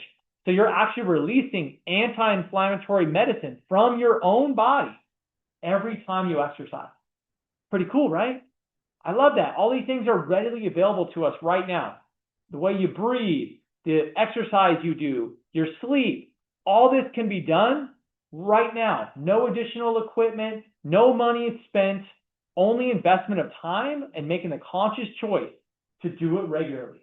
Again, what if it was easy to be healthy? We want to make it as easy as possible. There's some recent studies coming out of the New England Journal of Medicine that shows the people who are the fittest live the longest. And that's not just the best looking. That's not a bodybuilder. That's not necessarily fitness. That's just looking a certain way. People who are actually functionally fit means you could go on a 1.5 mile walk if you needed to. You could lift weight and walk upstairs. You can stand on one leg for 30 seconds or more. You can do the things you want to do without limitation or pain. That's what real fitness is all about. It's not like looking a certain way or how much weight can you lift. It's do you have functional capacity to do all the things that you need to do on a regular basis. Does VO2 max measure functional capacity? VO2 max measures your fitness capacity. So when you look at VO2 max, it's how much oxygen can you hold in your cells at any time. Right. Is that your VO2 max is even no matter how good of shape or how bad of shape you're in, that number doesn't vary very much. It's hard to change. Yeah. Yes. So people that have high VO2 maxes that don't necessarily train that much are genetically just more likely to have longevity. It's not that it's going to necessarily change your longevity. It sets you up for a bit more success. There are some genetic factors. Some of us, your muscle structure is built to be able to hold more. Like, depending on your body type. Are you a body type that just tends to have more muscle? Are you a body type that tends to be leaner? A body type that tends to be a little bit more on the mass side? So it just really depends. But you can change the VO2 max with how you train. That makes a difference. And it can be measured and tracked. And the best way to change the VO2 max for the positive is to push beyond what you currently can do. That's why a lot of athletes, they'll train in, oxygen deprivation environments. They'll train in high altitude. They'll train in these areas. So it forces the VO2 max. So their muscles can actually hold more oxygen so they can push them for longer. Because oxygen is that fuel for your muscles to work. And so what will happen over time is that VO2 max will go down. Right? They can actually measure the amount of oxygen in your blood that's available when you're not moving along. So even if you start out high and you don't use it, you're going to lose some of that potential. So here's what is a good minimum standard. Get your body moving. It's recommended to get moving about at least 150 minutes a week. So that could be a 30-minute walk. That could be strength training a few times a week. And the most important thing is avoid prolonged sitting and lack of movement. So you don't want to go do a 4-hour hike and then sit at your desk for 8 hours, 5 days a week. Right? That's not counting as fitness. You want to have a good fitness routine where you're getting some level of movement in every day. That's where a walk comes in. Even a 30-minute walk reduces your heart attack and heart disease risk by 50%. So simple. The number one cause of death in America could be cut in half if we just went for a 30-minute walk every day. Right? Again, pretty simple. We can all do that. A walk doesn't cost you anything. You have the environment right here. You can definitely do it. When it comes to resistance training, at least a few times a week, you want to put that positive stress on your body. Could be a HIIT workout, could be some lifting, could be a sport that you like to play. Whatever it is, you're putting stress on your muscles, on your skeletal system. This prevents joint degeneration, tissue breakdown, muscle wasting. Create that as part of your regular habits. The next area we want to look at is your detox pathways. So one of the stresses that many people deal with is toxicity. Toxicity can come from food, can come from personal care and cleaning products, can come from environment, can come from exposure. There's so many different sources of toxicity. Now, your body has many systems to deal with toxicity. You have your liver, your kidneys, your digestive system, even your skin is the largest organ in your body that helps process toxins. Your lungs, your lymphatic system, all these systems are processing toxins you're exposed to. And they're designed to deal with a certain level of toxicity. But our toxic level is so high, what happens when these systems get full? What happens when you fill the bucket and it starts pouring over? Well, that's when you start getting skin issues and digestive problems. You start getting immune system problems, autoimmune disorders. You start getting thyroid issues. You start getting weight gain, chronic pain. So many things are associated with an overwhelming toxic burden. One of the best things you can do is constantly clean those systems out. So some of the ways you can do that is drink more water, hydrate your body. That's what helps with your kidneys, with your digestive system. You should be drinking at least half your body weight in ounces per day. If you're getting that hydration in, you're constantly filtering out your body. If you have a healthy digestive system, you should also be doing number 2 every day. You should be going to the bathroom, pooping every single day. That's a daily rhythm. If you're like every couple of days, couple times a week, that's not good. That's not enough. You're actually holding that toxicity in your body. You're not processing it well. That's a sign that you have gut disruption that's going on that needs to be changed. You can learn a lot by both these things. What is the color and consistency of your urine? What does your poop look like? Is it a good consistency? Is it random colors? Is it too thin? Is it too much? Is it not enough? These things can tell you a lot about the inner health of your body that you may not necessarily pay attention to, but can be really, really important. And you don't necessarily need a doctor to diagnose this or get some test to know that this doesn't look or seem right, and start looking for ways we can overcome that. Also, sweating on a regular basis. This is where exercise comes into play, but this is also where you get benefit from things like saunas, because when you sweat, you're actually getting toxins coming out through your skin, especially if you're doing infrared sauna, because that's pushing from deep within and pushing those toxins out through that biggest organ, through your skin. So the more you move your body and you sweat, you stay hydrated, you keep things moving, you're actually cleansing out those detox pathways. Now, some people have more advanced issues, and there are ways to detox your system in a healthy way. We help people with that all the time. So if you're looking for ways to actually cleanse out toxins that may have built up over time, there's safe and effective ways. You don't want to just go doing random toxicity types of modifications, because it really can cause problems over time. The missing piece that most people don't talk about, that your doctor's never going to look at, is your nervous system. So all these things, how you adapt to stress, your heart rate variability, your sleep, your digestion, how you detox, how you absorb nutrients, all comes down to your nervous system, the master controller of every single part of your body, how your brain communicates to your body. This is the best way for your body to adapt to stress, is through your nervous system. And this affects hormones, chemicals, everything. So important. Now, there's a stress that can happen in your nervous system that interferes with this process. It's called subluxation. Subluxation is when your spine has been under stress long enough to where it actually changes the alignment and function. When the alignment and function of your spine changes, it now interferes with how your brain communicates to your body, because this is like a pathway. It comes from your brain through your spine, and those nerves, they go to all the different parts of your body. So when you have shifts in alignment of spine, it actually creates stress to your nervous system. It creates a sympathetic type of response in your body. Now, that doesn't always lead to a symptom. That doesn't always mean it's going to be pain. Doesn't always mean it's going to be a specific musculoskeletal problem, because only 10% of your nervous system actually senses pain. 90% you don't feel. This is your muscle function. This is your movement. This is your cells, organs, glands. All those can be stressed and interfered with from your spine, but you may not know it if you're not measuring for it and you're not looking for it. That's why this subluxation is the root cause of not just pain, but disease as well. Inflammation, immune problems, digestive problems. It goes to many, many different areas. And what we do with chiropractic care is we actually assess for these areas of subluxation that may be going on in your spine, that's irritating or interfering with your nervous system, that's preventing your body from functioning and adapting as it should for more optimal function. They've done lots of research studies, and they've shown that those who are getting regular chiropractic adjustments actually have a higher heart rate variability over time. They've actually shown that it lengthens the telomeres in your DNA. So these are the areas that show how fast your body's aging. So direct anti-aging factors through specific chiropractic adjustments. That's not because it reduces back pain. It's because it restores that brain-body connection through the nervous system. And this is something that only chiropractors look at. Medical doctors don't look at this. Physical therapists, massage therapists, physios, they don't really look at the relationship of your spine to your nervous system. They help you deal with pain issues. They can help you deal with maybe a neck or back problem, a sore shoulder, a hip or an elbow or a knee. There's lots of ways to deal with the symptoms and the effects of a spinal problem, but the only way to directly affect the neurological issue associated with it is through specific chiropractic adjustment. So to do that, you actually have to assess the structure and function of the spine itself. So when you look at an X-ray, this is like a window into your health of your body. Your neck here, this area, you should have a curve in your neck. What is the biggest postural shift most people have?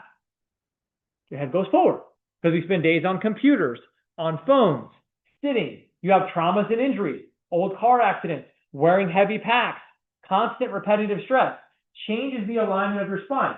So if this is healthy neurological function, what is this? Not healthy. This is a direct stress to your nervous system and interference with your health potential. How important it is to know this? Have you had an X-ray of your spine? Do you know how your nervous system is functioning right now? Or are we just managing or treating the symptoms? So when you get adjusted, the specific chiropractic adjustment, it actually changes the vagal tone. So what vagal tone is your vagus nerve. This is your autonomic nervous system. This is another one of those stress adaptations. This regulates your blood pressure, heart rate, respiration, immune system. When that vagal tone is stressed, high sympathetic, it puts your body in that fight or flight mode. It releases those negative catabolic breakdown hormones. When you get a chiropractic adjustment, it releases that, improves your heart rate variability, lowers your cortisol, and helps your body overall better adapt to stress. So it's removing that brain-body interference, lowering the inflammation. That's the true benefits of chiropractic care. It's not the pain relief that you get. That's just a great side effect. It's the neurological function that's happening that makes the biggest difference. So there's a big, big difference between pain relief focused chiropractic care and functional corrective chiropractic care. Most people that have been to a chiropractor have experienced pain relief chiropractic. This is typically what's on your insurance plan. It's that 6, 8, 12 visits you get per year. You go in after an accident or injury, you go in when your neck or back is sore, you get adjusted. Most people notice that they feel better, potentially moving better, but a lot of times those problems tend to come back. They tend to reoccur. It's because you're not addressing the root cause. You're not changing structure. You're not changing neurology. You're just addressing the minimal symptomatic issue from joint inflammation. And a lot of people can do that. The physio, the stretching, the exercise, many times you can do a lot of that on your own to reduce that musculoskeletal stress.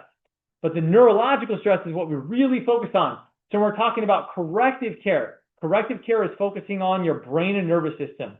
How do we get your spine back to a healthy structure and function to where your brain and nervous system is able to express the maximum level of health to the rest of your body? That's corrective chiropractic care. And like most things that are good for you, that's not something that has an end date. It's not based upon when you feel better or the pain goes away. When should you stop exercising? When should you stop eating well? When should you stop sleeping? When should you stop all your healthy habits? Never. You do those for the rest of your life. Your spine and nervous system regulates the most important area of your entire body, your brain and nervous system. When should you stop optimizing that function? That's why I plan on getting adjusted for the rest of my life. That's why I know exactly what my x-rays look like, what my kids' x-rays look like, because we're working on optimizing that internal function. They've researched this here as well. The best benefits come from long-term care. This is a 7-year study of hundreds and hundreds of chiropractic patients who are getting adjusted regularly. Regular adjustments means minimum every other week. So at least twice a month. It's not a couple of times a year. It's not once a month. Minimum every other week. If you have any active issues, once a week. What they found in the chiropractic group compared to other people of similar age and lifestyle that didn't go to the chiropractor, just went to their doctor for their normal stuff. What they found was they took 85% less medications. Who loves taking medications? Nobody. We talked about the danger and the side effects of all those. How would you like to reduce 85% of the medications you have to take over the course of your life? 62% less surgeries, 60% less hospitalizations, 59% less days in the hospital. Who loves going to the hospital? Nobody. Who loves surgery? Nobody. How great would it be to reduce that by 60% over the course of your life? If you read through this study, it also shows they felt like overall their health was better, and they spent only a third of the average on medical care, medical bills, than the other group, which right now, average individual in America, $8,000 a year is the average amount of medical spending. This is your insurance, doctor visits, co-pays, surgeries, medications, everything that goes into that. Imagine being able to save 2/3 of that over the course of your life. Pretty amazing, right? It's just about the accumulation of choices and longevity. Nobody got to longevity spending more days in the hospital, getting more surgeries, taking more drugs. Nobody got to longevity sitting behind a computer, sitting on the couch, eating the standard American diet. It's not going to happen. Longevity is a choice.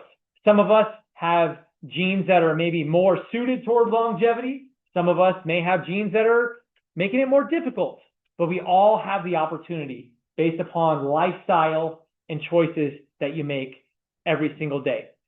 So for those of you who want to really understand what's going on in your body, what is your heart rate variability? What does your spinal structure look like? What does your x-ray look like? What are the lifestyle stresses in those 5 essentials that are interfering with your health goals and your health freedom?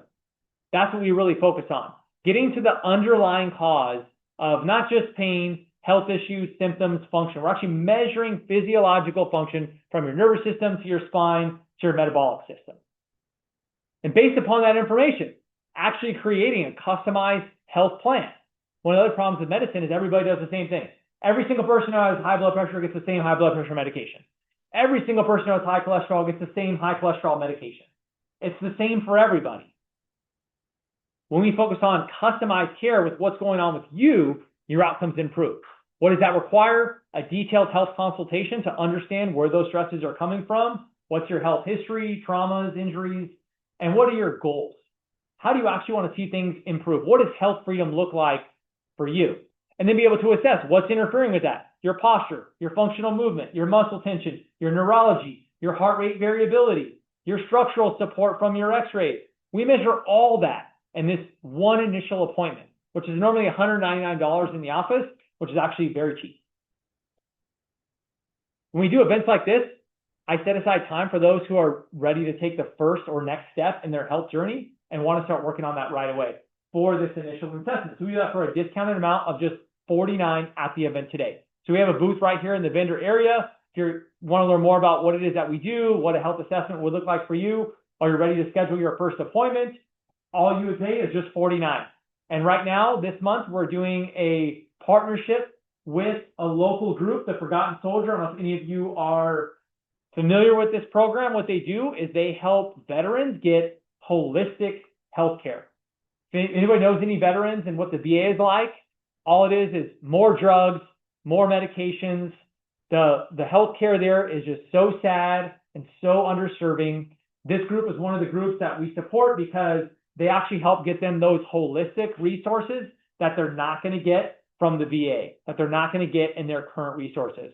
So everyone who signs up for an appointment today and pays the $49, we're actually donating that $49 to this program here as part of a partnership that we're doing with them this month to help raise awareness and to also support what it is that they're doing. We like giving back and helping others, and it aligns with the kind of work that we do here in the office. So this is an opportunity where everybody wins. So if you want to learn more about what we do, you have some questions, are you ready to sign up for your first appointment? We'll be right here in the main area, right across the wall, the Max Living booth. We'd love to talk to you more about it and start working on getting to your health freedom, improve your longevity, and really start that road to recovery. Thanks for having me today.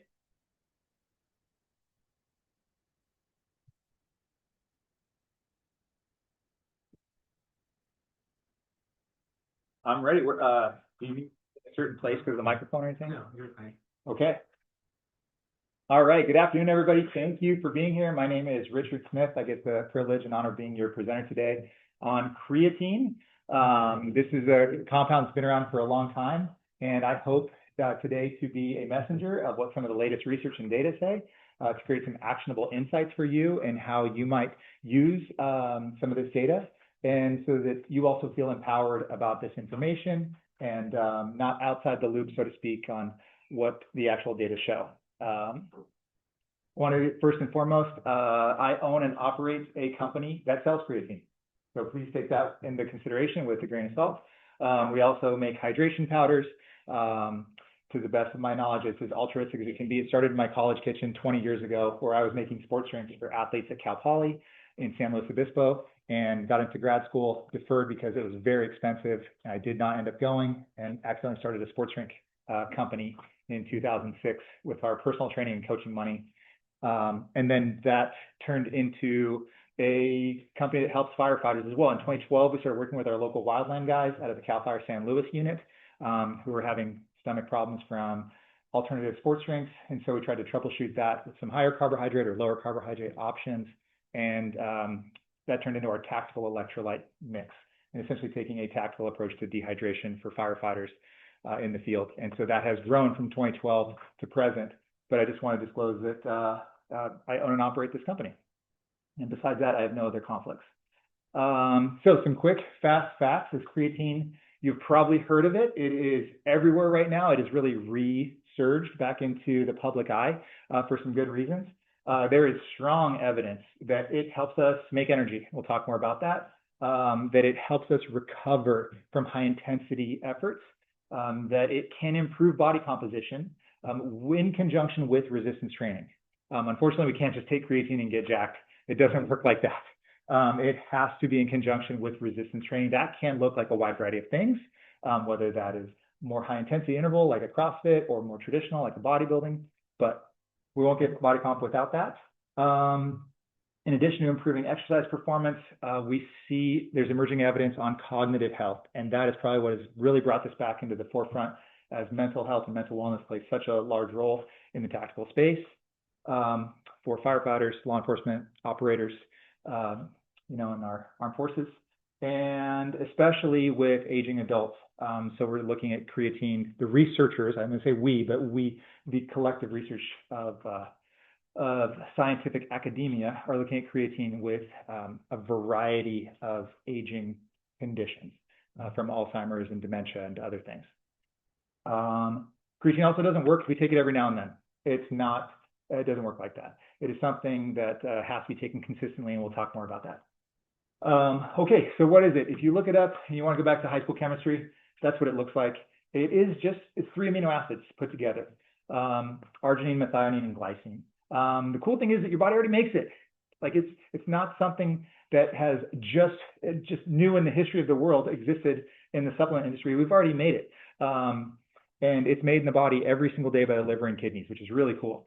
We also eat it. A normal omnivorous diet, whatever we want to call that, the Australian Institute of Sport, as the reference, says we ingest about 1 gram a day. It can be a supplement, and that can look like a pill, a powder, a gummy, a chew. And looking at like supplements or products or research or data, like, oh, I heard a study about this or I heard a study about that. Creatine is one of, if not the most studied supplemental product in the history of sports nutrition. As of May 2025, when I sat in on a presentation from Dr. Scott Forbes at the American Sports Performance Dietetics Association annual conference, there were 685 completed randomized controlled trials on creatine as of last May. That continues, and there are more that are happening, some that we're supporting as well, specific to firefighters. If you have any questions, please feel free to stop me. It's okay. I don't mind. I think it's good and it's natural. Yes, sir. Ooh, great question. Perfect. As we enter a brief history of creatine. So I'll give you the super quick recap. It was originally discovered in 1832 and isolated and named by a French chemist from the word kreos, which means Greek for flesh. There was a German scientist in the 1840s who isolated meat extract and actually created a product that was like a beef extract for cooking. And that's still like a German food company. And it was theorized I couldn't verify this from my research. It was potentially like a supplement of the day, but they had some feelings that it would have something to do with muscle growth. In 1925, this dude, Alfred Chanutin, is the first doctor with self-experimentation to ingest creatine at 10 grams per day and then measure his excrement and determine that what he ingested was significantly higher than what was left over. So his body was actually retaining and absorbing a shocking amount. It was pretty much gone. And so that was a huge one that kind of turned on, like, this might have something to do with muscle health and an anabolic or growth-like effect. And then starting in about the 70s through 1992, this team of scientists, and the main one is a guy named Roger Harris, did a variety of studies on creatine and came out with the very first creatine supplement in 1982 in time for the Olympic Games that year. They also realized that creatine would probably have an equivalency in meat, and we'll talk more about that in a second. There it is. That's summer 1992 that they invented a creatine supplement, and it was kept a secret. It was just for the British Olympic team because when this story broke by an investigative journalist in the Scotland Herald Scotland, anyway, there were quotes that came out of that once you know what creatine can do for you, like, sport may never be the same again. It was in the Olympics, we're talking about a game of like absolute millimeters and inches. And if someone could see an increase in strength or power of 3%, 5%, 10%, that is not 0.01. It is, 30 times that or 90 times that. So it's massively different. Also, in that article from 1992, the potential of creatine to improve the quality of life for older adults was already being talked about as it might have some effect in muscle health or in cognitive function as early as that. That's 33 and a half years ago. So how does this work? Metabolism 101, super fast. We breathe oxygen, and that helps us convert food or substrates into ATP through a process called aerobic respiration. We can also go outside and do some wind sprints in the parking lot, and we can produce ATP faster if we want, but we're going to do that in a different metabolic pathway that produces lactic acid and hydrogen ions and gives us that burn in the legs. That's called the glycolytic pathway. And then we have this other pathway, and all of these are happening at the same time. This is called the alactic pathway or the PCR pathway, the phosphocreatine pathway. And this pathway, essentially, it's already happening in all of us. If we were to go lift something heavy 4 or 5 times, it has nothing to do with oxygen, the energy it takes to move those muscles and move those joints and perform that task. It has to do with ATP within the muscle cell. And in short, the way that creatine works, to demystify this, is there's ATP floating around from aerobic respiration, and that gets broken down to ADP, making energy in that process. The creatine comes in as monohydrate, and it actually becomes creatine phosphate, but it's really generous. It wants to give that phosphate away to something. And since the ADP is floating around, it can easily pair up with that and make fresh ATP. And so this turns into more energy for the alactic pathway. The majority of this will go into our muscle tissue, but there is spillover that will then affect cognitive tissue as well.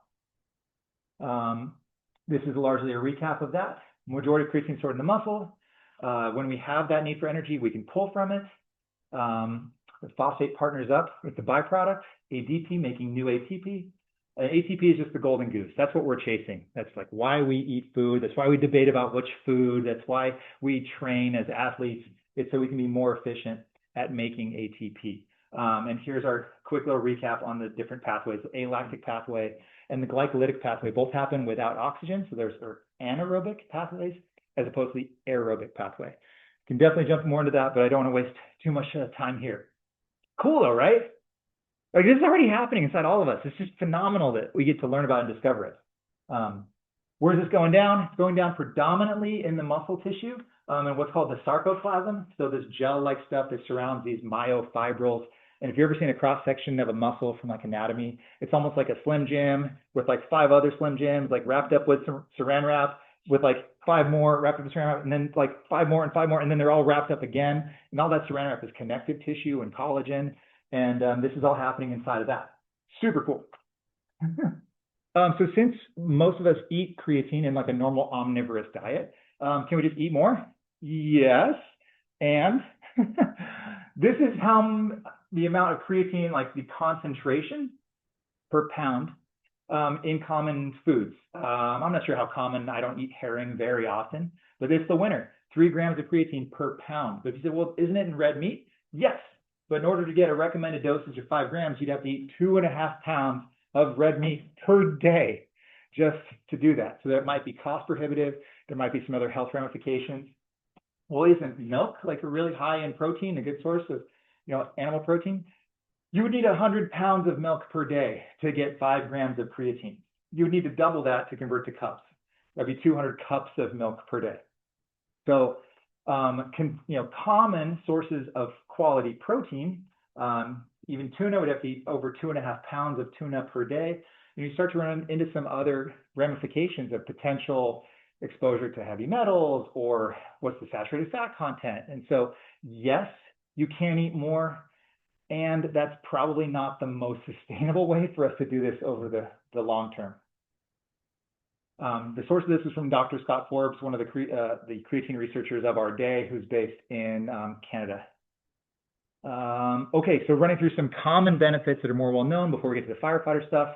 More energy during high intensity effort. So we know from the National Strength Conditioning Association that if my bench press max is 200 pounds and I go down to 75% of that, say 150 pounds, let's make it easy, I should be able to do about 10 reps.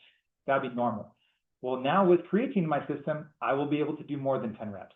My max will not be immediately higher than 200, but my stamina at a high percent effort of my max, I will have more fuel, and so I have more ATP, and so then I can increase my training volume, or I could go to a higher weight, maybe it's 80% or 85% if my goal was 10, and I can now get my 10 reps there.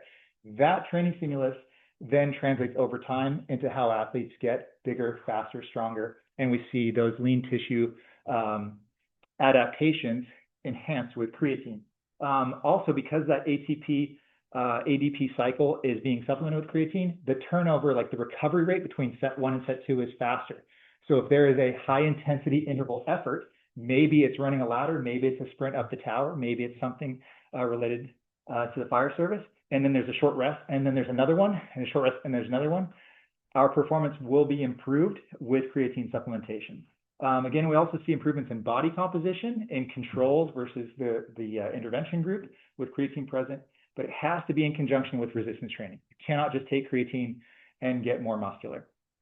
It may appear that way because the creatine is going inside the muscle cell, which is really important. There is, if you think of a muscle cell almost like a hot tub, if you add a little bit more chemicals or more, chlorine into your hot tub, but it really likes a certain amount of chlorine and a certain amount of water, and you add more chlorine to it, well, it might swell a little bit because it needs a little bit more water to keep that osmotic balance together. So it is common to see a little bit of intramuscular swelling as the body tries to find balance in that homeostatic environment. But it will not grow muscle without resistance training. It's just fuel. Okay, lastly, increased energy for cognitive function. And so this is where we know now that the majority of creatine is like pouring coffee into a mug around the table, and you're filling up the mug maybe 80–90%, and that's going towards the muscle tissue. But if you pour another cup in there, there's going to be a lot more spillover, and that can go into cognitive function and neural tissue, which is really cool.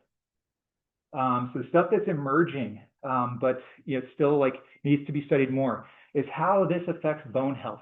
We're pretty sure that creatine does not affect what's called bone mineral density, which is what we would test on like a DEXA or look for in someone with potential osteoporosis. But there are improvements in bone health, especially in aging females, likely due to indirect processes. So if someone takes creatine and then can exercise at a high intensity with less effort, there's more mechanical load and stress going through the bone, and we know that that then in turn stimulates bone growth. Does that make sense? And we know that the absence of that, like in our astronauts, the absence of bone stress and stimulation is what leads to bone decay and bone degradation. So likely creatine will have an indirect effect, making high intensity exercise easier, which is cool. Also, that's something that we want to start as soon as possible in our aging curve, right? Because once this declines, we have lower and lower bone density and lower bone strength, then that's something that's harder to fight at a later time and to elevate. It's something that's easier to catch and then to maintain up at a higher level for longer. other emerging benefits is really cool. Creatine is part of concussion rehab protocols. I am not a neurologist. I don't go way out of my lane, but there are professional sports teams and there are Division I football teams where there's a high likelihood of TBI, and colleges are not yet allowed to purchase and provide creatine unless it is scripted by a physician. That's just the way the NCAA rules work. And there are many teams that will now have a physician who's reviewed this research saying, I'm writing a prescription for every athlete to have creatine, because the data suggests that when they do experience a concussion, the severity will be lessened, and if the recovery rate will be accelerated. Energy in the brain after a TBI goes into very high demand for healing, and so that ability for ATP turnover is just critical. So it all comes back to energy and ATP is what's happening here. Lastly is potential improvements in mood and mental health. There are some early and emerging research there that suggests this could be really useful, and I think that comes down to some of the mechanisms that can cause some mental illness or different depressions, and how increased ATP turnover could facilitate a heightened mood and a little bit more cognitive energy. But that is more to come. Okay, jumping right into the firefighter. I tried to keep the words down as best I could, but there are some slides that have a lot of words. I think it's important for perspective. Here's a study from 2024 with Drew Gonzalez, formerly out of Texas A&M. Again, Scott Forbes, who I referenced earlier from Canada. A colleague of mine, Annette Zapp, she is a 20-year career firefighter, retired out of Illinois with a master's degree in exercise science and now in a PhD program in the Tactical Research Lab at Oklahoma State University. And they are people who care tremendously about this field. They have been in this field. They're very familiar and aware of the demands of the job. And so they conducted this review of research, and they are now starting a new creatine research study that they asked if we would provide the creatine for it. We graciously donated it. That'll be disclosed in the study. They just need someone to give them all the creatine. But they are about to embark on a new study in sleep deprivation for first responders, which I think is just really, really cool. So you can look this up. I also link this at the end.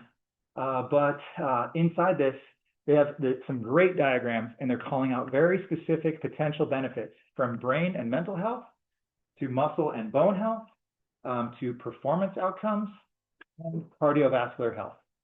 You're welcome to take a picture of that. It's also published on their paper, and we can dive deeper into any one, but the connections of creatine, going backwards, talking about the PCR system. So they're saying there's increases in creatine circulating inside the brain, which lead to increased cognitive function. And they would define that probably as high demand neurological processing, so decision making in a complicated environment. Some of us talked about tactical environments and the need for rapid assessment of a situation, the need to read the room, the need to turn out the noise and to focus.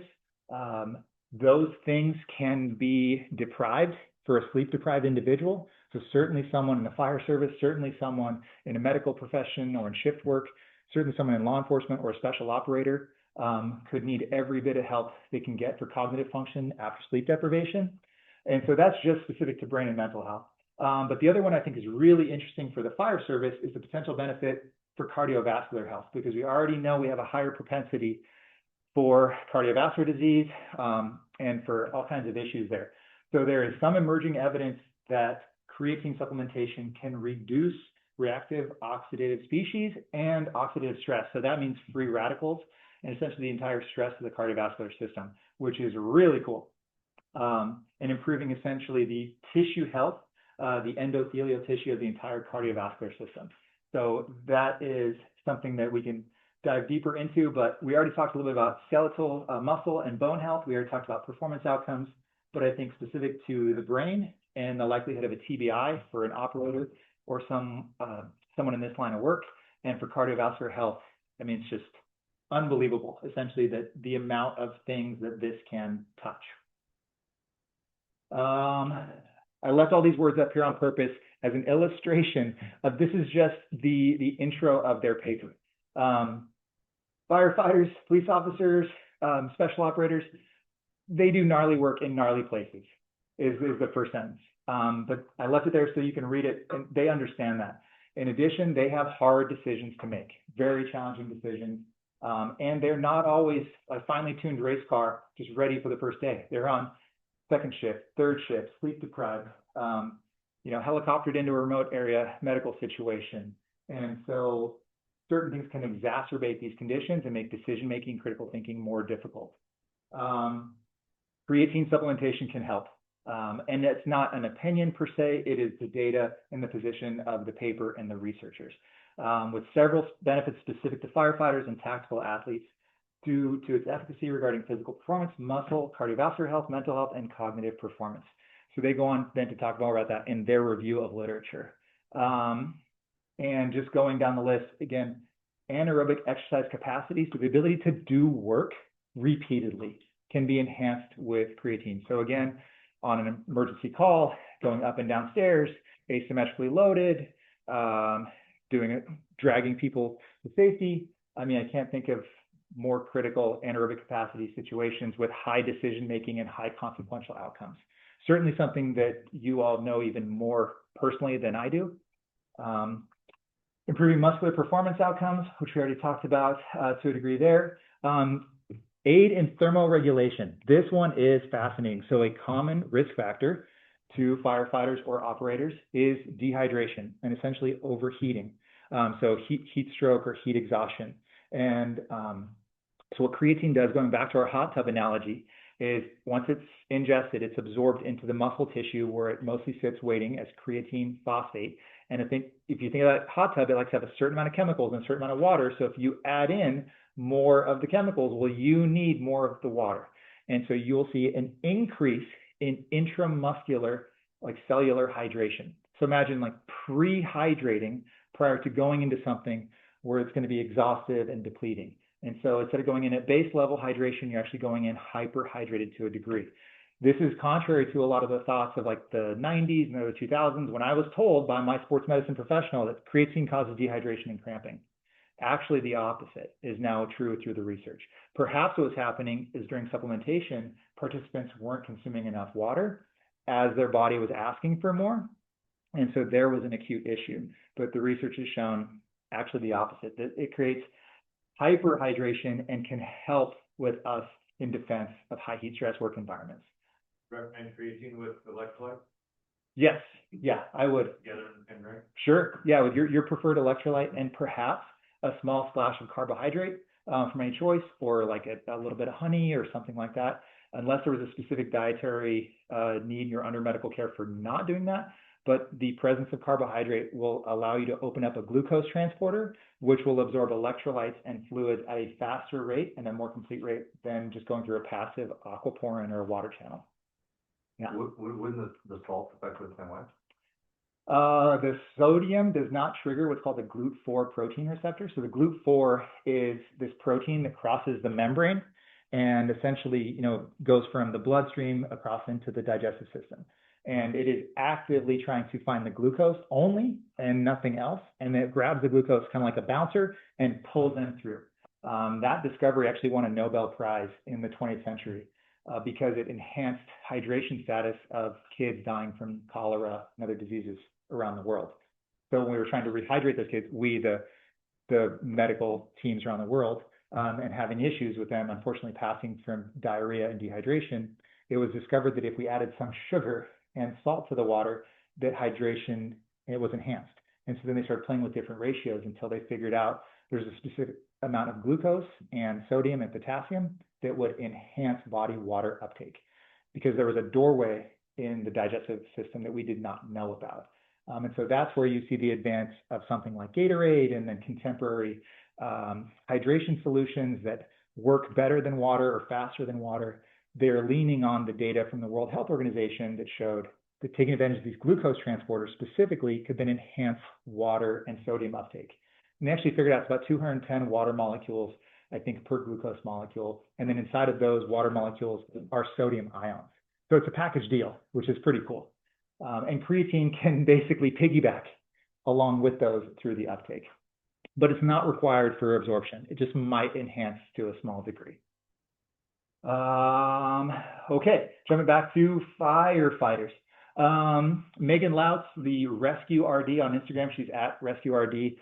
She's fantastic. She just put out a newsletter on creatine for firefighters, specifically on brain health. According to Megan, she says the brain uses roughly 20% of your daily metabolic energy goes into your brain. When energy drops, obviously so does reaction time, our ability to critically think, solve problems. Because creatine helps to recycle ATP, then these things can be assisted. So it all comes back to energy. So just hope to demystify this and just helping us as an alternative, not as an alternative fuel, but as a fuel we already make, already eat, already ingest, but we have capacity for more. What you thinking about, firefighters? Sleep deprivation. How many people have worked a long shift or experienced some kind of extended sleep deprivation? I mean, anybody have kids or newborn or, so most of us can have attest to some kind of sleep deprivation. And man, how difficult is it to make decisions or to have benign mood or intention when you were just not your well is not full, right? And so what these researchers did as recently as February 2024, this is barely 2 years old, is they looked at sleep-deprived individuals and adjusting doses. And then they looked specifically at brain chemistry. So I know there's a lot of words here, but bear with me. They were looking at high doses of creatine. A common dose might be around 5 grams or 5,000 milligrams. They were looking at someone about my size, a 200-pound individual, at about 31 grams. So maybe a 6-fold increase. And what they found was on these MRS scans, magnetic high resonance spectroscopy, was that the brain chemistry looked different in the intervention group. So you have your control, people who are getting the placebo, you have the intervention, the people who are getting the treatment, and the brain scans looked different, which is wild. They noted that creatine induced changes in the phosphocreatine ratios and ATP, and the net effect, the important thing was that there was an improvement in cognitive performance and decision-making speed. So basically imagine keeping people awake for a long period of time and then giving them some very mentally draining tests. And what does their reaction speed look like? Maybe there's reaction buttons to touch different lights. Maybe there's trouble trees where you have to figure out if this and this, if this and this, how fast can you solve the puzzle? And it's a significant difference. The cool thing is in this study, which I also link at the end, you can pull up, and I shared with somebody, I think to this, you can actually go to this study on PubMed for free, and you can look at the images of the brain. I probably should have pulled those in because they're really cool. I was trying to keep it as tight as I could. So the net effect was that high dose creatine can partially reverse fatigue-related cognitive deterioration. So in the event we have a firefighter who's worked a 48 straight and they need to commute home up to Truckee or wherever, a 90-minute to 2-hour commute is not uncommon in the fire service. And we've already tapped our Zens, we've already tapped our caffeine, we're already exhausted. And I just need you to get home safely because you got precious cargo and people waiting for you. And we need you back here at work whenever you come back. That's 96 or whatever it is. We care about you. This is something that you could lean on now with data that suggests high dose creatine at 0.35 grams per kg can be a useful tool to mitigate sleep deprivation. So this would be an acute intervention. Yes, sir, what you got? So this study is something we've been talking about at our department, and like especially if somebody gets mandatory, especially if they're going past that 48. Yeah. Are there any risks to this high dose, especially if somebody's not already taking creatine regularly? No, but it will artificially raise creatinine on a blood panel. So prior to blood work, it would be something you'd want to mention to whoever's reading the panel, to your medical professional, just to let them know. Because creatinine, different from creatine, and that's a future slide, getting ahead of myself here, is a marker of tissue breakdown and muscle breakdown. So when it is elevated on a blood panel, then it's an alarm. Creatine supplementation will artificially increase creatinine, but creatinine isn't bad by itself, just if it's elevated because of tissue breakdown. So it's an indicator for something like rhabdo, for example, where you see elevated creatinine, elevated creatine kinase. But just the elevation of it, does that make sense? If it's from creatine, is not bad by itself, not harmful. So on that, you take about creatine, how fast is it brain and how long is it? Great question. I don't know to answer that right now, but I believe that it's fairly quickly. That absorption rate is probably going to be 20 to 30 minutes. And so that would go into circulation fairly quickly. But there would be just a little bit of absorption time, and that's where perhaps an electrolyte product or a little bit of carbohydrate might speed that gastric emptying rate, so it sits in our stomach or this reservoir for less time, and it gets in as fast as possible. So yeah, it might be something where if you're at the end of your shift, or if you're hopping in the truck and you kept it in the center console, it might be something to use there. You know, go fill up with gas or get a coffee, and then just meander on your way, knowing it's starting to pay dividends as you get down the road. You said earlier that like 5 milligrams could upset your stomach. What is 31 milligrams going to do to somebody who's about to drive? Yeah, there is a very small percentage of the population that anecdotally, it's not shown in the literature, the vast majority of those 685 creatine research papers, the vast majority of them use creatine monohydrate. In some people, there is some GI distress with creatine monohydrate. So in those, my wife is one of them. When she takes 5 grams of water, she will experience stomach discomfort. So it's recommended that someone like her encapsulate that with food or spread out her dose. So it's a really great question. I think it's something the researchers will have to look at. And try it before you max dose. Yeah, so I personally am taking 2 doses a day now. I'll take one first thing in the morning, and then a second one in like a smoothie or maybe a post-workout, shake or smoothie with some protein and carbohydrates. Yes. If you're doing the 10 milligrams, it's better to space it out like that, or the 10 grams, it's better to space it out like that, or do it alone? I would space it out. Yeah, just make sure that you're not in that small group. Like I said, I don't know exactly what the percentage is, but it's pretty small. And so just make sure that it digests well with you. If you have any issues with it, then look at food encapsulation. I've seen guys dry scoop it. I've seen people put it into a mug and just out of the faucet, and shoot it. But if it's something that causes any issue for you, then a small amount of applesauce, yogurt, oatmeal, or a meal, it will be fine. Consistency is more important. Creatine supplementation, since we already make some and eat some, it's like cruising right now at everyone's cruising along at 10,000 feet of altitude, but your body has the ability to cruise up at like 35,000, and it's more efficient. Maybe it can go a little faster and there's less drag. So in order to do that, you can either rocket up with a loading phase, which we'll talk about in a second, or you can come up a little slower. And so if you do have creatine already in your system, then perhaps you might not need to take this much. Maybe 20 grams would be sufficient if you're already taking 10. So I think there's still questions here where this is emerging. It's only 2 years old, and Texas A&M is about to embark on this new study. So I don't know. I think it's very exciting that as we come up with these questions, that we turn to the researchers and say, what do you think? And I was able actually earlier today to message Annette Zapp on some creatine questions about its stability in water and about its potential effects with caffeine. And she texted me right back. So these are real people here doing real studies. They're just controlling for other variables to make sure that the results we get are more valid. So couple common myths that it doesn't do anything for you, it just causes water retention. If there is any water retention, it is intramuscular water to keep the creatine and water osmotic balance there, which is what we would want anyway. That it's some kind of steroid. It is not. It is not. It's 3 amino acids put together. And your liver and your kidneys can do it, or we can do it in a lab, or it's already inside other meat products. That it causes some kind of damage. It does not. We know that it artificially inflates this biomarker called creatinine that's commonly found in the blood panel, but that in itself is not harmful. That it could cause hair loss or baldness, that's not a thing. That it creates dehydration or cramping, we now know that's not a thing. It's just not seen consistently in the literature. That it's harmful. My next door neighbor has a kid playing sports. Said, hey, my kid take creatine. Well, it's up to you. There is no data that suggests it would be harmful in any way, shape, or form. If that sport that the kid is playing has a likelihood of a concussion or TBI, it could be protective. If it was my kid, I probably would. I certainly will not tell my next door neighbor what to do. There's also something we said about looking to supplements too fast and not looking at food first for performance benefit. So what I would say is the coach in me is like, well, what is your kid trying to do? What is he hoping to do he can't do yet? Are we getting enough sleep? Is he at his workouts on time? What does his diet look like when you're not watching him at school?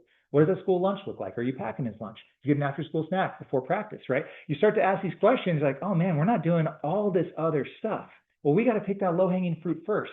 So I would definitely want to take a food first approach, but not a food only always approach, because I don't think that eating 2.5 pounds of red meat a day is probably going to be good for my long-term cardiology report. So,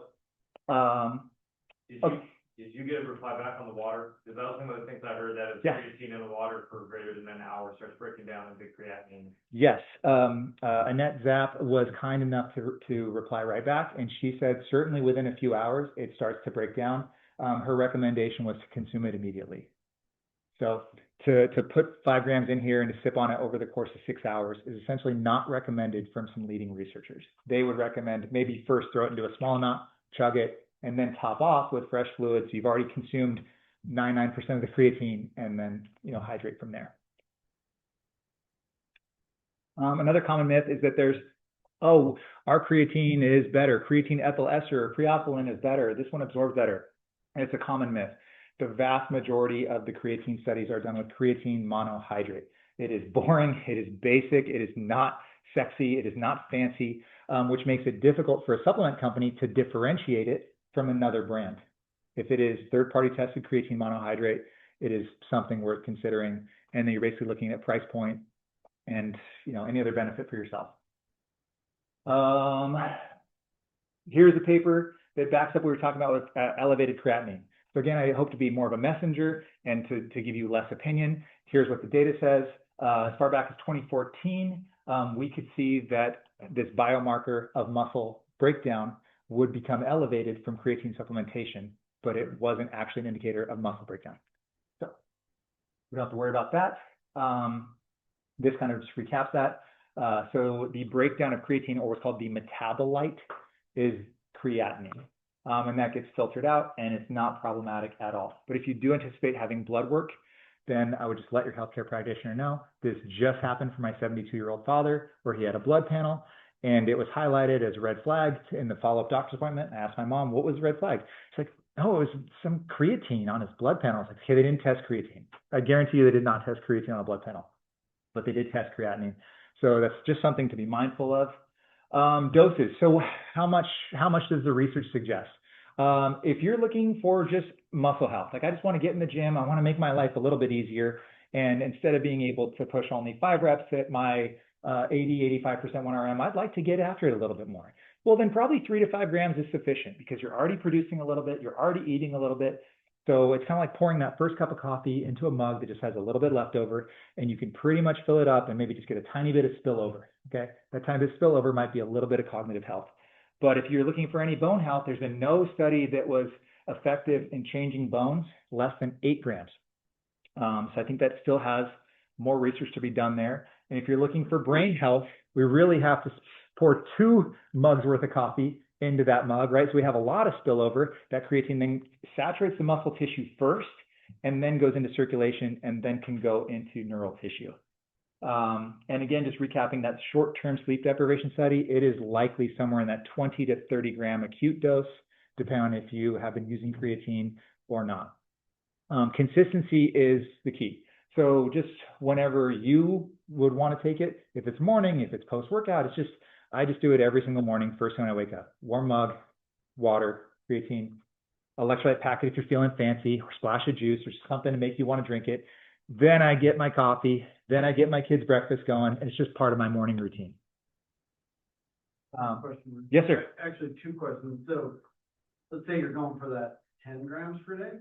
Mm-hmm. Is there anything that says you can't break that up, like 5 grams in the morning, 5 grams in the evening, or is that No. the wrong approach? Should you take it all at once? Or? No, fantastic. I mean, if there was some reason where you couldn't take it in later and it was easier for you to take it all at once, I'd say go for it. But creatine has a build-up period that's going to be somewhere around 21 to 28 days. And so once you're already cruising up here at altitude, you're kind of just like keeping the plane up, right? But if you're already saturated, if you're with me. But so if you miss a dose, it's not the end of the world. And it will take 28 to 40 days, actually 20 to 42, for a washout to return back to baseline. So that's something where if you forgot your creatine, you're going up to the mountains for the weekend, you're like, oh man, I won't have it with me.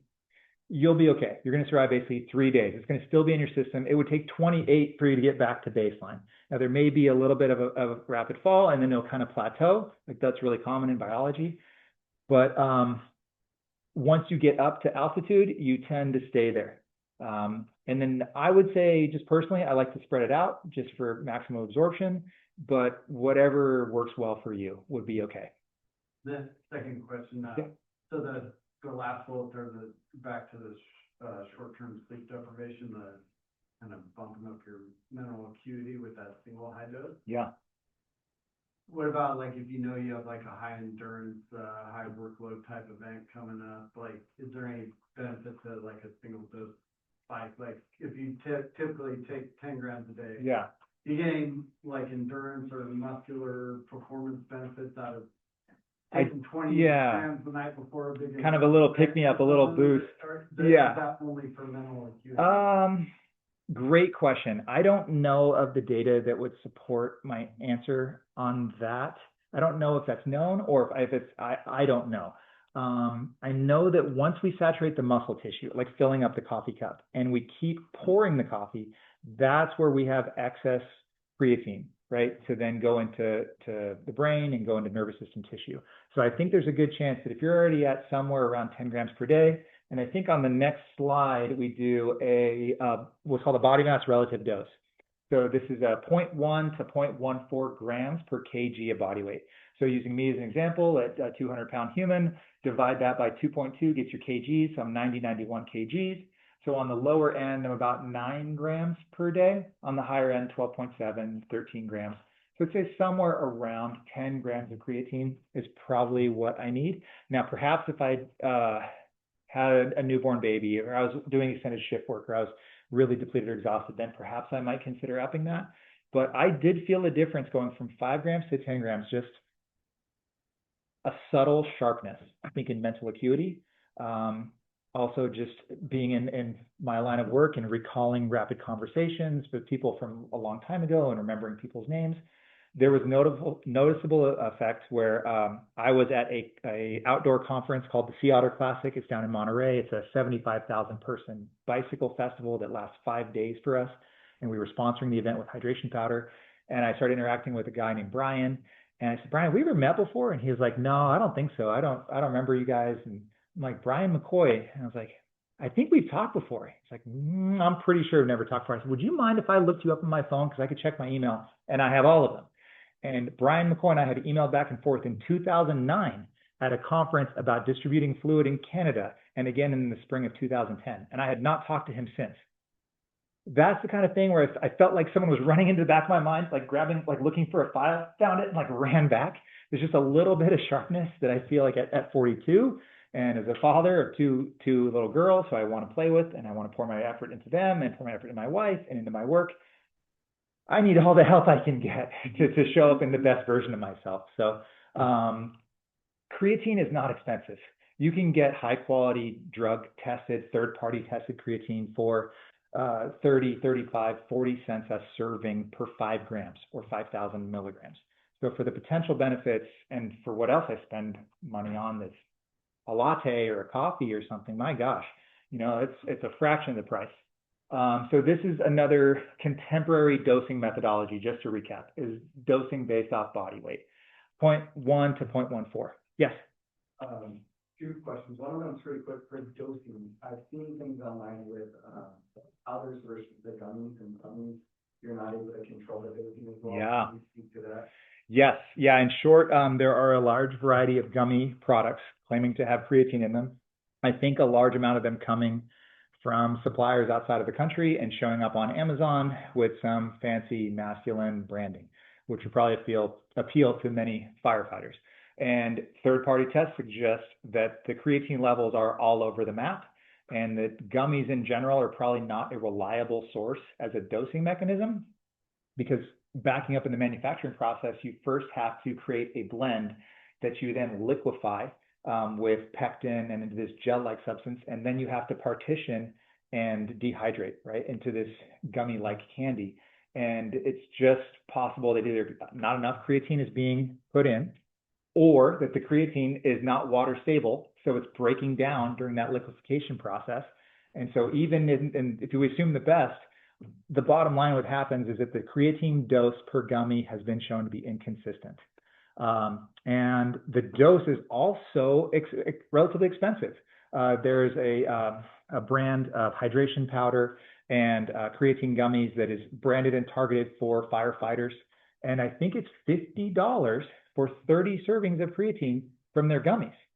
So we're asking for $1.60, $70 plus for that serving of creatine at 5 grams, in contrast with something like 30 cents ish. It's a significant price difference, 5 to 6 fold. And then we're not sure if it's there without the third party testing. So, Stupid question. Yeah. Will the container say third-party testing? Is there a specific logo? yeah, that's like the new buzzword. From someone who's on the inside of this, third party testing could mean anything. With every single food product that we make and manufacture, we send that out to a lab that is accredited, so they themselves have to be audited and inspected to know that they do good work. And then we send every product out for micros: yeast, mold, salmonella, E. coli, coliform, total plate count. Basically, is this food safe? Is it human, for consumption? Well, technically, they're outside our company. Technically, that's a third-party test. Technically, we're third-party tested. But that did not validate label claims. That didn't check gluten. That didn't check lead, arsenic, cadmium, mercury, the common heavy metals. That didn't check for any banned substances. How do I know that in the production facility, my dude didn't drop some Ritalin out of his pocket, land in the blender, get blended up, and now all of a sudden you pop high on a drug test? I think some people would have, a problem with that. Some of our customers certainly are paying for what is not in there, in addition to what is. So the value of omission versus, certified versus the value of addition.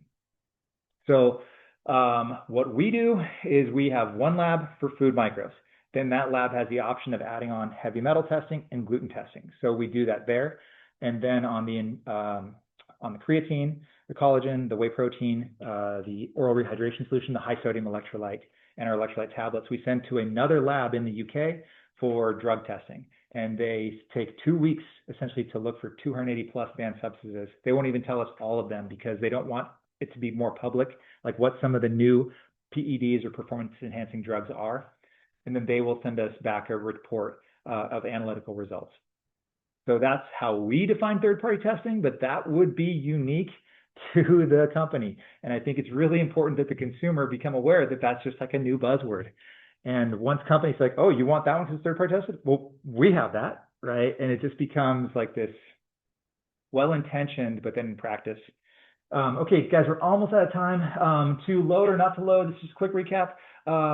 If you're right now at your low altitude, because of what you're making, what you're eating, and this is where you could be cruising, you can come up quickly with what's called a loading phase.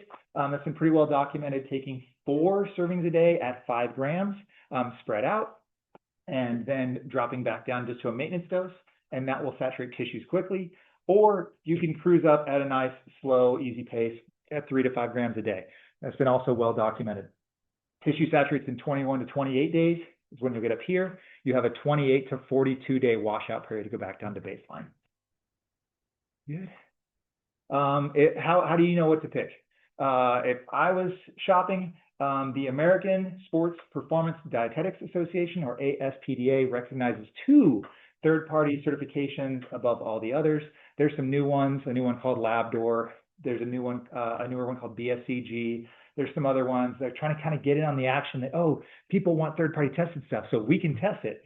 So dietitians are very skeptical of that, and they'll be slow-moving, and they'll want them to prove themselves. And so these 2, Informed Sport or NSF Certified for Sport, are the common tests that I would. They're going to look at label claim. They're going to ask you to validate that. They're going to ask for heavy metal verification. They're going to test for banned substances. They're going to audit and inspect the facility. That's a big one too. So where's the stuff being made? How's it being produced? Is the equipment stainless? Do people wash their hands? Like, how do you verify that? Like, all of those things are like, oh yeah, I just kind of took that for granted that you guys are washing your hands or storing the stuff in a different place than where you store the cleaning supplies. Like, so very, very important. Besides that, once you pick those, then I would say, how does it taste? Some creatine can be pretty bitter. Some creatine can be very close to tasteless. Is it really fine and soluble, or does it have any grit? You can kind of tell some creatines have a little bit more of a texture to them. How much does it cost? We're going to pay for this stuff. What am I getting for my dollar? And then the travel option, packet, tablet. You're starting to see some like chewable tablets where they can get the dosing as opposed to like the chew or the gummy. I've seen those, but they're very expensive, cost per serving. If you want any of the places where I got this information, these are those, and I can happily share this with Coach Gallagher, and he can share this with you all. If you want to get any creatine from Fluid, we offer discounts to firefighters, law enforcement, veterans, and active duty service members. We make this at our facility in California and put it into bags or into packets. When I say make, I mean that we repackage. The creatine raw material is either produced in China or it's produced in Germany. There are only 2 countries with creatine production factories in the world at this moment. We source protein from the UK, we source protein from the US, we source legumes from Canada, we source magnesium from Utah, and sodium from Thailand. Like, ingredients can come from all over, but it's just really important that the supply chain has the proper vetting. The vendors have third-party certifications, provide what's called a certificate of analysis to us with good numbers. And so we do go out and get this third-party tested and provide this to a variety of athletes at the collegiate or professional or higher levels of competition. That is tactical, and thank you very much for having me. Recording. Good. All right. So, hey, everyone. Thanks for coming in and watching this, and thanks for Sac Metro just for hosting this entire event. It's been really cool. My name is Kimberly. I am an ER nurse and the owner of Ripple Health. I've worked in the emergency room since 2001. 19 of those years, I have been an RN, which is kind of crazy because I'm only like 26 right now, trying to figure it out. I started doing vitamin infusions just over 6 years ago. AI photos, gotta love them. Just over 6 years ago, so right before COVID, and then decided I wanted to start my own. So Ripple Health came to be just under 2 years ago. Since then, I've partnered with CryoLab in El Dorado Hills, and I'm there every Tuesday and Thursday doing infusions, as well as collaborating with Theta Wellness and Our House Fitness. So I wanted to go over a little bit about what Ripple Health is about. I've worked with firefighters, with first responders, student athletes, professional athletes, anyone feeling depleted, people with cancer, everywhere in between, with helping to optimize wellness. So today I want to talk about something called Beyond the Pill. And while supplements and medications definitely have their place, sometimes we are living in bodies that are under constant demand and require something a little bit deeper. Thank you. So stress, poor sleep, environmental exposure, illness, busy schedules, recovery, it all adds up. And with that, sometimes we need that extra little boost for our bodies. So why Beyond the Pill? So we live in this world where we are constantly exposed to everything. Busy work schedules, smoke and environmental exposures, dehydration, repeated illness, injuries, constant recovery. So even with diet and goods and supplements, then sometimes our bodies just struggle to keep up and recover. When we take vitamins by mouth, everything needs to go through our digestive system, which we're battling with absorption. Partner that with stress, with illness, just feeling depleted, and it's probably not, usually absorption's not ideal. So this is where vitamin infusion comes in. IV vitamin therapy allows all the nutrients to go directly into the bloodstream where the body can absorb them immediately. So it's not about replacing healthy habits. It's just about supporting the body when it's been pushed too hard. There's a couple of things I want to go over. One is our entire process. I have a physician partner. Every single client that comes in gets medically cleared. We go through medical history, medications, allergies, everything to make sure the infusions are correct for you. Once you get cleared, we get your vitals. we get vitals. If everything looks good from there, we start your infusion. This is what our firefighters look like. So, so infusions take about 30 minutes for a liter bag. unless we're dealing with higher dose like vitamin C, magnesium, or NAD, 30 minutes is about the average time for the basic infusion. If we don't have time for that, we have 500 ml bags, we have 250 ml bags, just to be able to scale it for you. I want to talk about a couple of the infusions that we have. One is with collaboration with Theta, which is the post-exposure detox and recovery infusion. This one's especially geared towards firefighters and first responders. So after exposure to smoke, chemicals, intense physical demand, the body goes through oxidative stress, which is the cellular wear and tear, which then just leads to a depletion of a lot of these nutrients. So vitamin C, which is our antioxidant support, helps with that cellular turnover. Glutathione is another one that is our body's master antioxidant, so it helps with that whole detox pathway. Magnesium, which helps with muscle recovery and nervous system support, and then zinc, which helps with immunity and supporting the cellular repair. So the post-exposure infusions are there to support the body's natural detox pathways. This is a series of infusions that we've built out to help to support the cells to be optimal at their optimal state so that it can help with the whole detox process. In addition to the detoxing, the infusions will help to replenish antioxidants and then restore hydration and electrolytes, which is very needed for the intense physical demand that first responders and firefighters are constantly going through. So I'd like to say it's kind of like an oil change for your body. We're helping to clear out what the body doesn't need and then helping to replenish what it's used up. I don't know why all these made them look like me. Please stop. Please stop. I don't want to see myself up here. So the next one is for the immune support infusion that we do. So it's not just about first responders and firefighters, but it's for everyone who is feeling depleted, especially partners at home who are holding down the fort while everyone is gone on their long shifts or away at fires. So it's dealing with lack of sleep, busy schedules, just full-on depletion. It all impacts our immunity. So the immune infusions include vitamin C, B complex vitamins, zinc, just to name a few.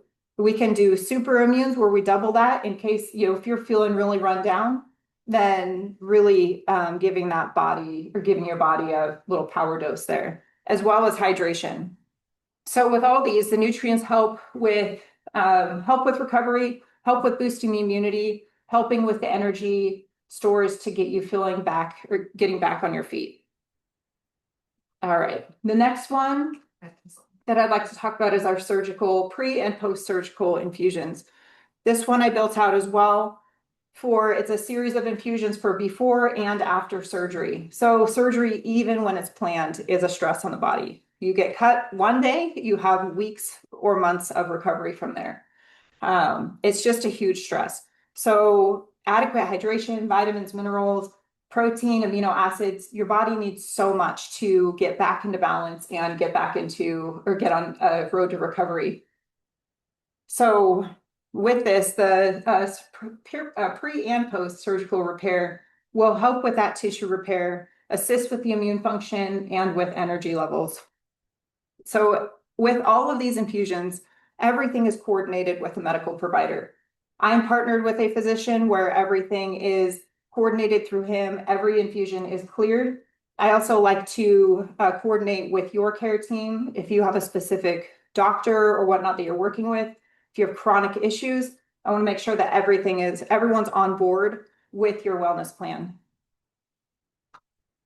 All right. So IV therapy, it's not for everyone. Obviously, if there's chronic issues, if there's cancer, we want to make sure that the IV therapy is there for your optimal wellness and that it's actually helping with your wellness plan instead of hindering that. This is definitely helpful for first responders, for firefighters, athletes, busy professional, anyone who's feeling depleted. If you're having a trip out of town, you know that you get sick. It's a great infusion to get beforehand, gives your body that boost. I think it's really important to understand our bodies are so intelligent. We're walking around with this incredible machine that is mechanics, nervous system, bacteria, energy, all working together to create this stable system. And IV therapy is not about dependency. It's all about support. It's about listening to your body, listening when it says, I need more hydration, need more nutrients, need more support. And sometimes it's just about going beyond the pill to simply meet the body where it is. That's it. You guys have any questions? How often do people get, I mean, is it based on what the purpose and need are? Okay. Absolutely. So depending on, I mean, I've got patients who have cancer and we have like a weekly to every other week protocol for them. Athletes is usually weekly because they're just expending their energy stores so much. If you're just looking for general wellness, I say you could do once a month or just whenever you're feeling a little run down, have a trip that's coming up, busy schedule, then you can get a boost that way. So, but we also offer those 250 ml bags are little mini drips as well, which is really nice if somebody just says, hey, I just need a little boost, and we can, put in some vitamin C, zinc. If you're feeling down, then B vitamins, all that, customize it towards what your goals are. So. Which is an interesting thought, kind of, you're traveling somewhere. Oh, yeah. The thought of being on a plane and being around absolutely lots of people. It's probably one of the more frequent IVs that I do is a lot of people who are either traveling for business, traveling for vacation. They don't want to get sick. They know that, hey, I just had a couple who traveled to Norway for 3 weeks. They knew when we travel, we don't feel well. So both got their infusions the day before they flew out, came back, so they felt great the whole time. So it gives, we just really load up on the vitamins that are needed, especially for the immunity, and, get everything back to baseline and hydrated. So. What if you're terrified of needles? I'm terrified, but I think I need something like this. Yeah. And I don't know how I can push through to do it, but I want to Usually. Try. Yeah. I mean, I don't know if I can do it. Honestly, I don't know, but I don't want to rule it out just because. Well, and that's going to be up to you. I mean, I have had that, where people are very, they have this anxiety with it, and you're going to have to judge that by, what your comfort level is. I mean, I wish I could take away the needle part of it, but it's for my end, working in the emergency room for so long, then I'm not afraid of hard sticks. I'm not afraid of, anxiety, all of it. Even over at like Cryo Lab, they've got little recliner chairs. So, sit back, listen to some music. We can distract you in other ways to see, if that would work. Yeah, but that would be dependent. What are the locations? Where's Cryo Lab? Cryo Lab is in El Dorado Hills, and then working with Theta and Gold River to get the infusions down there. Otherwise, then I'm mobile. Oh. So. She's come to my home, given me Oh, okay. And one of those situations I was in trouble and I knew it, and I just called her and said, hey, I need an infusion. So yeah. I love that, because then people if you're feeling run down, if you've got the flu, anything, I've done infusions poolside. I've done them where people are laying up in bed, and it's just all in between. Everyone gets infusions for different reasons, and so just being able to adjust to what their needs are. Made a comment about working with our healthcare providers. Out of care, what hospital do you work for? What system? I work for Mercy, for Dignity Health. Yes. So is it something that we provide that information to you, or is that something where you actually, so like, for example, I'm in Kaiser. Mm-hmm. So do you directly work with my doctors, or is that something that has to come through? That would be something that comes through you. Yeah. So even though I work in the emergency room, this is something totally separate. And, to be honest, there's a lot of apprehension from Western medicine where they, not always open to alternative therapies. And I deal with that even on, the emergency room side. But if there's chronic issues, like we'll say patients that are coming in that have had cancer and still under care from their physicians, then I've always wanted to be in contact with, that whole care team of letting them know we're, planning on doing this. Is there anything that you would recommend or that you do not want this patient to have from your knowledge? And then we can build it out from there too. I would love to see this at Theta. I go to Theta. Okay. I've been there in about a month or so, Oh, and I'm wow. getting the glaring over here. Like your comment about just the, I would say the judgment of alternatives. I mean, well, I have a cocktail there that I do that I would love if in my cocktail I could add an infusion of sorts would be amazing. Absolutely. So, Absolutely. Yeah, that's what we, even with the gym that I'm collaborating with and everything, we're talking about, you know, building out these routines for people that can come in and say, hey, we can do these, you know, systems over at Theta and get your infusion at the exact same time so that it's, you know, really time efficient. So, I mean, we're always on the go and, you know, trying to squeeze in these therapies, which I'm sure is, you know, why you haven't been there in a month, and I won't even let them know how long it's been since I've been there, because it's been a long time, way too long. So, yes, absolutely. I mean, I don't know, the men in the room are gonna get all weird about this, but I mean, I'm going through perimenopause right now, so do you guys have anything that's like, I know we're gonna talk to these ladies here about that, but is there any type of cocktail that you would provide that would help with those things? Yeah, well, and we can give, there are certain vitamins that are beneficial for perimenopause. I would say also looking into, I dabble in like peptides as well, and looking into that on just making sure that you've got, you know, your cellular health, and then different B vitamins are good for, you know, hormonal balance, magnesium. There's benefits to it. I wouldn't say that they're not replacement therapy like what's out there as well.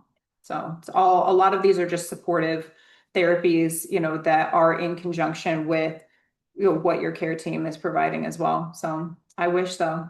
Yeah.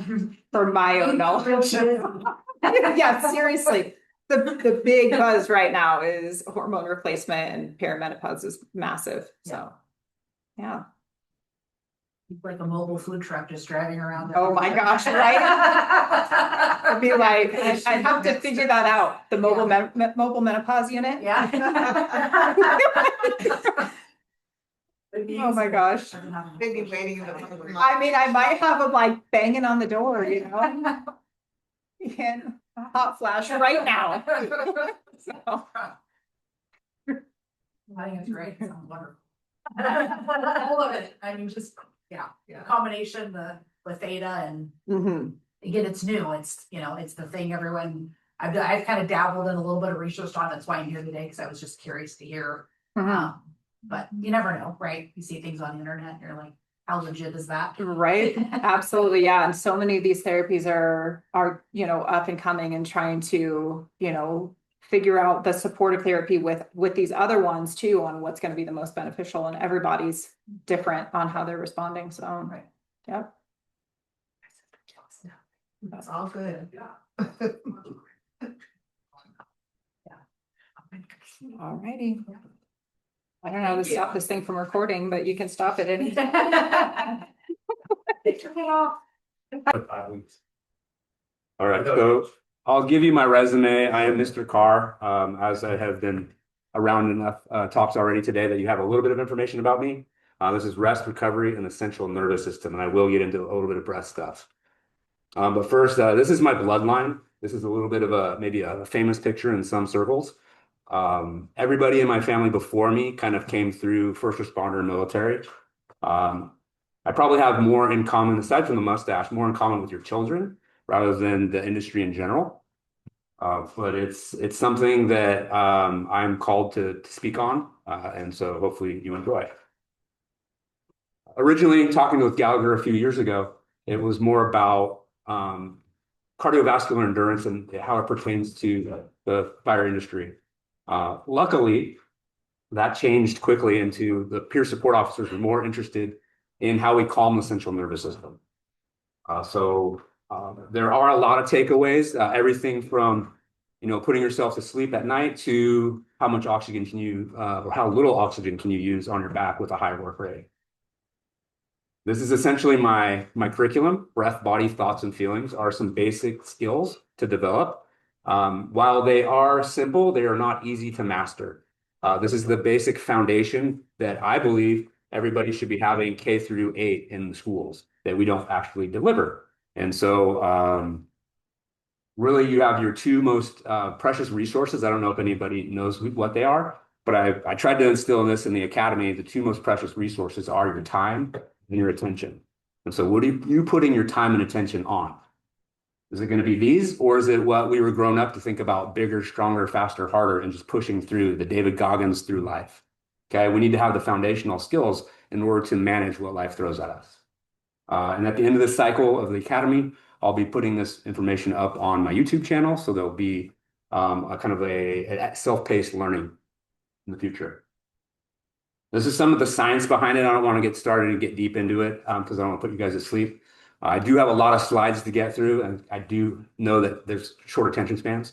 But the reason I say and I share this is the circle is Christian Bohr, who discovered nitric oxide.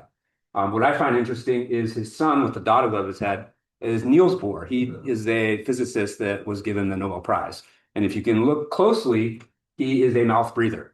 To the trained eye, that's easy to see. My lips are slightly open, but it's that long, drawn-out face. And that's one slide that I don't get to share in schools because that gives fodder to those bullies to make fun of kids that are breathing through their mouth. And there is 20% less oxygen absorption breathing into your mouth. So there is truth to that old adage about intellectual functioning and mouth breathers. This guy doesn't care about the biochemistry. He, as you may recognize, he has a killer gas tank. And I'm just purely the person that shares information. He is in charge of his own cardiovascular endurance, but if you watch him fight on 21st of February against Sean Strickland, you'll see his cardiovascular endurance on display. So I share this slide to hopefully get some street cred and show off my flip-flops there. That is a fundraiser for our nonprofit Skips Foundation. But what Fluffy does is these basic skills and things that he kind of stumbled into before I even came into his life. These are also basic school skills and exercises I did just from getting information from coaches that used to, play for the Eagles. And then I got certified in some of the stuff, and then it just reinforced his need to kind of push further with these exercises. So not only can I help you fall asleep, I can help you stay safe on a call, and then more importantly, or maybe not, but your competitive nature will come out as you try to compete for the highest work rate and using the less oxygen on your back. So, but purely all this information is a public service announcement. If you cannot breathe comfortably through your nose, please contact an ear, nose, and throat doctor or a specialty dentist. They can help you with palate expansion. If anybody has kids and they've gone through orthodontia, now there's a phase 1 that happens before the age of 10 to keep that palate expanded. I used a program called Vivos as an adult, and it's helped me along my way through my sleep and injury issues. I didn't make this stuff up, okay? This was instilled in me by this forensic psychologist, and there's truth to that old adage about the teacher showing themselves when the student is ready. He worked with first responders, allowing them to get back on the job after traumatic events. He was disenfranchised as he left Oakland and had his own practice, and then developed a program for officers that weren't quite putting everything into practice. They went back on to their vices, and he found me through Pilates, like my energy. It was kind of a weird conversation that we had monthly. I like your energy, Ryan, and while I'm vetting people for this program, I'd like to take you through it.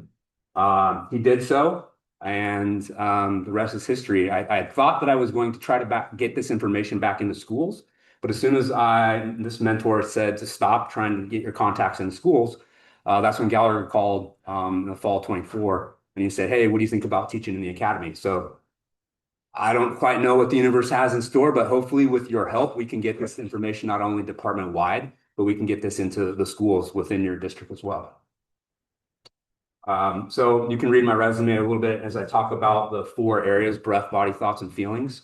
I want you to think about you're on a road trip, and these are the 4 entities in your car. One of them is driving, and the others are passengers. At any moment, depending on what life has to offer you, you need to seamlessly pass between breath, body, thoughts, and feelings. So if you're busting down a door or there's an actual fire, which happens very rarely, you're not thinking about your thoughts and feelings. Those are out the window. You're just getting through that door. And so you're probably not even thinking about your breath. You're just thinking about your body in that moment. And so you need to then seamlessly transition once you get to the other side to think about, regulate your breath, think thoughts and feelings so you make good decisions while you're on the other side. So seamlessly being able to pass through breath, body, thoughts, and feelings is the crust, the core at what all humans need to be able to do, especially our heroes. But probably my greatest accomplishment is raising that nuclear family. Without my wife, who's standing out at Skip's booth right now, without them, none of this would be possible. That second picture might not have been taken because of where I was at in the depths I was in. Hopefully these two things you've heard about before, parasympathetic and sympathetic nervous system. Where do most of you live, or most of society in general is living in the sympathetic nervous system, right? It's overactive without even thinking about it.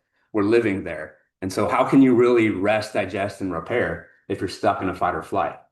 It's not a badge of honor or, everybody wants to be laid back. But really you're almost stuck in that fight or flight response. That dump of cortisol and adrenaline is something that a lot of us are looking for. But when you live in that way, that's why the statistics of suicide are so high and why longevity after retirement is so low. So you can learn to change your physiology simply through breath. And there are hundreds of ways that you could breathe. The idea is that, just like in this previous talk with Dr. Sean, certain foods may be good for you and it may not be good for the person next to you. Well, one breath exercise may change your physiology slightly different than that person that uses the same exercise. So you need to learn multiple exercises and see how it affects your body. This is a stat that I usually like to include when I talk about posture, in that the pain paradox. But 90% of your body's output is spent on fighting gravity. And that leaves a lot left over for all the other things. And I like to add in here, I think, even though we won a Nobel Prize, I think we missed some energy to leave for breathing, because that's ultimately the most important piece. Taken for granted, right? It seems like it's easy to breathe. It's said to be autonomic, but you can really control that. Your brain's amazing. We can actually decondition and reprogram your brain. And depending on what you've been through, you might have to take different steps necessary. But I've seen amazing things with kids in schools, taking a child nonverbal with autism and teaching them not only to speak, but learn to read and read aloud. So where are you putting your time and energy? What are your priorities? What does your budget afford you? Well, are you riding dirt bikes and going boating, or are you spending time on yourself and through what your family's going to need out of you to get through your career and then have a long life after that career? So learn to reprogram your brain. And essentially all my curriculum does that, which you can find at Symmetry Seekers 123 on YouTube, eventually coming summer 2026. That doesn't happen overnight, okay? We want change to happen, but you can't just will it to happen. So it does, like I said, bigger, stronger, faster, harder is not the way that you're going to make the change. You need to think of integrity rather than intensity. Okay, the person over there on the far left picture, same person, he has Parkinson's disease. He couldn't walk on his own. The picture to the right of that is him a year later, engaged in rock steady boxing, which is a boxing program for people with Parkinson's. So we can reprogram the brain even for neurologically degenerative disorders. Say that 10 times fast. And like I said, yeah. To the tongue one, because I've heard a little bit about that, but I'd be very much interested in, like, relax the tongue, stop clenching, and that sort of thing. Yeah, so I have a few more slides later down the road to talk about myofunctional therapy and something called mewing, which is out there in the industry. Essentially, when you chew gum, you do need to build the strength in the jaw. Part of the reason our tongues are so weak is because of the soft foods that we eat. Really, though, chewing gum, what I would prefer you do is to smash the gum on the roof of your mouth and develop that neurological connection. That vagus nerve has everything to do with this. We're kind of jumping ahead a little bit, but I like to fly off the cuff. I mean, you could probably get me off track very easily as a teacher once you learn that. Sleep. We're going to talk about mouth tape, but if your tongue is not suction cupped to the roof of your mouth and you're not putting pressure there, then you're not asking your brain to release a hormone that keeps you asleep at night. So when you wake up to urinate, it's because your tongue's not on the roof of your mouth. That secretion of that enzyme, more of an enzyme than a hormone, that enzyme allows you to stay asleep. So that way we're not waking up repetitively throughout the night and disrupting that rhythm that ideally you would be in. So thank you for the question. Did I answer it? Well, we'll definitely answer it by the end. And this is, like I said, physical or mental experiences sometimes take longer. Like I said, doesn't happen overnight, but if you put in the time and give it your attention, you can make a big difference. Up until my 40s or just over 40, I was still putting myself in what I would call fun situations, but harm's way in order to get what my addiction satisfied, which was adrenaline. And I think that there's a few people in this room that also kind of resonate with that. Either you join this profession for that reason, or you still find this outside and on your leisure time. Either way, you can learn to change things, and using that neuroplasticity is the best. So moving seamlessly through these 4 categories is something that even a 3-year-old can learn. That's kind of where I started with my nieces. My daughters were a little bit too old once I got all this information. And it's helping them dramatically. But proficiency with that, you either have it or you don't. And if you don't, then there's a negative cascade that starts with fear and anxiety. Fear and anxiety, you're in this loop. Fear and anxiety, that can lead to depression. My entire adult life, I was living in depression and cycling through fear and anxiety and depression, fear and anxiety and depression. And then some would call what I was engaged in self-injurious behavior. As you saw that previous picture, that was where I found fun. At least I knew what I heard after the game. But any amount of substance abuse and for any length of time, you're gonna drop further and further into that cascade. And typically people that are addicted to adrenaline find that thin line between suicidal thoughts and then that last circle there. So let that be forewarned that with control of mastery of these 4 things, you can start to build yourself out of this negative cascade and find yourself into a more positive energy vortex, which is what I find myself in today.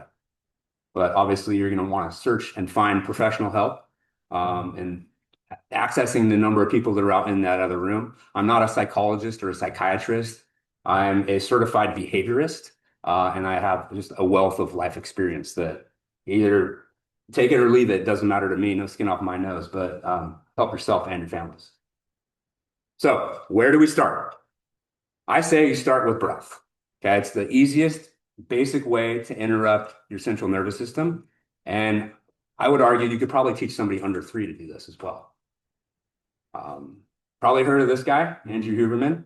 I like to say that I'm the special ed version of Huberman podcast. If you've ever listened to any of his stuff, you probably know what I mean. Something that's out there called the physiological sigh. He didn't create this, but he definitely talks a lot about it. Gallagher always wants to know, what are my takeaways? Well, this is your first one.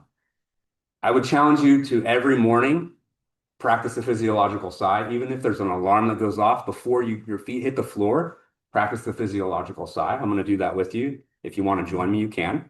It's a double inhale through the mouth or the nose, and then another little sip, and then a long exhale out through the mouth.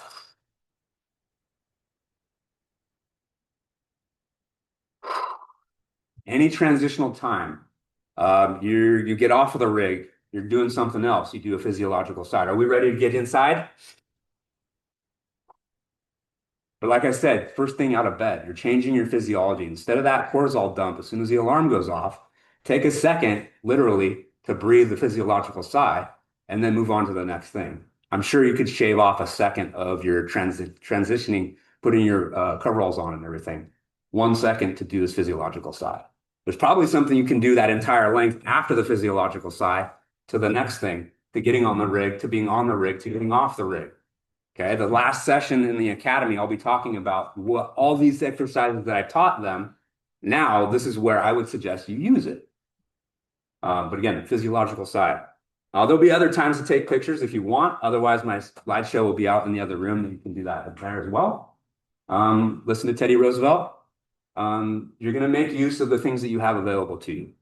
Okay, and there are a lot of options that Gallagher's bringing into you, and you're either using those options or you're not. Where are you placing your time? Where are you placing your attention? 2 most valuable resources. Plug Theta Wellness. This is an amazing opportunity you guys have available to you. Show of hands that anybody's used this service. Okay, a few people.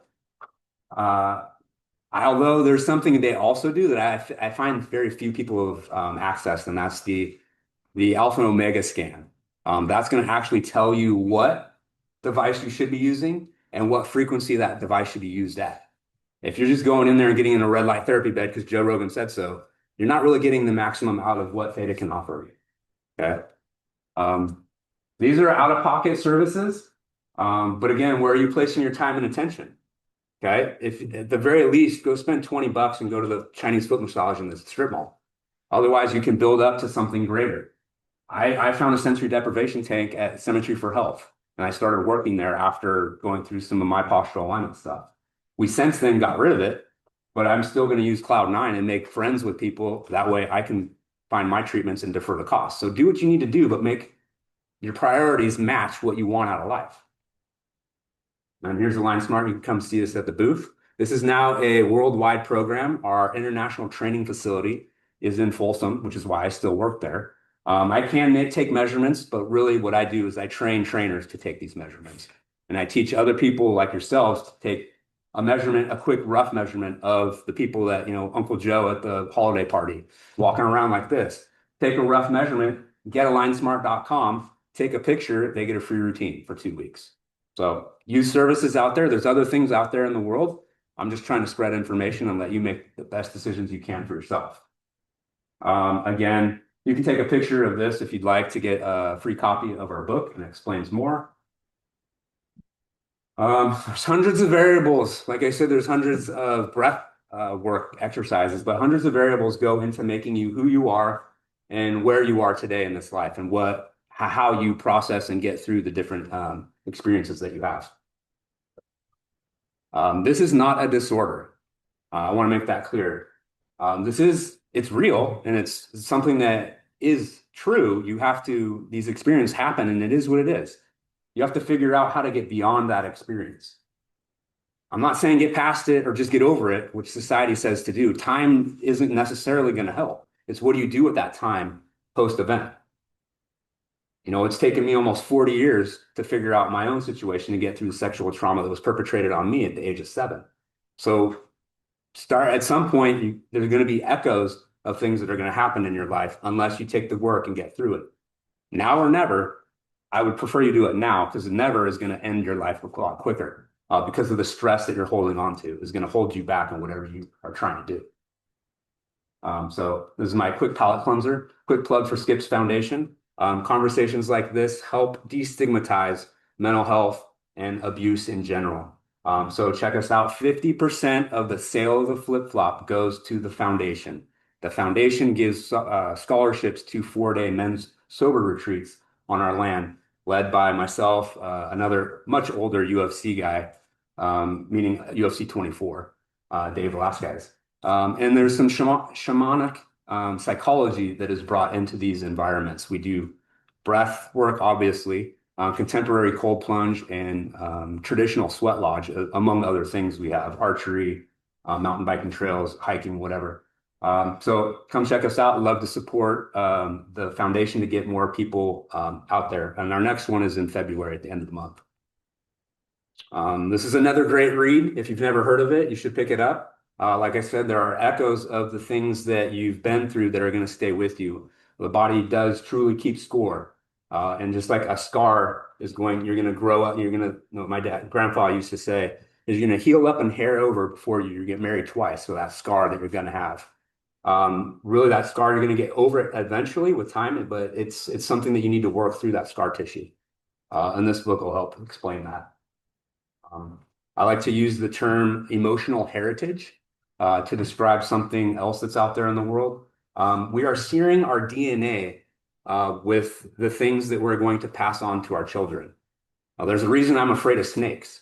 It has everything to do with my dad in country enlisting in Vietnam, by the way. But that bamboo viper that he woke up next to and was able to slyly get a machete to chop his head off. Most fearful thing that he's ever experienced in life, and didn't share that once he came home till much, much later. And so it might sound a little strange to you, but it's definitely seared into your DNA. And using neuroplasticity, you can repair that DNA. And it takes a lot of different modalities. So there's a lot of different modalities out in the other room. Again, I'm just a messenger of information. But again, 1-800-662-HELP if you want to find a professional that can help you through some of that. I would argue that alcoholism is not hereditary. What is hereditary is the unresolved traumatic experiences that we're passing on to the next generation. Okay, so regardless of what the substance is, you're going to find something to help you. I was addicted to adrenaline. I also abused a few substances along the way. But it wasn't until I realized the previous slide, that emotional heritage that was passed on to me for probably generations upon generations. I mean, I showed you a World War II picture. Okay. The Filthy 13 is worth a look up if you're not if you are a history buff in general or not. You probably heard of the Band of Brothers. Okay. All that stuff gets passed on to future generations and it just spreads out. If you look at a family tree, it takes one person at the top with an emotional experience of some sort, and it's going to feed the rest of them down below. So break that chain now. All right. So most people want to know how to sleep better. There are a lot of things at night that we think, it has more to do with really what you're either doing or not doing during the day. And I've been through 4 or 5 different sleep studies to try to see what might be my issue. And all a pulmonologist wants to do is prescribe a CPAP machine. I wasn't going to qualify for a CPAP machine because my oxygen saturation is so on point. Plus, I've already been doing all the other things that you see on the screen here to try to help myself get to sleep. But it's not an easy answer. There's some things that you have to pay your time and your attention. You have to get your priorities straight in order to try to hope to get sleep. You can't just will yourself to sleep at 3 a.m. This is a great book. Andrew Huberman had Matthew Walker on his podcast. They spent 6 episodes going through a lot of this stuff. These are very basic things. And unfortunately, like I said, not all of them are gonna, sorry, I was looking at my time. You're gonna have to take the time and the energy to get through some of this stuff. This is a great read. If you're not a reader, you can watch it on Joe Rogan podcast. I was invited to Costa Rica because to talk about posture and how it relates to breath. To breath. In the breath world, I'm known as the posture guy. In the posture world, I'm known as the breath guy. Yes, it's hard for me to fit in, but although I fit in everywhere I go, it's really just about perspective. This guy is the first American to train under Wim Hof. He's featured in that book, Breath, in part 3. He became my client and he became my client and I became his client. And now we're friends and sharing information. I'd like to bring him in to be ultimately the trainer of trainers for all this breath work that I've been trained in. I think every department in the state of California needs at least somebody like Chuck or myself pitching some of this information in order to make you guys feel safe. He's rubber stamped me in these certifications originally, and now I'm actually certified. And then most recognizable probably within the fire industry or in general, this is why everybody does cold plunging. This is how I stumbled into breath work. It was by accident, just as an aging rugby player trying to ice myself after practice, playing late into my 30s and 40s. You have to exhale for a long period of time in order to stay in that cold water. As you exhale, you're activating your parasympathetic nervous system.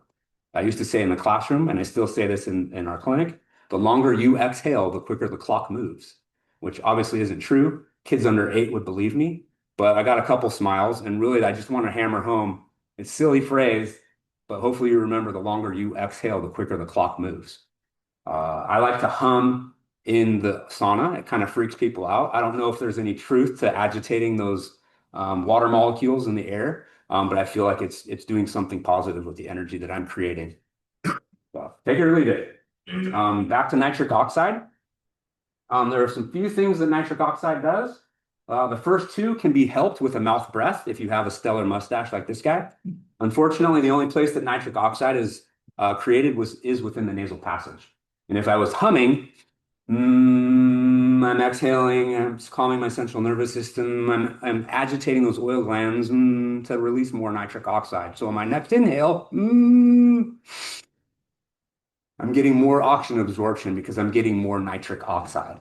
Okay, I'm not going to go too much into the science, although in the second slide here, I'll give you a little bit of an analogy that I think you guys can handle. and I joke, but there are people that have a favorite flavor of crayon, and so those are my people. I just want to say that. Here we go. These are the benefits to nitric oxide. Wearing a mask during our pandemic actually induces mouth breath. So you're wearing a mask to protect you from whatever else is around you, but you're not actually sterilizing the air that you would otherwise be breathing and sterilizing in through your nose. So nasal breath is important. This is back to what kind of we kind of danced around a little bit of this, but that's that weak tongue that falls to the back of your throat and why we wake up. If the back of the tongue was on the roof of your mouth, you would be secreting that enzyme that's going to help you stay asleep. This Vivos program is an adult palate expansion. It's not a cheap endeavor. There are people that need to go through that because of some of my fun. I ended up having jaw surgery after messing up my face and having my first traumatic brain injury at age 16.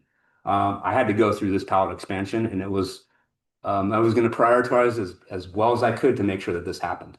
And after I did, going through myofunctional therapy, learning to use my tongue, neck, and jaw, and building those muscles, I did sleep better. And I still continue to sleep better, and I still continue to sleep with tape on my mouth. This is mewing, something you can Google. It's a orthodontist that was ostracized from his industry. And now he's seen as the grandfather to a lot of this myofunctional therapy stuff.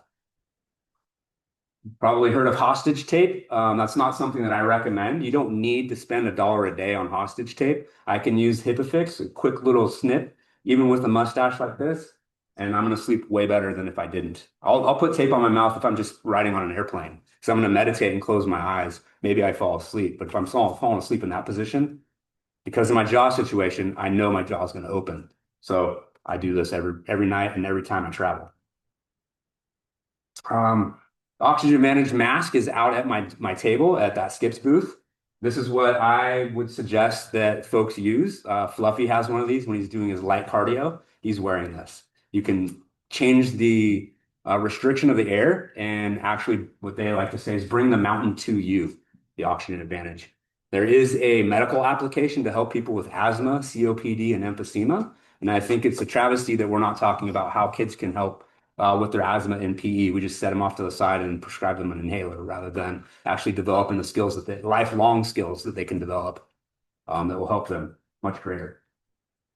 Okay, here's that analogy. You have hemoglobin floating around in your body.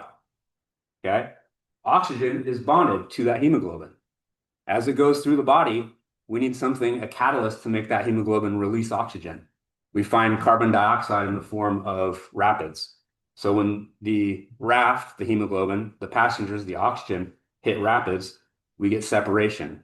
And the oxygen can then go to the cell, the muscle, or the organ. But if you're just breathing into your mouth, offloading your carbon dioxide, you're not accessing that 95, 98% oxygen saturation that you have in your blood. It's just riding around for another ride through your system. You need carbon dioxide to be present to release and act as the catalyst to get the oxygen to go and be utilized by your body. There are chemoreceptors within your brain, and they are the reason that you breathe. And the reason is the higher level of carbon dioxide you have in your brain, whatever level of carbon dioxide in your brain, whatever your set point is, tells your brain to breathe. Okay? The more carbon dioxide you can hold on to in your system, the less that indicator goes off and tells your body to breathe. Higher carbon dioxide equals less anxiety. I also do not suggest that you do any breath work near or around water. The lower amount of carbon dioxide in your body, the more anxiety you typically have.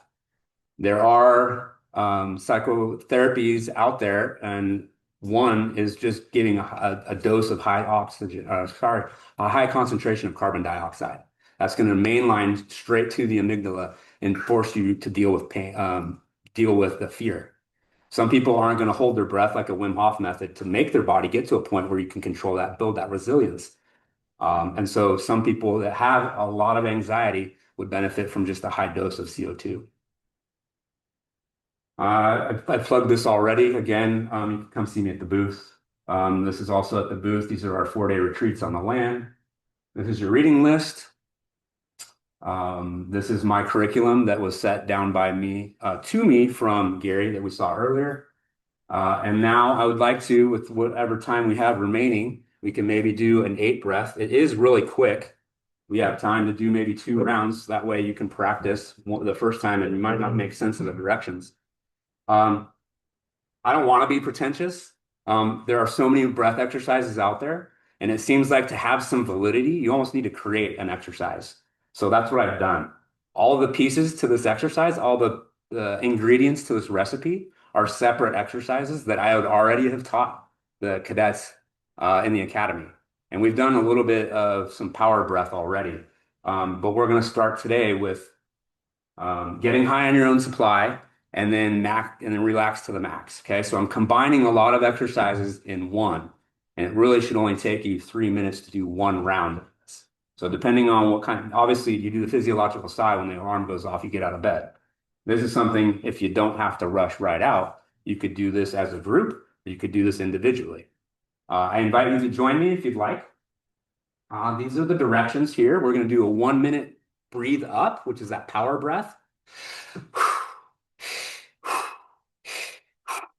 If you don't like that intensity, your hands might tingle, you might feel a little sweaty.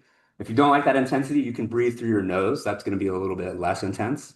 We're going to do that for a minute. Then on I'll give you a cue, your last exhale. On the exhale is where we're going to start your breath retention. We're going to hold our breath potentially for a minute. You're only competing against yourself, although I know everybody's going to be looking around. After that minute or whatever point you need to breathe, you're going to take a big nasal breath in.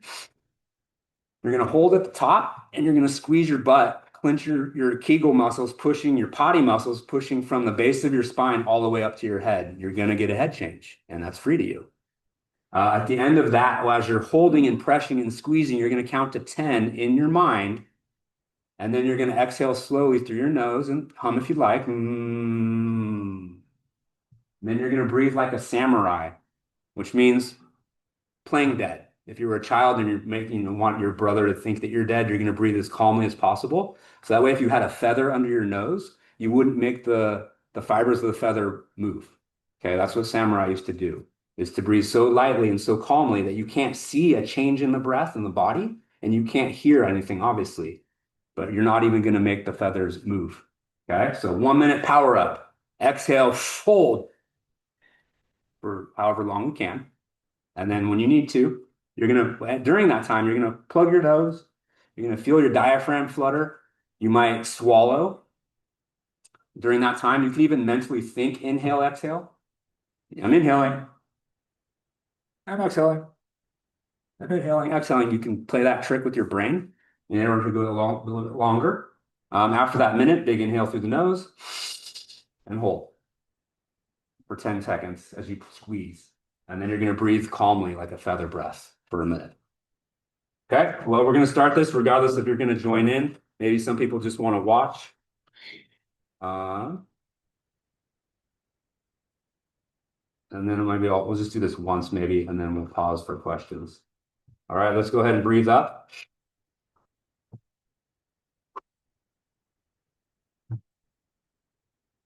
You guys keep going, keep going. I want to hear your breath.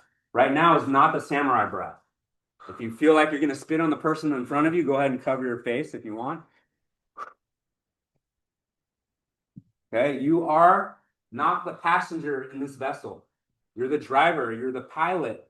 You're learning to move the levers and pulleys. Okay, pushing buttons, you're controlling yourself. Make yourself feel a little tingly. There's somebody chasing you. We really should only be breathing like this if we're in a heated competition where you're being chased by lions and tigers and bears. Oh my, keep going. 10 seconds. Get bigger breaths, bigger breaths. Be dramatic about this. 2 more breaths, in and out, in and out. Last one in and out. Hold.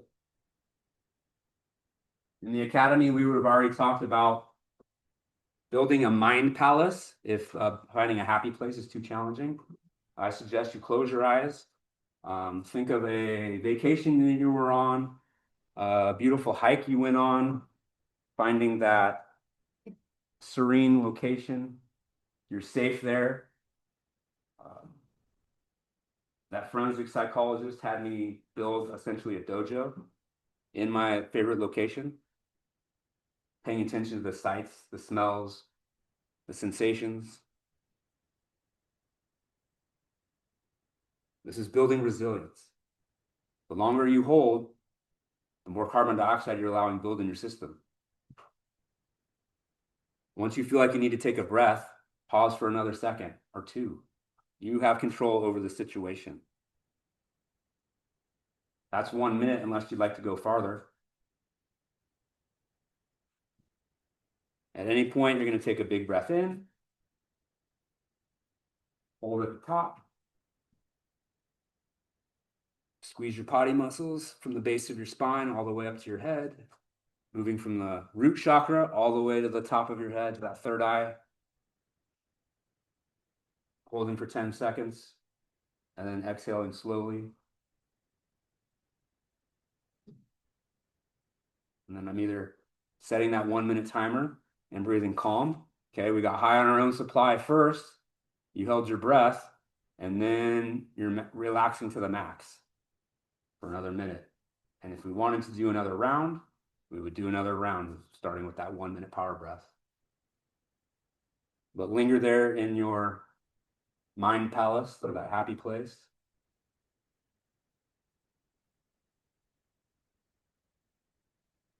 Everybody's at a different place in this drill.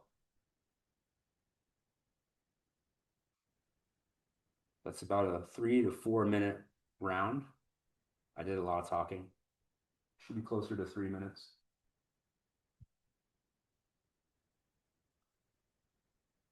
About 10 seconds will be the end of this 1 minute samurai breath.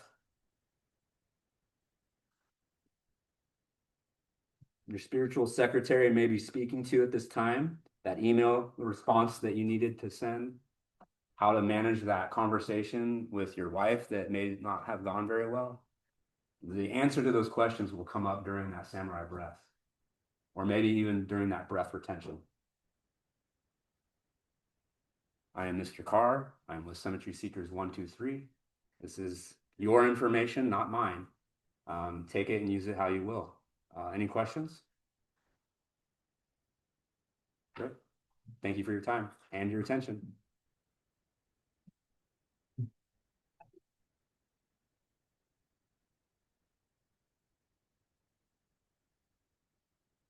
A month or so ago, I guess we're getting started this. Yeah. It's us, and they said they've got people on Zoom. Okay. All right. Well, so I'm going to be looking at y'all and trying to talk to the people on Zoom as well. That would be awesome. At least that would be awesome. So I'm not going back and forth like this for the folks on. So hello to everybody on Zoom. So I'm Yvonne Pire, and I am with the Rising Zone. I will be speaking today on wellness infused leadership. And I am just curious, I can't talk to the folks on the line, but for you guys, how long have you been in a leadership type of position? Officially here with Metro Fire 5, almost 6 years as a captain, but then just I've held leadership roles throughout every club sport or school sport that I've participated in my whole life. All right, nice. And what about you? Similar, and then with City Fire for 2 years. Okay. So the reason that I'm created this presentation about wellness infused leadership, which is kind of obviously an interesting title, is I just really believe that leadership that lasts is when you incorporate wellness into the entire workplace. And leadership is really about, it's not just about rank. So I really like to view leadership. I have a team of 50 plus employees today. And I tell all of them that every single one of you can be a leader, every one of you. And I think in the first responder world and the world I came from in the military, everybody's a leader. It's up to you whether or not you want to be a leader. And so I view it as influence, not rank. So in the military and in the firefighter world, it's about rank, but anybody can truly be a leader. And leadership is also about managing yourself under pressure. So you may have somebody that doesn't supervise anybody, but they're really amazing under pressure. That's a leader to me. And then leadership is also how you show up for the people around you. So you said that you're in sports, and I know that myself, I've been involved in different youth sports as well when I was raising my kids. And it's how we show up for the people in our environment. So it's our kids, it's the kids, our kids' friends. So it's just however we show up for people. And that's kind of how I view leadership. And leadership is about, the leadership longevity is really more about self-regulation. And that's why I like to look at leadership as a wellness function. It's really more about that. So for me, the reason that it matters, the reason that wellness matters to me personally is we already started talking beforehand. I was in the Air Force for 6 years. I joined right out of high school. And I have been running a security business for the last 23 years. And it's very male dominated. Both of those industries, the military, being a security police specialist in the military, as well as being in the security technology field, both of them are high stress all the time. Plus, I work for the federal government all the time. So every single contract I deal with is with the federal government. And there's always pressure of get this done now. Everything's like at the hurry up and wait mentality. And so it's constant pressure. Being a business owner, just like any other leadership position, it's you constantly feel like you're under pressure. And that's the environment that I've lived my whole career in, as well as I raised 4 kids while growing my business to up over 8 figures. And then also the part that happened and why I'm doing this today is I spent decades bearing childhood trauma. And so many people in the military, first responders, they join forces where they can help people. A lot of people who have childhood trauma, they like to help others. They like to join the military to help others. They want to make a difference to others. And so there's a lot of people that we work with, and I was one of them, that I was dealing with childhood trauma, but I was bearing it. And so for me, I was always focused on, I want to be the best mom I could possibly be that I didn't have. I'm going to be the best business person, and I'm going to make as much money as I can because I was so poor when I was younger. So that was my outlet to performing. And that's what I like to say is like, I performed to overcome that. And so what happens is when people deal with the childhood traumas, work traumas, it could be a divorce trauma, whatever it is, financial traumas, when they deal with all those things, it builds up inside of you. So it actually builds up inside of you. And as a leader, your strength is really about the recovery and it shows up everywhere else. Okay. So that's why it's important to me.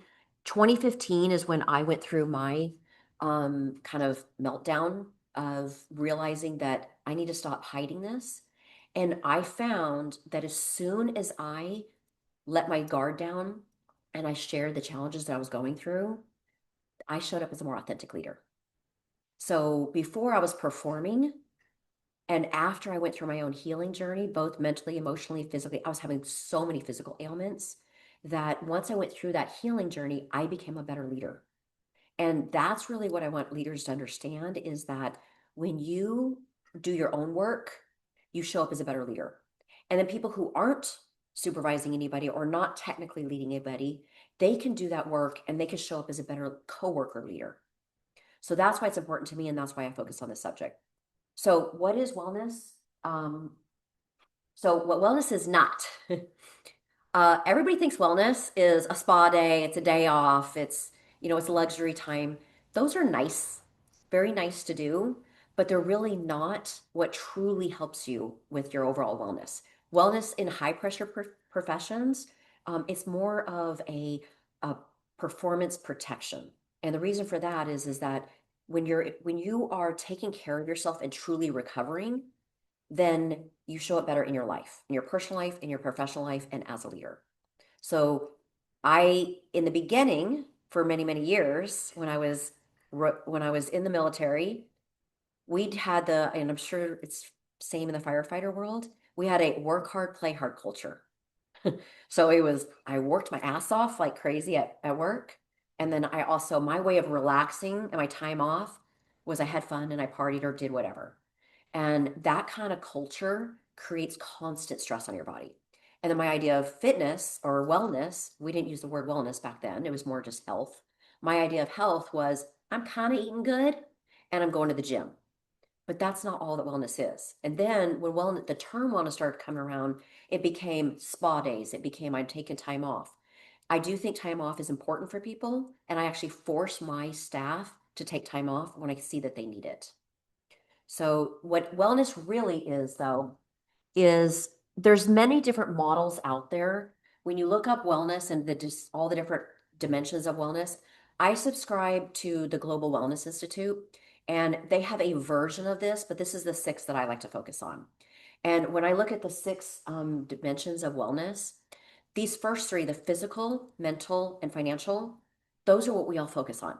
We all care about our financial wealth. Like from the moment you graduate high school, you're focused on your financial wellness, because if you are broke, I don't care how much you're going to the gym or how much you're taking care of yourself. When you are broke and you're struggling over finances, it deteriorates your health. And so that's why financial wellness is a part of our overall wellness. And as leaders, I want all leaders to recognize that if you have a team member that's struggling financially, you better believe it's affecting them at work. Because if they're struggling financially, they are struggling in their work performance, because that stress goes with them everywhere. So in leadership, I really like leaders to be thinking about, is my team financially making it okay? As soon as I hear that I've got a team member, now, obviously we can't just automatically give them a pay raise, but what we can do is we can give them guidance on how to better save, how to plan. Like, I think that leaders should show up for all parts of their people, like all elements. And financial wellness is at the core what we all have to, I mean, it's what we need to live. And so it is what helps promote our long-term wellness. Then people focus on physical wellness. Physical wellness is easy. I don't even need to speak to that. You guys have the fire department spent a ton of money putting in gyms and putting in all the physical wellness. Most people that are in any type of health, that's the first thing they focus on. I lift weights. I could tell you lift weights, and they eat well.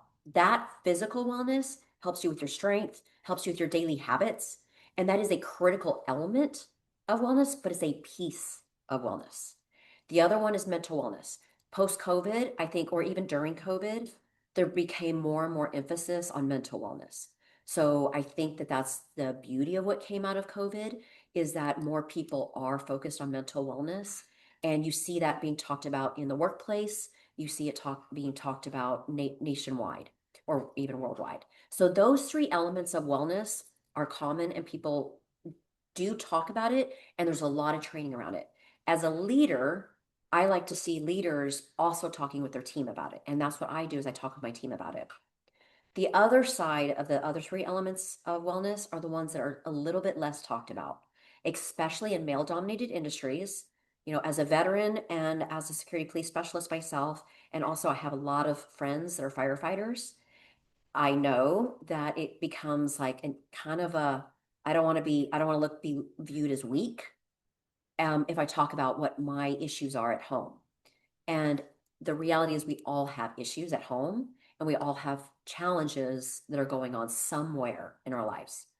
So as a leader, what I like to see is where you're picking up on those cues. There's a lot of cues you can pick up on with your team when it comes to emotional wellness, because you can see it in their face, you can see it in their demeanor, even in the way that they walk and sit. When you see someone where you're like slouched over all the time, that their body represents how their emotional health is. You can pick up their physical wellness. If they're way overweight, you know they need to get in the gym, they need to watch what they eat. Super easy. Mental wellness, if they're not remembering anything and they're really bad at decision making, you know that we got to work on their mental wellness. Emotional wellness is that soft skill that we as leaders really want to pick up on, the soft cues, and body language is the first thing I like to look at. The other thing I look at is I look at their facial expressions. I mean, it's still body language, but I look at their facial expressions. And that's how you can really tell the emotional wellness of your team. Social wellness. Social wellness, if you see someone that's super isolated on your team, that's not good for them. Anybody who is super just to themselves, even in the fire stations. I got to visit station 24, and I went in on a shift where I could tell the camaraderie in that team was amazing. And that leader on that team, I'll give a shout out to Captain Oberlander. He did a great job with his team because I could tell that socially they were a family. They did everything. And I know probably most stations and most shifts are like that. But the better the captain shows up, or whoever that leader is, and even the other, you don't have to be a captain, like I said, the better you guys show up for each other, that social wellness is what helps the overall wellness. And so that's an element that as a leader, you want to be looking at all times. If you see someone that constantly wants to be by themselves, it's really easy to say, and I've done this myself with some of my employees, where I'll see them and they're like, everybody's like, oh, he just likes to do his own thing. He just likes to be by himself. And so when I go in and we do team meetings, I will intentionally go and try and talk to that person. I will intentionally try to pull them in to talk with us, because isolation is not healthy. We're social beings. We are social beings, and we're meant to be speaking with others and to be socializing with others. So the last one that's really very rarely talked about is spiritual wellness. And spiritual wellness is not religion. In the military, any kind of government profession, in the business world, it's like taboo to talk about what your religion is. Don't talk about religion and politics. We get it. You don't have to talk about religion, but we are all spiritual beings, and we all have a purpose in life. We all have our own core values. And to me, that's what spiritual well-being is. So as a leader, knowing what the values, obviously I saw the core values. I took a video out here of what the core values are for SAC Metro Fire. Every organization has their own core values. Every organization has a purpose. As a leader, it's important to know, what are the core values of your team? What are their core values? What's their purpose? Like, I actually really, I think in the fire, I gotta believe if someone went through the academy, like, being a firefighter is a big part of what your purpose is. But there's always something else. There's a legacy that you're wanting to carry on elsewhere. The more you know that first and foremost about yourself, then find that out about your team. So again, I like to engage my team in finding out, what do you really feel like your purpose is? What do you want to do 5, 10 years from now? I ask that question all the time. What do you want to do 5, 10 years from now? And what do you do to balance and center yourself? So to me, that's what spiritual wellness really is what's your purpose? What's your core values? And are you aligned? Are you aligned with who you really are? So all those elements of wellness is when I look at leadership, I think that you have to see all dimensions of the people on your team. You want to look at all 6 dimensions of your team members. And when you really pay attention to how they're showing up in all these areas, you can help build them up. And again, you don't have to be their supervisor. You can be a teammate, and that's still you showing up as a leader. Any questions just on the wellness dimensions before I move on? Have you guys heard already these dimensions of wellness? What about the spiritual one and the financial? Have you guys ever heard financial and wellness in the same conversation? Okay, because a lot of people don't pay attention to that, and they go hand in hand. It's the whole person. All right. So wellness is a leadership skill. And if there was one thing that I have a passion in my life in now, it's to teach leaders that wellness is a skill. And when you help your team with their overall wellness, all 6 dimensions of their wellness, then you can help them. Whoopsie, better switch. Remember, there we go. So wellness is a leadership skill. You can help them with thinking clear. So you guys are in high pressure positions. If one of those elements of wellness are off, if any of those elements of wellness are off, then they're not going to perform as well under pressure. If you've got someone that's showing up to work and as a firefighter, and they are stressed out about financials, they're just not thinking as clearly, especially if they're showing up emotionally out of balance. If they've got troubles at home, or they're dealing with something like that emotionally, it's harder for them to show up clear under pressure. And so that's why, as a leader, you want to be paying attention to that wellness in your teammates and in your staff. So emotional regulation under stress. Watching how your team shows up under stress. You can have one firefighter that on a day-to-day basis, they normally show up great. And another day, they're like freaking going off the handle. They're like going off on somebody, at the station. instead of going straight to discipline, which, you know, coming from the military background myself, that's typically the way they go. They go straight to discipline. First, find out why they're doing that. There's always a reason. People do not go off the handle without a reason. Nobody just shows up to work and starts being an asshole and deciding to start yelling at people or going off on people. There is always an emotional regulation piece there. And as a leader, getting to the root cause of it versus just chastising them for it and disciplining them for it immediately. Now, granted, depending upon what the situation is, discipline obviously might be a factor as well, but also getting into the core root cause of it. The other one is energy. So the more that you take care of their overall, and it's all 6 elements, it shows up in your energy. I'm going to Europe tomorrow. Yay. I'm still running 2 businesses. I was trying to get ready for this presentation. I was up till 1 o'clock in the morning. So my energy is dipping down, but I know what to do. So I did a breath work, the small little breath work routine this morning. And then I did our brain tap that we have sitting over there. And it was like just enough to give me, even just 15 minutes of that is enough to reset you. Because in your jobs as a firefighter, you don't have the luxury of being like, oh, let me just go take my nap. Oh, you got a call? Too bad. You have to know how to quickly relax your body. And so you need to learn ways to improve your energy quickly when you're missing the sleep. Okay. And the last one is awareness of stress in yourself and others. So the more you're aware of how is stress showing up in your body, it always shows up somehow in our body before we even mentally know that we're stressed. Your body knows you're stressed out before you intellectually figure out that you're stressed out. I can feel it when I'm like talking to people, and as soon as I'm rushing in, I feel that stress, and I have to intentionally breathe to calm myself down. So leadership capacity is really built on regulating your system. So when you learn how to regulate your system, you can help your team regulate their systems. Okay? So that's why I view wellness as a leadership skill. Next one. So I've spent a lot of time talking to firefighters even before I started working with Sac Metro, because like I said, I have a lot of friends that are firefighters. And with the firefighters that I've talked to, and I was actually just talking to the chief last night, you guys seem to have I'm summarizing everything I've heard you guys talk about. Sorry, I have a meeting showing up. All right. So I have summarized everything into 2 stressors that you guys really have. And the majority of them are in red. These repetitive, interrupted, sleep on, your sleep is constantly being interrupted, or you're constantly being called out for just random calls. So the number of calls, and I heard even more last night about some of the random calls you guys get. It's your job to show up and to be the best you can possibly be. It doesn't matter how tired you are. When you show up on site, even if it's just to help somebody fill their prescription, is the one I heard last night that was new. Even if it's just to help somebody fill their prescription or fix their plumbing. I didn't even know you guys had to help with plumbing. So even if it's just to do that, your job and your team's job is to show up all in. It doesn't matter if you only had 2 hours of sleep.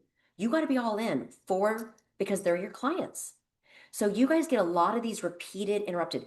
And over time, that does cause stress on people if they start to get really annoyed, especially if you're getting woken up in the middle of the night to go help somebody do something that you're like, seriously? Really? You didn't have to call 911 for that. We just didn't need to come out for that.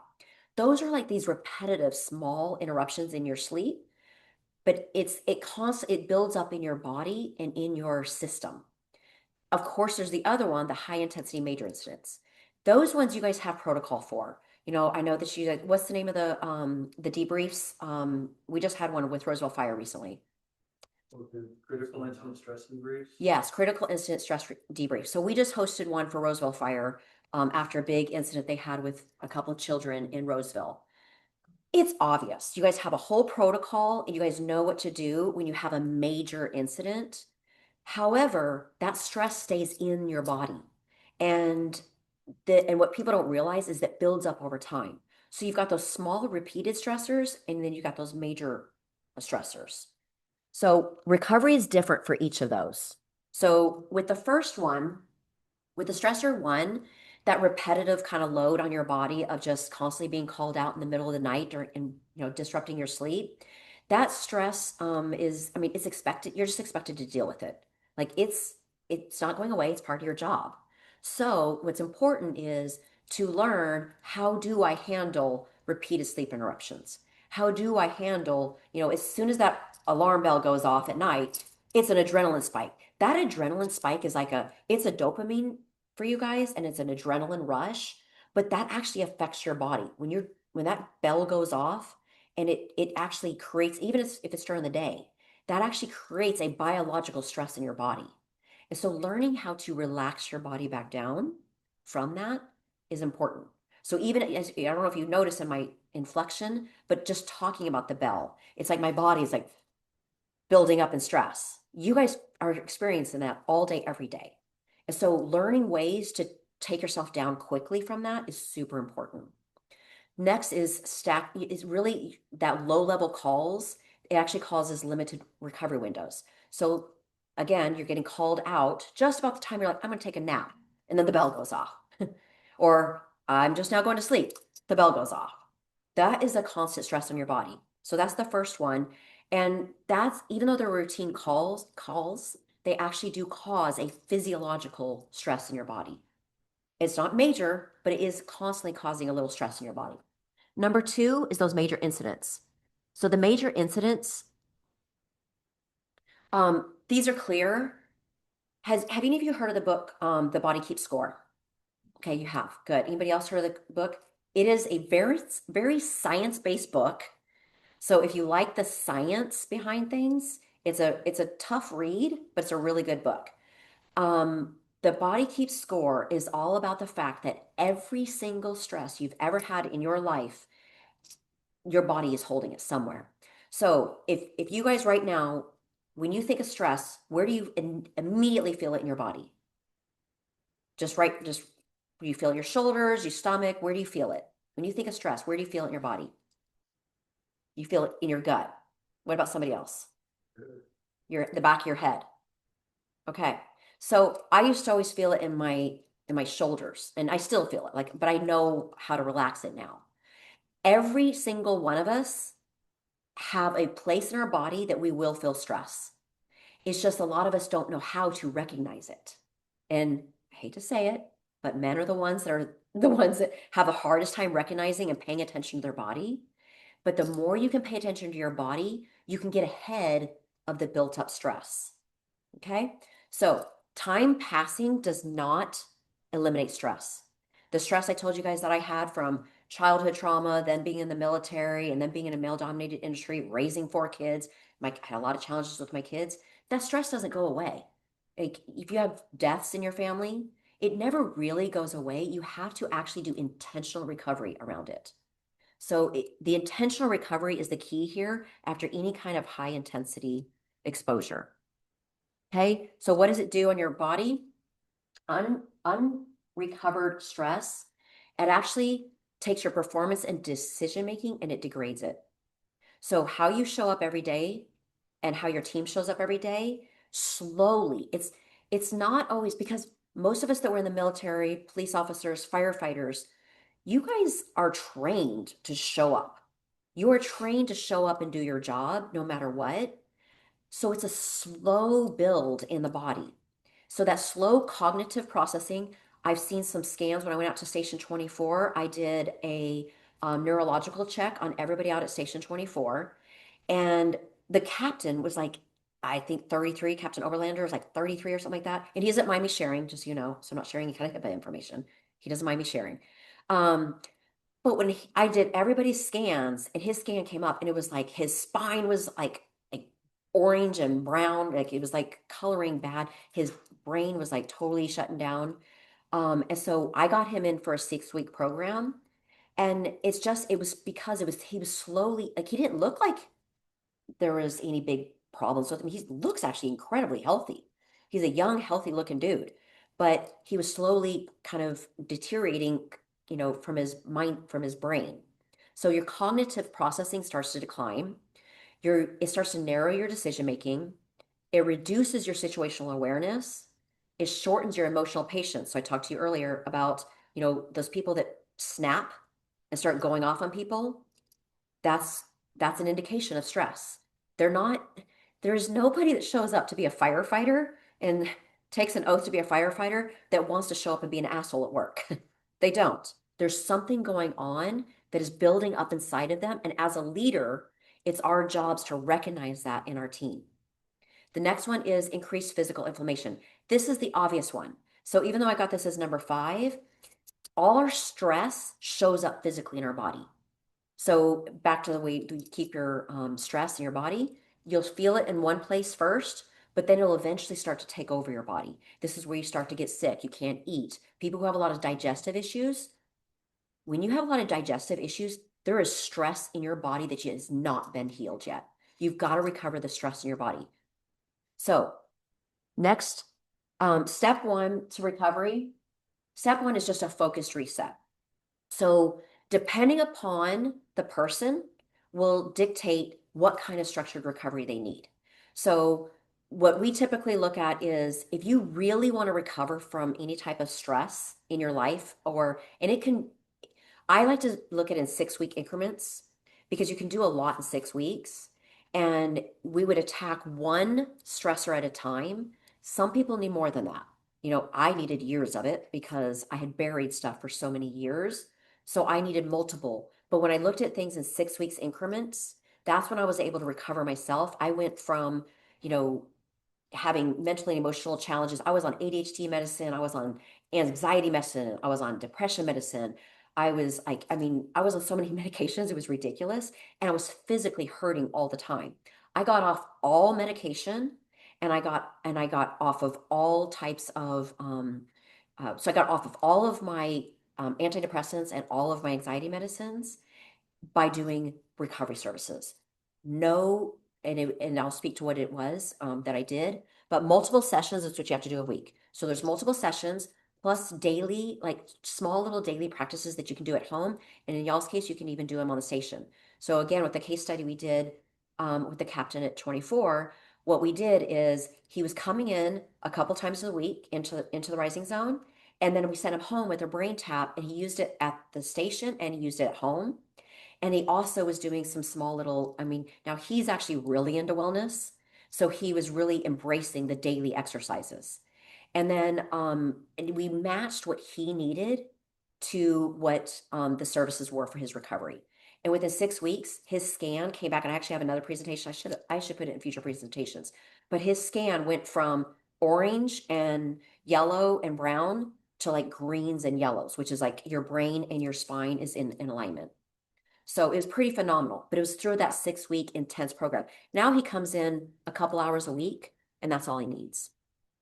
So the next thing is, when it comes to reset, that this type of stress reset that we do at the Rising Zone is focused more on stress and just overall recovery. There's other times that you need to know when you need to go elsewhere. So sometimes you need a medical evaluation, you need an actual sleep assessment, you might need hormone testing. So your hormones could be off. You might actually need to be referred to an actual trauma specialist, and then an actual physical therapist. So what we do at the Rising Zone, and what you guys can do as leaders, it's not just us at the Rising Zone, but you can kind of assess. We have an actual assessment that we utilize before the 6-week program, but you guys can assess and see how in depth of training do they need, how much recovery do they need. And so you've got, tons of vendors out there. Depending upon what their challenge is, will dictate what their recovery needs are. Okay. So leadership includes knowing when to refer. So as leaders, the more that you can pay attention to yourself and your team, then you will know who to refer them to get them to the wellness recovery that they need. All right. Any questions on that? Okay. Next one, step 2, maintenance. So 2 hours a week will really, everybody should do some sort of recovery practice 2 hours a week. I actually tell my team that, pick the recovery that you consistently feel better with, and then try out other recovery ways. But doing 2 hours a week of recovery, it keeps you in that maintenance mode and helps once you've kind of gotten rid of the more challenging situations for yourself or your team, Then you want to move into the 2 hours a week.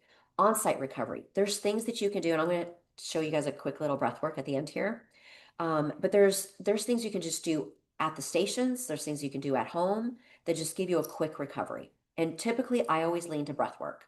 There's small little breath work techniques you can do to just quickly help you relax. There's little mindset trainings you can do. And then of course I am a big lover of the brain tap, which we have out there, if you guys want to try that. But you can use those at home or at the station. And then ongoing nervous system regulation. Ongoing nervous system regulation, I have a whole training just on that subject alone. But when it comes, and I actually know somebody else was speaking on it today as well, but nervous system regulation, when you know how to regulate your own nervous system, then as a leader, you can actually help others regulate their nervous system as well. Okay, so there's little practices you can do to maintain it. So maintenance sustains what the reset establishes. So again, as a leader, you want to know, do you or your team member, do they need a 6-week program to get through the challenges first? Or do they just need maintenance? It's really important because maintenance does no good on somebody that has massive issues going on. I mean, it's like physical therapy is probably the easiest to speak to, but if someone breaks a leg, they need physical therapy afterwards. Or if they pull a muscle, they need physical therapy afterwards. It's the same thing with mental, emotional, and other stressors. Any questions on that? All right, so just a couple of ways that we can assist you at the Rising Zone.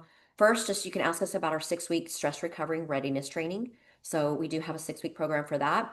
But then also we do already have a program in place, a pilot program in place with Sac Metro for wellness maintenance. And the wellness maintenance that you guys have as firefighters, or I think it's all Sac Metro. Is that true? Is it all Sac Metro allowed to use it, or is it just firefighters? Yeah. Okay, perfect. So what you guys have available to you is at the Rising Zone, just as part of the program that we have a cold plunge, infrared sauna. We have, I do breathwork training.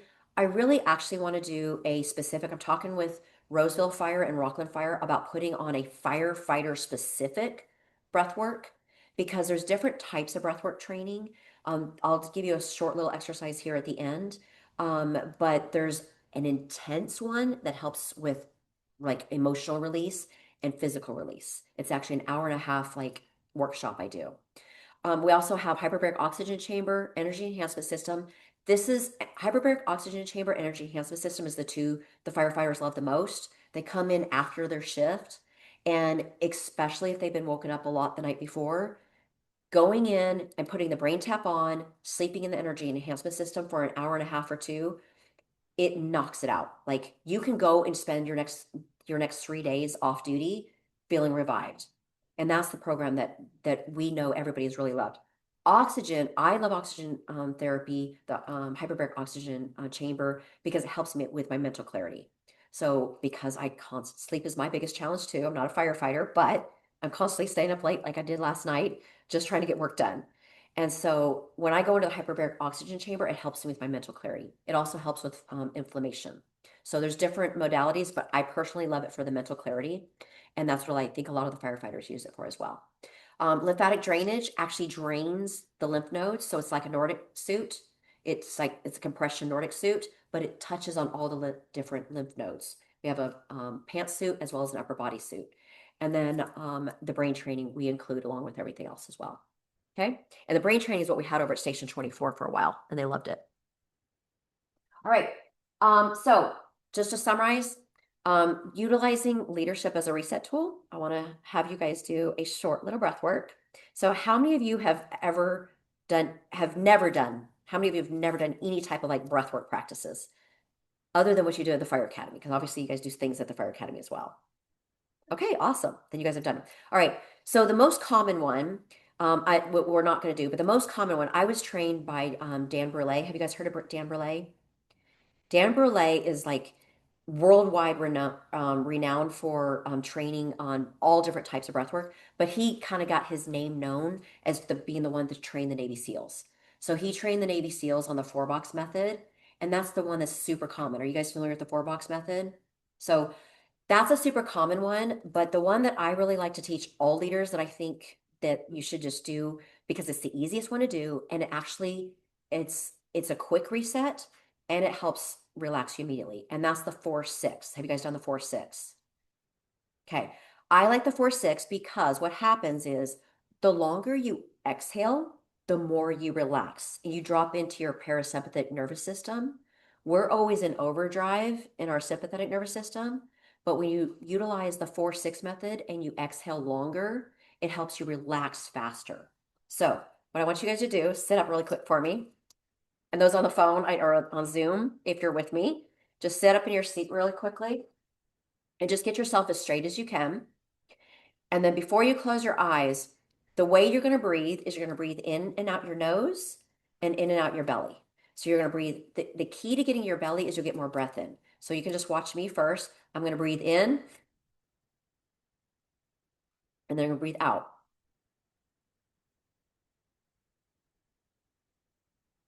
Now I couldn't count out loud because I was actually doing it, but we're breathing in 4 and we're exhaling for 6. That's literally all that it is. So I want you to do it 4 times through with your eyes closed, and I'm going to count out loud for you. And I just want you to really feel as you breathe, I want you to feel it going up your spine. And as you exhale, I want you to feel it going down your spine. Actually focus on your spine as you inhale and focus on your spine as you exhale. Got that? All right, so sit up straight, close your eyes on the Zoom. All right, now you're going to inhale, 2, 3, 4. Exhale, 2, 3, 4, 5, 6. Inhale, 2, 3, 4. Exhale, 2, 3, 4, 5, 6. Inhale, 2, 3, 4. Exhale, 2, 3, 4, 5, 6. Inhale, 2, 3, 4. Exhale, 2, 3, 4, 5, 6. And open your eyes. Did you guys really focus on your spine? Okay, I emphasize the spine because, I mean, you could talk to any chiropractor or any physical therapist, but everything in our whole body is regulated around our spine. And breathing up and down your spine actually helps you visualize it and helps you relax more. Okay, so that's my little quick takeaway for you guys to utilize. Have you guys done that one before? Okay, excellent. All right, the last one here is leadership that lasts. Leadership that lasts is actually built. So that's my kind of key takeaway from the very beginning is that leadership is not just showing up and bossing people around. Leadership is not just making sure that you're telling everybody what to do on a call. True leadership is built, and recovery is a piece of it. Wellness recovery protects their clarity, recovery protects their decision making, and recovery is truly an operational readiness. The more you guys utilize wellness as operational readiness, the more you're preventing issues from happening. Physical, mental, and emotional. You can prevent those things by actually putting it into your overall operational readiness as a leader. And you don't have to have Sac Metro is amazing as leadership goes, but you don't even have to have leadership. It's every team at the station talking to each other about their recovery needs and their wellness needs. And then, of course, overall, recovery protects your longevity. There's lots of cool stuff out there like IVs and peptides and, you name it, it's out there. There's lots of cool things out there. But at the end of the day, as leaders, it's up to you to recognize what are the wellness needs of your team and of yourself. Okay? All right. So leadership that lasts is not about pushing harder. So leadership that lasts is not about pushing harder. It is about protecting your ability to think clearly, act decisively, and sustain performance over time. So that is us. If you guys are on Instagram, we have the Rising Zone Instagram, and then I do more, I actually started doing some more leadership discussions on my personal Instagram. So you can do the QR code here, and we also have it over at the table. So any questions? All right, thank you on Zoom. I don't know if they're doing it, shut it off. Thank you.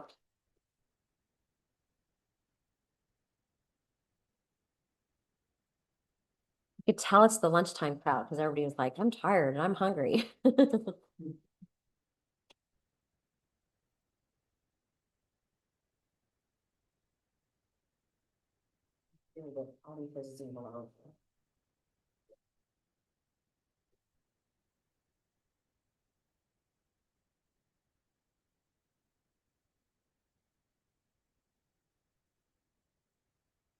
What station are you at? 29. 29. Where's that at? On Greenback and Hickory. It's right across the street from Outfit and Shade. It seems like is that close to 24? Yeah, it's on the other side. I mean, we're in Orangeville. So, you know where the Wingbo is on Greenback and Hazel?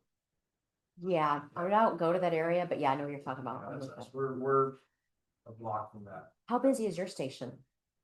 It's not super busy. It's a busy ambulance. Ambulance is busy, so it's an engine medic house. It was nice meeting you. I'll reach out. Yeah. Engine medic house is battalion house, so it's battalion 13 over there. And I think call volume wise for the engine, right around average 7 or 8 a day. Could be as much as 15, could be as few as 2. We're an OES station, so we got a type 3 OES engine there. So our summers look a little bit different. We're usually out all summer on those. Oh, wow. Yeah, or all January. We were on the fires down south in LA last January. So okay. Yeah, it's kind of a year-round fire season for it, but. So you guys will work with the office. I'm assuming you're talking about the Office of Emergency Services.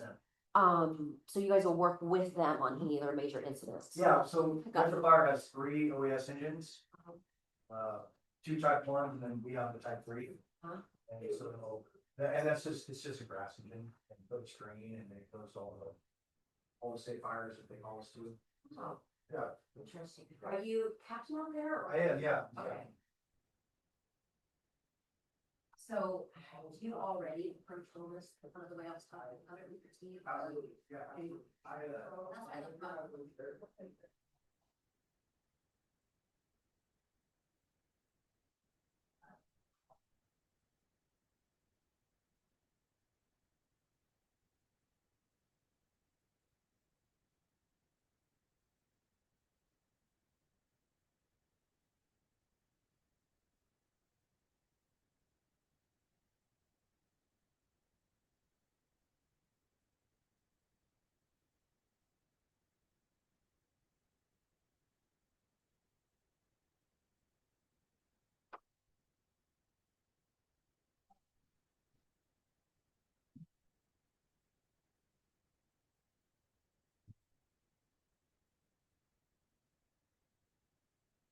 So we actually burned something called ATP, adenosine triphosphate.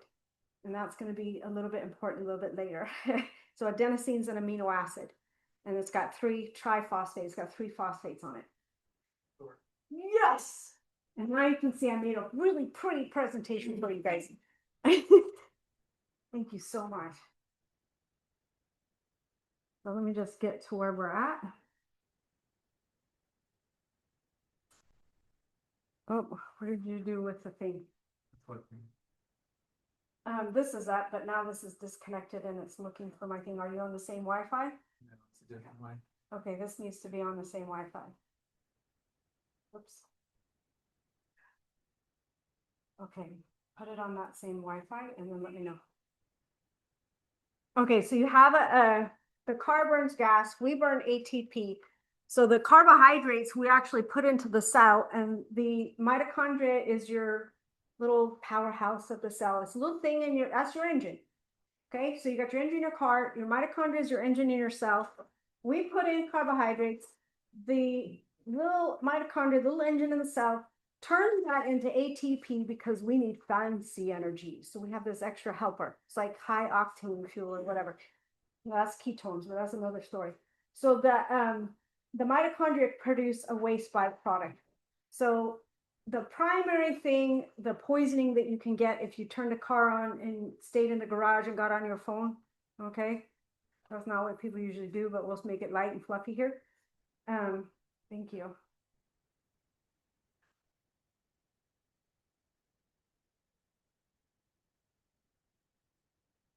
Okay. Now I got my clicker. Thank you. So finding where I'm at, you feel free to help me out. The mitochondria, I was asking what's that fuel, what's the poisoning that you get? Carbon monoxide. Okay, so we take in oxygen. The car needs oxygen to burn the fuel. And we create a toxic byproduct similar to that, but carbon dioxide, right? Okay, so we have the fuel comes in and where cells are using that and it makes a waste byproduct. So if the brain uses 20% of your energy, how much waste do you think it makes? A lot. So let's get through here. So if you don't have enough sleep for you'll sleep only 6 hours a day. Okay, that's not bad. Some people think that's normal. 6 hours a day. If you did that for 5 days and you were normal in the beginning, at the end of that 5 days, you would test positive for prediabetes, for type 2. You would test positive for ADHD, whether you had it or not. And you would be 70% below average on your circulating immune system cells. So that's part of what's happening during sleep. And there's the one we started talking about, memory and processing, solutions to life's challenges. We talked about this next one too. Okay, so of these things, which one do we have the most manual control over? Which one can we affect the most profoundly that we can like maybe manipulate a little bit? Can we, I mean, we can do a little bit for the regeneration of tissues. If you go to theta, how many of you have been over to theta? You can get in the hyperbaric chamber, you can do some light therapy, you can help a little bit. Memory and processing. And what can you do to really change that? If the brain wasn't able to do it, you're kind of out of luck because you forgot, right? So detoxification is something that we have a lot more control over because we have a lot of tools and a lot of information to help us with that. So let's talk about that, neurological detox. And we started talking about the energy, 25%. I thought it was really interesting that in childhood, they use 45% of their body's energy goes to their brain. That's why their head's bigger than their body. They're like, oh. Wait for it. There it is. Okay. 75% of that 20 is used for neurological signaling. So to help you think, and to send signals to the body to tell, oh, we need to repair the collagen in the knee on the left side from that little oops they had the other day. Oh, they decided to start doing powerlifting. We might need some more meat back in the seat. So that's the signals that are coming through. It's digestion, everything you can think of, managing your blood sugar, your blood pH, your sensing the temperature and the pressure in the room. All of that, 75% of that energy is used, those are all run on neurological signals. Your heart, your lungs, all of it. 25% of that is used for cellular maintenance. So just to keep the machine running, to grease the little doors to open and close for your insulin receptors to allow the blood sugar in or keep it out, right? So that's what happens there. So the brain consumes between 300 and 500 calories per day. Of your calories, that's how much just goes to your brain. We won't talk about the ones that are consuming 300, okay?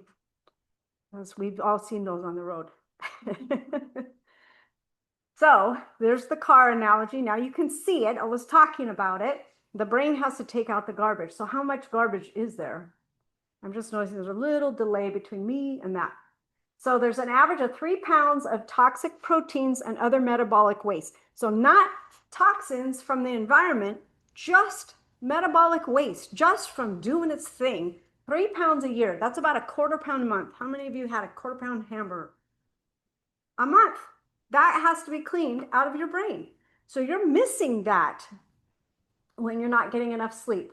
And there's that non-REM sleep. I think I left out the E in REM, but here we go. So if it's not properly cleared out, that can accumulate in the brain, and ultimately that's what leads to neurological diseases like Alzheimer's and things like that. So that's a really big deal. But I'm going to teach you some hacks because if you didn't get it, you didn't get it. You don't make up for it the next day. The next day you need 8 more hours of sleep, right? You can't, who's tried to, I'm going to sleep for 16 and make up for the 8, it doesn't work, right? And how does that feel? Who saw that movie? Grumpy old men. Okay, makes you feel crappy. So how do you feel first thing in the morning when you didn't have any sleep and you were up all night for whatever? Don't cross me, right? And then I might as well hit all these things, so it takes a while to go. There we go. I'm moody, brain fog. Sometimes you get headache. You definitely get it more easily. Generalized aches and pains. What do you think body fog is? You ever notice you're way more klutzy when you haven't had enough sleep? The brain's having a hard time sending the signals as clean and clear as it would. Your body's foggy and your brain, the whole bit. So common causes of lack of sleep, some of these are going to be obvious, some of these might not be. So you have to have good sleep hygiene. You need to avoid the blue light. You can do the blue blockers. You can change the color on your screen. But my favorite is turn the frickin' thing off, because it's not just the light that's affecting you. You get mentally engaged in those little dopamine pumps from the next short on the YouTube, or from, oh, how does that happen? I'm going to find out, and next thing you know, you're in this project and you thought you had 20 minutes before you were going to go to bed, and it's 3 o'clock in the morning now, and you missed that window because it felt like 20 minutes. So you have to have those. I find it's really important for people that have schedules, any kind of first responder, whether they're a nurse or they're working for the prison or the firefighting here, obviously. If your sleep is going to be disrupted, and that's the nature of what you have to do, or if you have a new baby, you're going to be waking up at night. That's the way that it goes. You have to have some kind of, I do this, I do this, I do that, because that's going to be one of your cheats to Pavlov your brain. All right? You're going to Pavlov your brain. You're going to go, we do this, we do that. You're out like a light. Okay? So good hypnotherapist knows how to do that. You got to know how to do it to yourself. You got to know that, okay, I wash my face, I brush my teeth, and then I listen to this or whatever. And that's your signal, so that if you didn't get the right sleep, you can give that signal in the middle of the day, and then you go, oh, we get to sleep? Okay. And it'll make it easier for you to be able to get those little pieces and chunks that you need. I did another one for admin a long time ago, and we talked about that, how much sleep you have to have. In consecutive sleep is great and important, but if you didn't get it, how you can make up for that. And so the naps help, and I'll touch on that. We'll have a thing on the naps in a little bit, and we'll talk about that a little more deeply. So sleeping pills and alcohol. How many people, like nightcap is a thing? That's a little, I'm gonna have a nightcap to help me sleep. So sleeping pills and alcohol both knock down and shut down your executive function and a couple other parts of the brain. They do not support REM and non-REM. So you were knocked out, but you didn't get any bang for your buck. Nothing. You need to be able to have that REM and non-REM. So you know that you're sleeping well if you had a dream. Oh, thank God, I had a dream. That means I got some non-REM and I forgot what happened next. So I must have got some, I got some REM. I forgot what happened next. I must have got some non-REM. So that's really makes a big difference. And then alcohol, I've been hearing about it for years and years. It's so interesting because it's only been the last 2 years that I'm really seeing it come up in the general public. There is nothing good that it does for the human body. 1 drink a day is devastating. It increases your risk of cancer, breast cancer, for both men and women by 30%.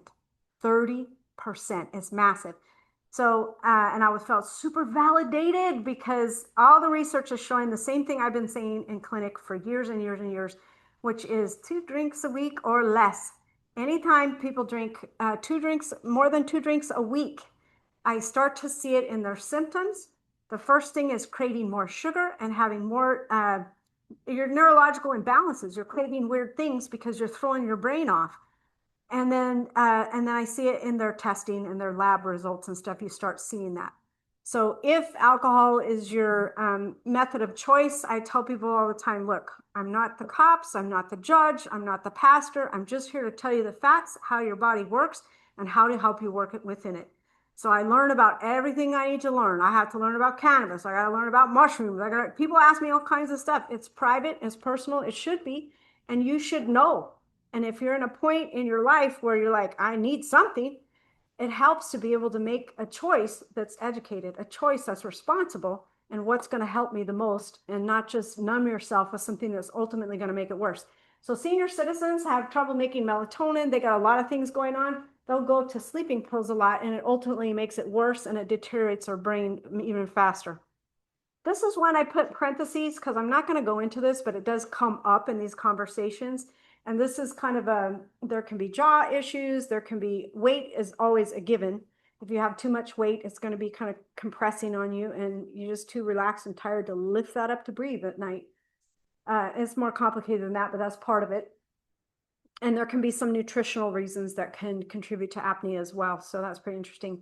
And then disturbances, right? Those are the common things. Those are the most common. So here we get to the good stuff. And I was really proud of myself because I found a garden maze that looks like a brain. So I thought, oh, this is nerd heaven here. So here's some things that, find something that works for you. Little apps. Mind Spa is a meditation app. And you notice, really pay attention. What are you thinking before you go to bed? Because that's what you're going to process, right?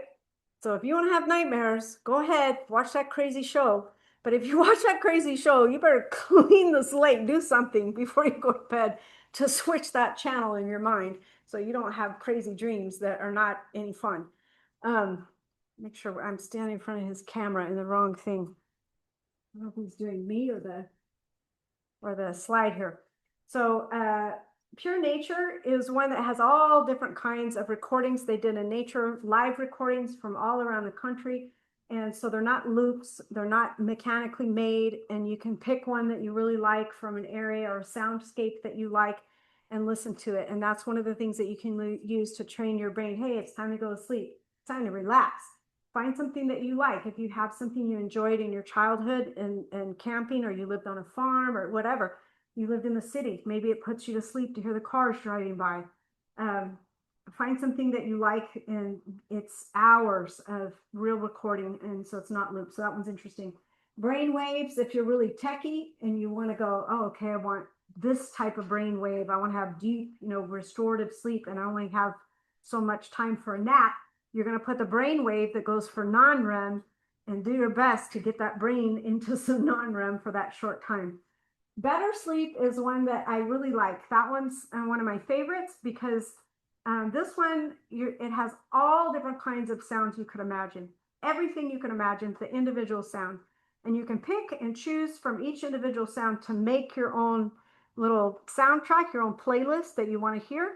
And you can add or not add some of the brainwave stuff. Maybe you like white noise or brown noise, or maybe you want some theta brain waves and you want to add just some extra, you really want a good dream or whatever, So that one I like because it has so much versatility, and then you can set a timer for when it stops.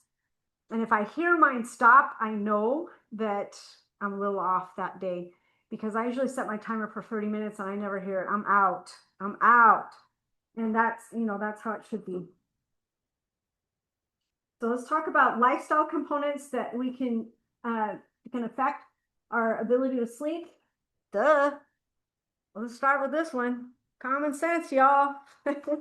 We don't drink all day and we got to go to bed and we get tired and whining. We need something, and we at least got to have a big drink of water. Well, you're going to be up in an hour and a half, 2 hours to pee. So good for you. So try to have your water before that. No food 2 hours prior to sleep. This one's interesting. This one affects your chemistry. And who knows anything about, well, first of all, we talked about the digestive cycle, right? It's supposed to be distributing the nutrients. Anybody hear about the second brain, or some people call the first brain, but it's in your gut, because we have so much neurology along our GI tract, because it's so important for the brain to know what's coming in, what's going out, what do we need, what did we get? And that's where you see people with neurological challenges like autism or Asperger's have all kinds of food aversions. They can be profoundly affected by mood by what they eat. You want to have, my dad, you want to have nightmares before bed? Popcorn for him. So you got to learn those things, but don't eat before bed. You're going to sleep way sounder. You're not going to have funky dreams, tossing and turning, because you're not trying to distribute nutrients and take in nutrients and. And the other thing that's critical for your restoration, almost anything about growth hormone. So we have high levels of growth hormone as kids, we're growing, but we don't stop because we have to regenerate all of our tissues. So they slow down and then they decline as we age. But you get anywhere from 6 to 12, so half or double, discrete growth hormone secretions throughout the day.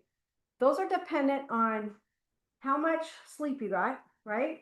Did you eat enough protein? Because the amino acids from the broken down protein are what's used to make the growth hormone and the thyroid hormone, some other things. So if someone's vegetarian, double think that, triple think that. You're omnivore. No offense. And then the other thing is you get injured, you wear out stuff, you have to rebuild it. You have to rebuild it. So you have to, how much water you drink. So how much protein, how much sleep, how much water. And then there's a fourth factor that can profoundly affect your growth hormone secretion. What do you think that is? It's the very first component of lifestyle that you guys guessed. Well, dude, now you got to remember what you guessed. Exercise, working out. The harder you work out, you're stimulating muscle growth. You're stimulating growth hormone. So the highest growth hormone peak that anyone has during the 24-hour cycle is typically within 2 hours of going to sleep at night. All right? And you're going to have a higher growth hormone release if you didn't eat right before. And you gave it the tools and they're all ready to rock and roll to pump out the growth hormone. Okay? And then I mess with that a little bit with some of my older athletes as to when we eat compared to when we work out to maximize those growth hormone releases. But at night, that's critical. That's a big part of your restoration. Is there a time that you should eat before?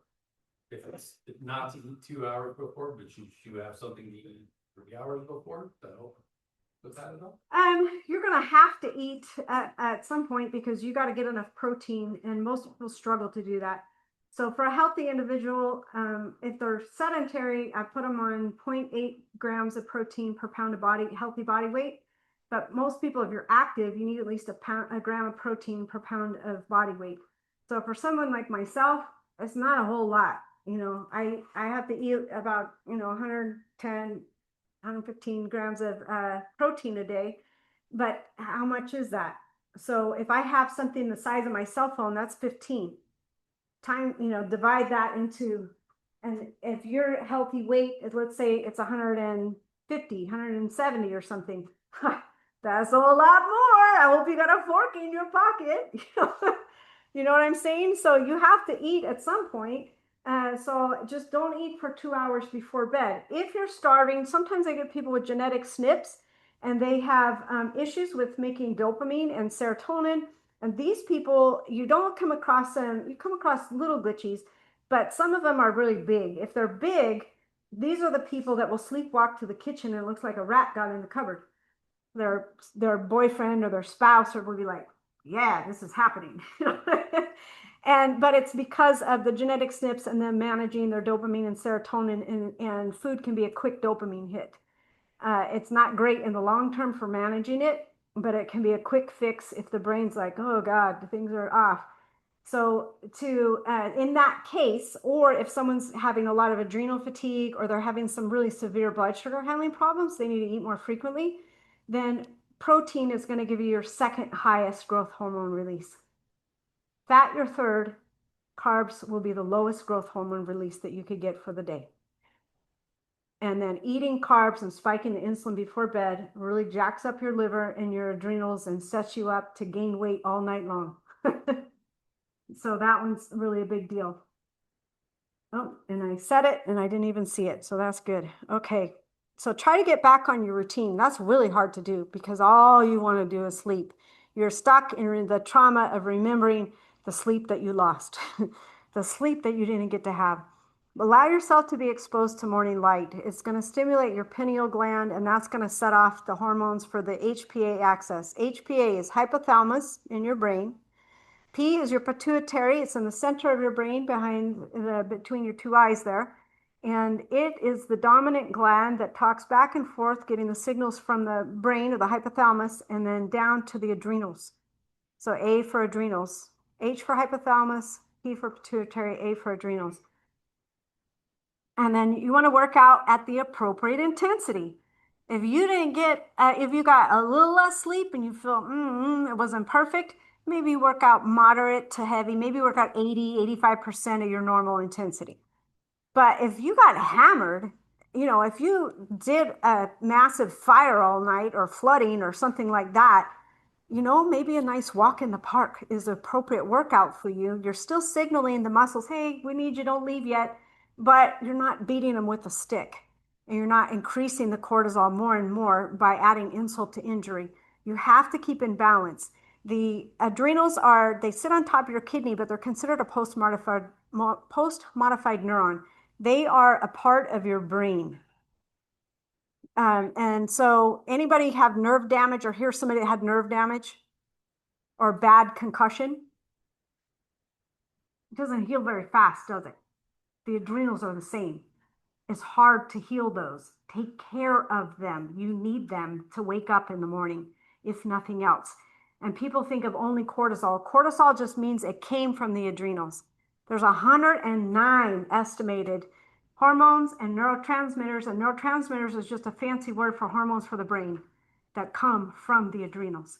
So it's not just, cortisol just means it came from the adrenals. It doesn't mean all the things. Gluconeocortisol, that's something that when you haven't eaten, that your body starts to release from the adrenals to be able to, glucose is sugar, neo is baby, infant, neonatal at the hospital would be where the babies are. And then cortisol just means it came from the adrenal. So that's a hormone that your body will release to get the protein and the fat to change into sugar to give you energy when you didn't get to eat long enough. So it's, if the adrenal fatigue is, it's much faster for me to fix someone's insulin resistance. I can get them insulin resistant fixed in 8 weeks. It can take me a year to fix the adrenal damage they did spiking the blood sugar. So love those, love those, love those. Okay, naps, power naps, 10, 20 minutes, just rest, go into alpha. If you knock out and wake up, that's okay. Cycle naps. What do you think I mean when I'm talking about cycle? So you're REM to non-REM, all right? So you go through 6 to 8 cycles during the night, and they are 90 minutes to 2 hours, so 1.5 hours to 2 hours. So if you sleep 1.5 hours to 2 hours, you made up for one of those cycles that you lost. So that's one of the tricks, like, okay, I didn't get it here, I got it here. And you still got it within 24 hours. It may not be as good as getting it consecutive, but it'd be a hell of a lot better than not. Go to bed. How many of you got your cortisol going and you pulled an all-nighter doing this or that, and now you're weirdly awake and you're going to keep going? And maybe maybe the body thinks, oh, it's time change, right? It's spring ahead.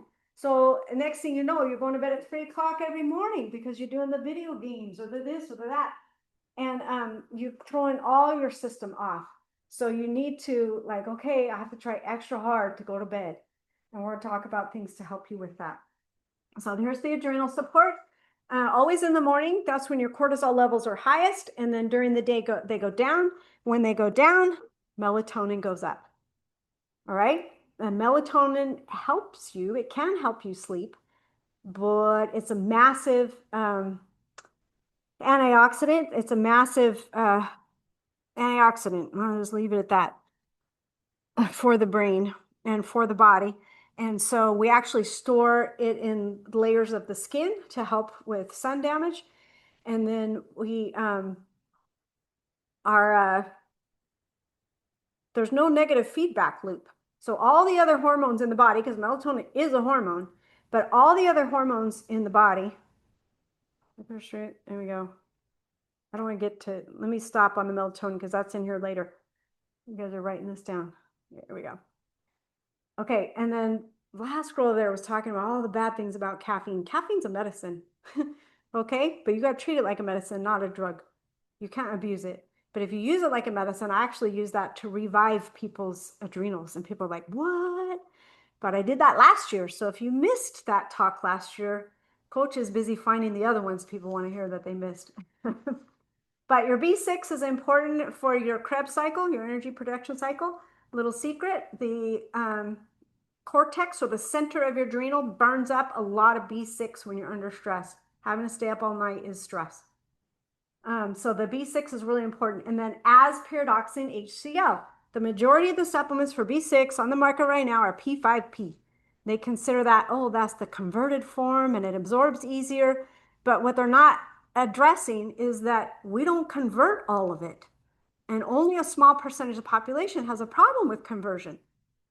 So I'm going to give the pyridoxine HCl. If I think they have a problem with conversion, I might throw in a little extra P5P with it, but I'm never going to do only P5P because we skipped this other part that they totally needed.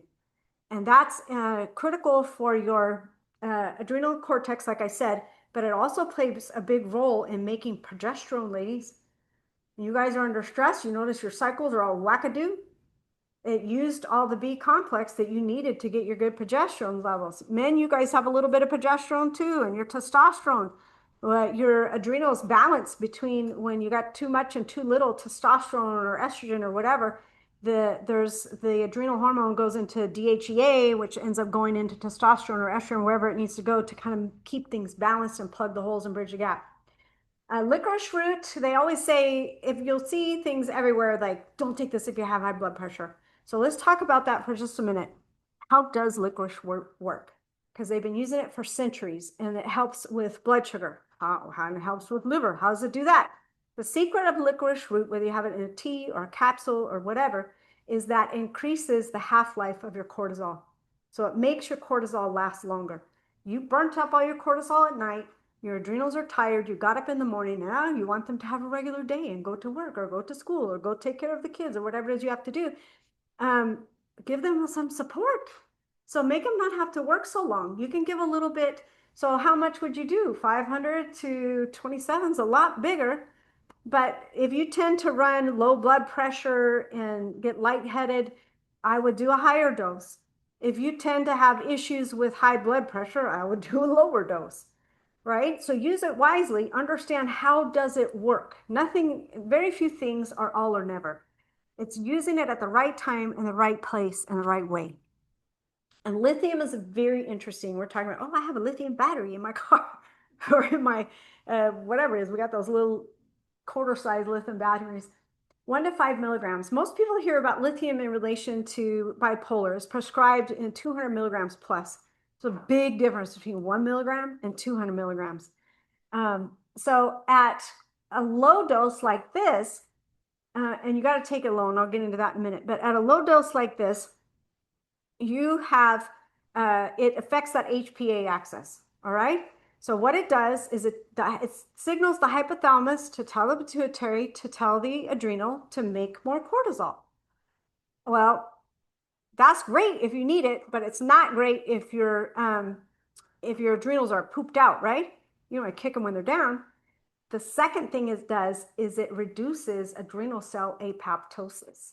So the adrenal cells aren't dying off and turning over. You're keeping more adrenal cells. So it's really going to support them and help them to come out of that adrenal fatigue. So if I have, let's say, 25, 30 milligrams of lithium, it's going to increase my sugar cravings like crazy. Why would it do that? What happens when you're stressed and your cortisol raises? What do you want to eat? Sugar. You did too much. Okay? So everything in balance. If the sun's closer to the earth, we burn up. If it's further away, we freeze. It's not all or nothing. Be smart about it, and you can use stuff that's easily accessible to make yourself strong and heal yourself. So caffeine, you don't do it daily. It has a 2-day withdrawal cycle.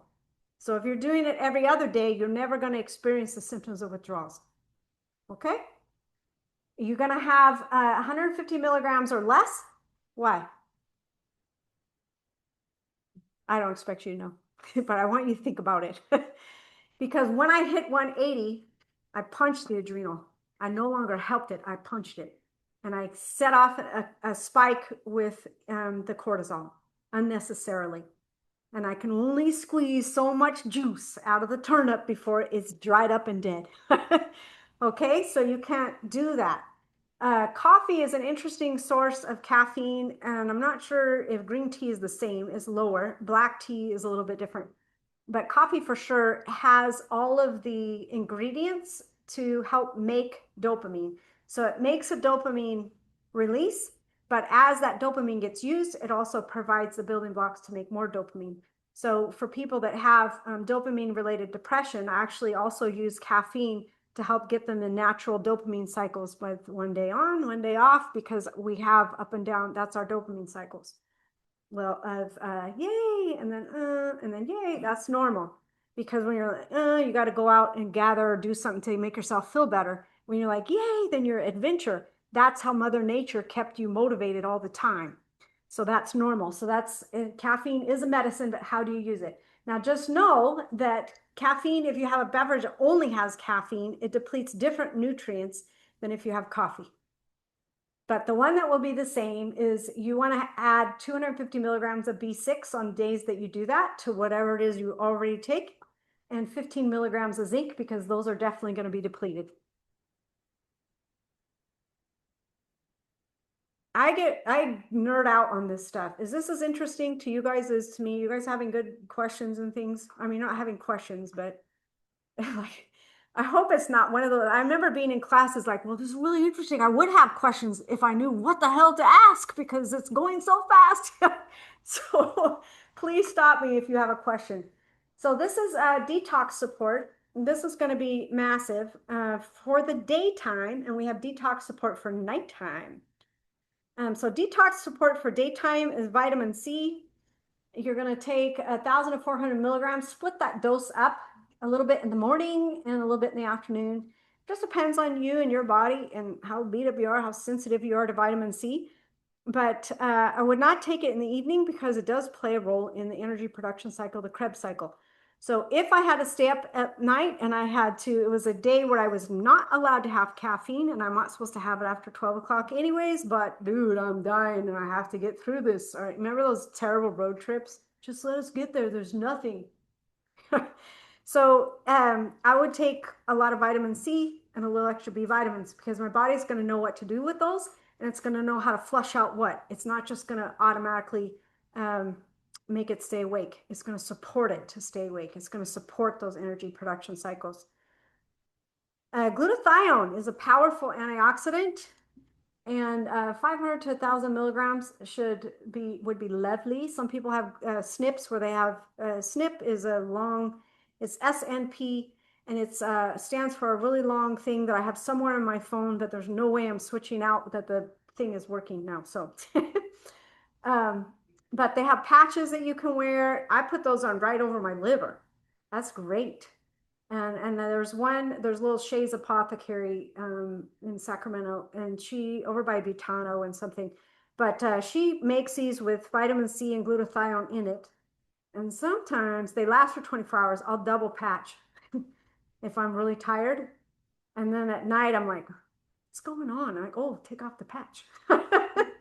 And so that can be really, really wonderful. And then remember, 70% less circulating immune cells. You don't want to overdo the zinc. 120 milligrams is toxic. Then you're suffocating your copper. You can't carry oxygen in the blood. But if you have too little, all kinds of bad things happen. Lithium and zinc can block each other. You got to take the lithium alone because it interacts with so many different minerals. It is powerful. It interacts with, it blocks zinc. It mimics sodium.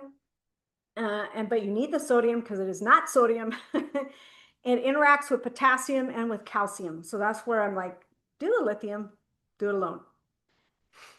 And then molecular hydrogen. I'm going to spend more time talking on molecular hydrogen. I have no clock other than the timer on this. So I'm assuming someone will come and say, yo, it's time, because I have no clock anywhere. Anyway, so HRW stands for hydrogen-rich water. I worked with a mechanical engineer for a little while and this started coming out. He was like, oh, you're making acid water. I'm like, no, it's not acidic. It just has a lot of free hydrogen molecules in it, extra hydrogen molecules that are not attached to oxygens. So it's different. All right, so nighttime detox support. You want to have some kind of detox or relaxation herbal tea. So a roasted dandelion root and milk thistle can be nice. If you're just really, you got so amped, you're having trouble coming down, I would do a relaxation tea. Something, chamomile is the most common. Chamomile is a little too weak sauce for a lot of people. So things that are more powerful, chamomile is nice, but if you had like valerian root or hops in the hops as a herb, not as a beer. Let me clarify that. In the tea, that's going to be very relaxing to your muscles, and that will help you to relax. And then, what? If you haven't heard anything about high dose melatonin, there it is. And that is a huge range as well. So melatonin doesn't always help you sleep. I have no idea what time it is. Sounds true. 1:58. Okay, I got 2 minutes. Okay. And the guy that had a million questions on hydrogen isn't here, so we're good, right? Okay, so the molecular hydrogen is a breathing treatment. If I take, let me go back to melatonin. So the melatonin, it's either going to knock you out or it's going to wake you up. So remember, it's high at night and it's down in the morning. Cortisol is high in the morning and down at night. So if I don't take enough, depending on who you are, everybody's different. But if I don't take enough, for me personally, it signals my brain, oh, that was so much melatonin. We got all the brain cleaned up. It must be time to wake up, and I'll have a cortisol release. So for me personally, if I take anything less than 120 milligrams of melatonin, I will wake up and feel like I had a huge thing of coffee for almost 24 hours. So, so I usually have 120 to 180 milligrams personally if I'm having that night. But everybody's different. You don't want to be groggy. If you're groggy, I would say you probably got a lot of extra stuff to detox. You don't have it cleaned out. And so you want to be able to do that. So start small and then work your way and find your sweet spot for you. Do it on a day when it doesn't matter the next day. Because it's either going to be da da da da, or it's going to be, oh, I'm just a little sluggish still. And that's okay because it just means it's helping you clean out. But if you missed your sleep, you missed your melatonin, and you miss the ability to clean that out, to clean out the toxins there. And then the hydrogen, if I combine it with that, I have a hydrogen breathing machine at home. It shuts off at 2 hours. If I do that, I fall asleep. Probably had cannula marks on my face this morning. But if I fall asleep on that and I take 150 milligrams of melatonin, remember that page with the grumpy old men? I don't have any of that. None of it. None of it. None. Zero. Egg. That's all from the toxic waste that didn't get cleaned out. Did I get the restoration? No. Things aren't going to be perfect. I still need to rejuvenate my body. I still need to rest, but I'm able to function. I don't feel like a POS the next day, and I'm able to get through my stuff. So that is a massive one, and I'm hoping, you know, I'm going to be proud about this. I sold Patrick his first hydrogen machine for the station, but I'm hoping to see these in every station, at least 2 at some point in time. And I'm really excited about some of the stuff that I'm going to share with you. And I know I have to wrap up and to get us back on track. This is a really interesting thing for alertness. The VAS is an alertness, AS is alertness scale. I don't remember what the V stands for, probably some dude, but very little difference between hydrogen, water, and caffeine because you're clearing out the toxins on the spot. Hydrogen travels freely and rapidly like a magnet to the toxin. Oxidative stress, the ox is in it because it has a weird charge to an odd number of oxygens. 1 water molecule plus 2 hydrogen molecules is H2O, water. You pee it out. So the weirdest thing is when you've had a rough day like that, you didn't drink that much water.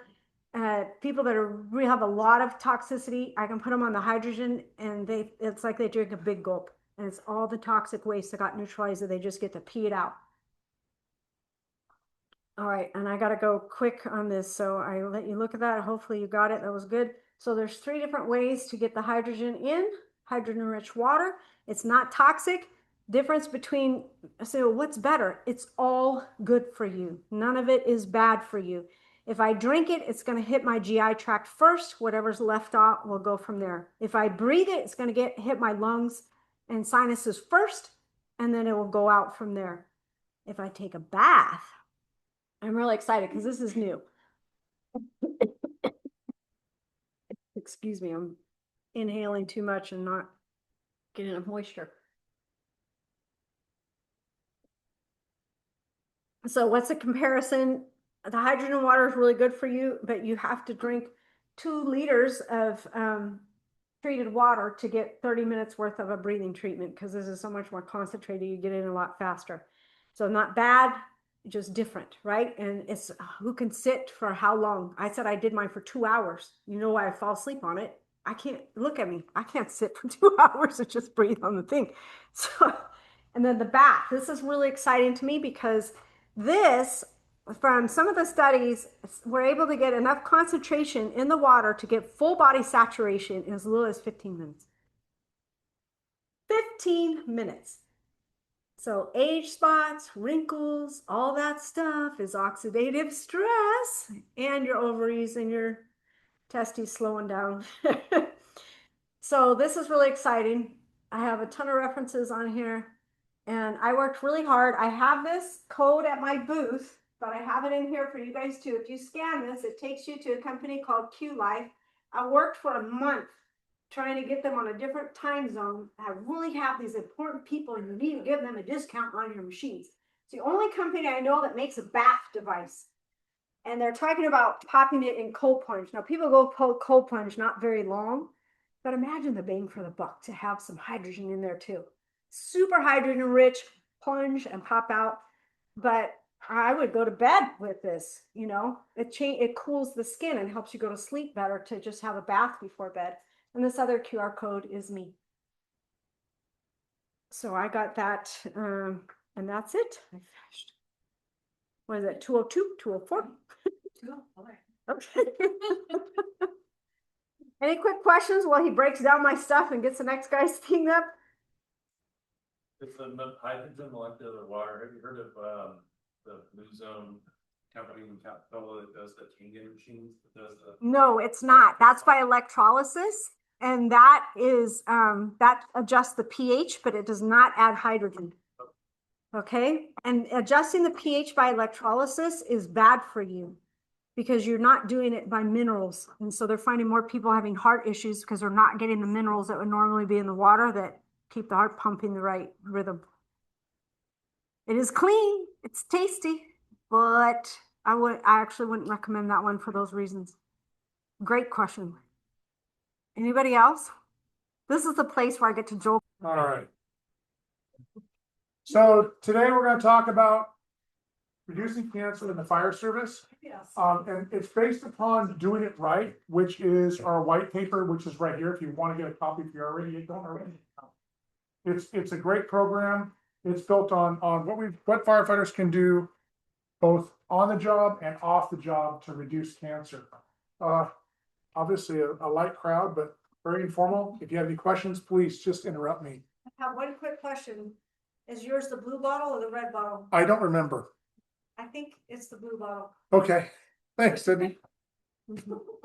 So my name is Scott Jennie. I'm the California State Director and the National Training Program Manager for the Firefighter Cancer Support Network.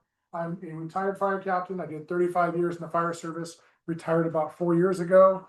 And I now am with the Firefighter Cancer Support Network. We're a nationwide nonprofit, and we're here for you. Our mission is to support you as firefighters, and your family members, EMS workers, if you're diagnosed with cancer. We have free resources that we get you, as well as our vision to be the global leader in support, awareness, and education. So our bottom line is we're here for you. We'll talk more about who we are here when we get in the survivorship section. So cancer is a big problem in the fire service. It's the biggest threat to our health and safety as firefighters. On this slide, as you see, in 2025, 80% of the line of duty deaths were from occupational cancer. That's what was reported to the International Association of Firefighters. But we all know that the IFF is not represented by every fire department in our nation. A lot of our fire departments are volunteer. So we know these numbers are much higher.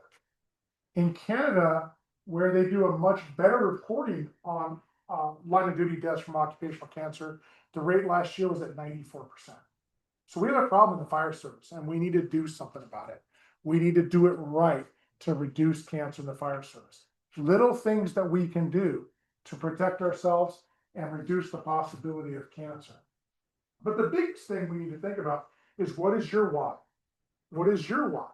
We all have different whys, right? What is your why to reduce cancer, to be healthy in the fire service? We all have muscle memory. Would you agree?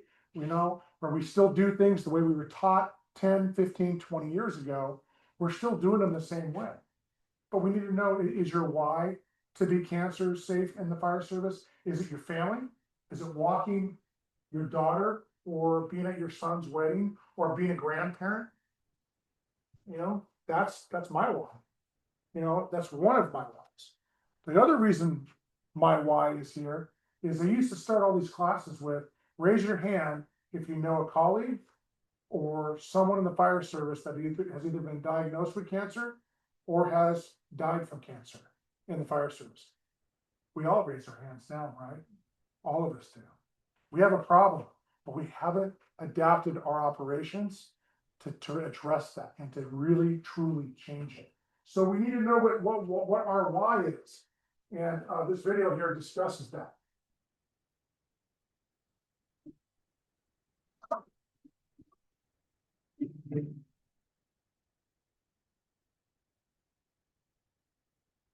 What motivates you to stay healthy? Is it your kids, your grandkids, your work, your partner? Defining that one big reason can really help you stick to best practices, especially when it's tough to stay on track. It's been called your why. It could be anyone or anything meaningful, but having that focus, that North Star, can make a difference in sticking with the habits that protect your health. It's important to take a look at what really matters to us and think about how that shapes our choices to live long, healthy lives. When we know our why, our main reason for staying healthy, it can help us on track when it's tempting to take shortcuts that might not be good for us.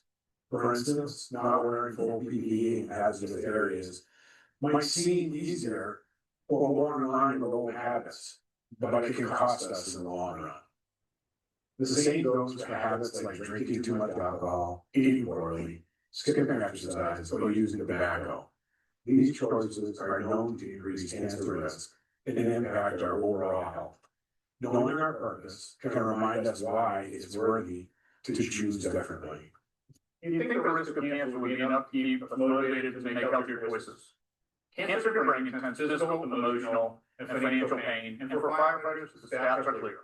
We're 9% more likely to develop cancer and 14% more likely to die from it than the average person.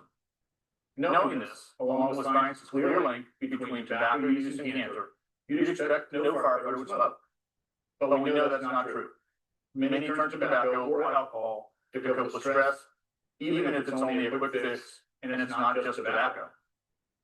Despite recommendations from 2013 that firefighters' hoods should be laundered frequently and kept off the neck when not in use, it's still common to see hoods worn improperly or not washed regularly, even though we know carcinogens collect on them and can be absorbed through the skin. These habits show how real life pressures and tradition often challenge what we know is best for our health. Knowing your why is essential for making lasting changes within the fire service. It helps us face the reality that, while we're not immune to cancer, we're also not powerless against it. Embracing this mindset allows us to take control, implementing safer practices that protect our health without accepting cancer as inevitable. We are also not alone. We need to work together to empower and support each other to make these changes together. Having a solid, motivating why will help with the acceptance of and the discipline to follow best practices, both on and off the job. Together we make a difference. No one fights alone. So again, we need to know our why, and each one of us has a different reason of why we want to reduce cancer in the fire service. It's interesting to note that 40% of the general public will be diagnosed with cancer sometime in their lifetime. We as firefighters have been proven scientifically, we have a 9% greater risk of a cancer diagnosis and a 14% greater risk of mortality than the general population. Again, we need to do simple things that we can do to protect ourselves, such as wearing your breathing apparatus and the suppression through overhaul.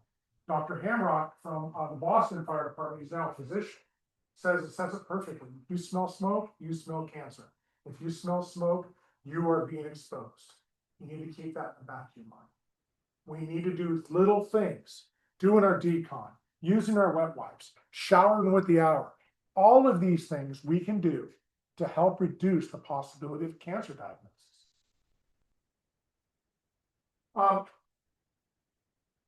Occupational cancer is the biggest threat to our health and safety today in the fire service.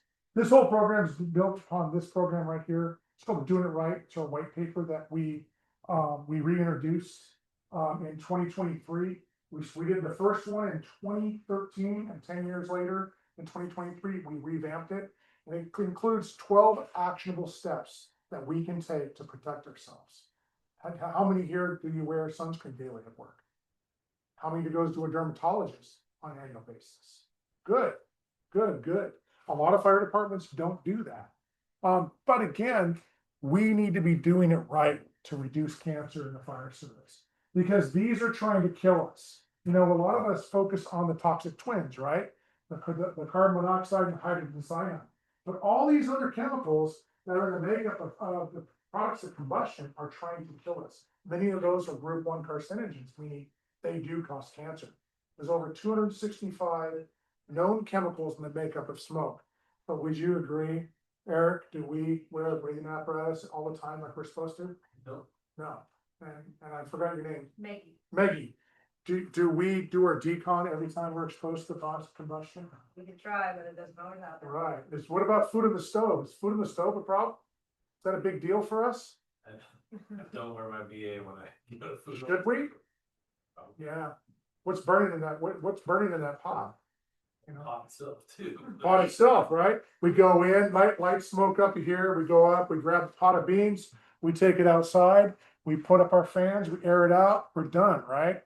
Back to work as usual, right? For the next call.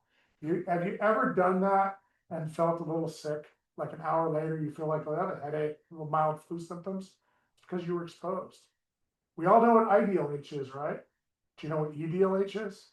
Eventually dangerous to life and health. Not wearing your breathing apparatus when the products of combustion are present. You're being exposed to what's burning, not just the food, but what's in the pot. What is the pot made of? Right? Is it Teflon? What's Teflon? Teflon's toxic as heck. Heck yes, it is. It's a forever chemical. It's a PFOA or PFOS, I right? used to have birds. The pan got slightly too hot and I wasn't ready to put stuff in or paying attention. My bird would die. Like that. Oof. Yeah, it's called a polymer fume fever. You might get away with it 20, 30 times, but not through a 30-year career. It's going to catch up. What does it cost you to wear a breathing apparatus anytime the products of combustion are present? Anytime you smell smoke? Are you going to go fill a bottle? For us, it was for my department, we'd have to go to another station and fill a bottle. And guys and gals didn't want to do that. But you know what? I'd rather take the hassle of have to do that than have to push a chemotherapy. And that puts it in perspective, right? I know it's kind of rough to say, but it puts it in perspective. Simple things we can do. Those 12 actionable steps to protect yourself are so important. Because chronic exposure to this through inhalation, right? Not wearing a breathing apparatus like we talked about. Ingestion. How many times do we come out from a fire and we take our mask off? I pop my glove off. I take my regulator off.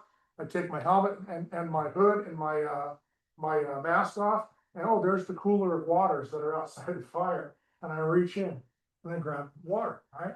After about the third or fourth firefighter to do that, what color is that water? It's gray. We're drinking that.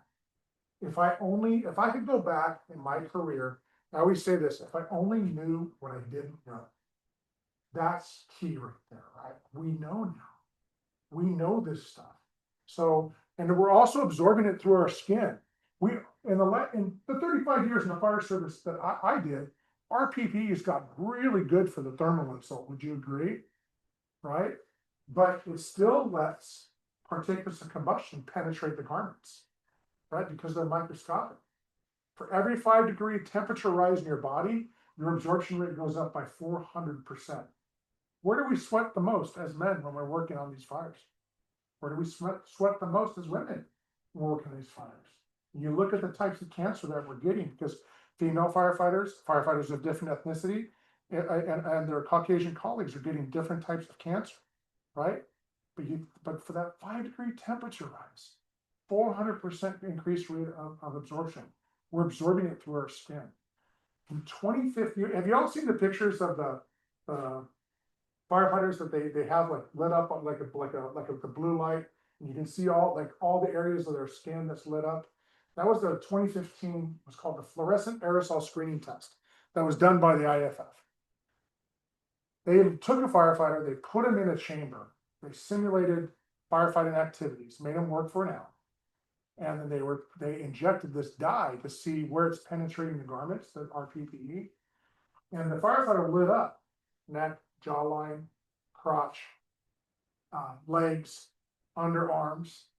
And you start looking at the types of cancer that we're getting, that firefighters are getting diagnosed with. And you can see where we're absorbing. So again, that shows the importance of one, doing our preliminary exposure reduction, scrubbing down on scene with soap and water while we're on air, right? And being able to shower within the hour, using your wet wipes to get all these polycyclic aromatic hydrocarbons, not only off equipment, but off our bodies as well, right? The simple steps we can do to protect us. And so this Doing It Right publication, hey, Chief, we base it, the first thing it's based on 2 things: what we can do on the job and off the job to reduce the possibility of cancer diagnosis. Also, where labor management can come together, like you see today here at Sac Metro, doing this health fair.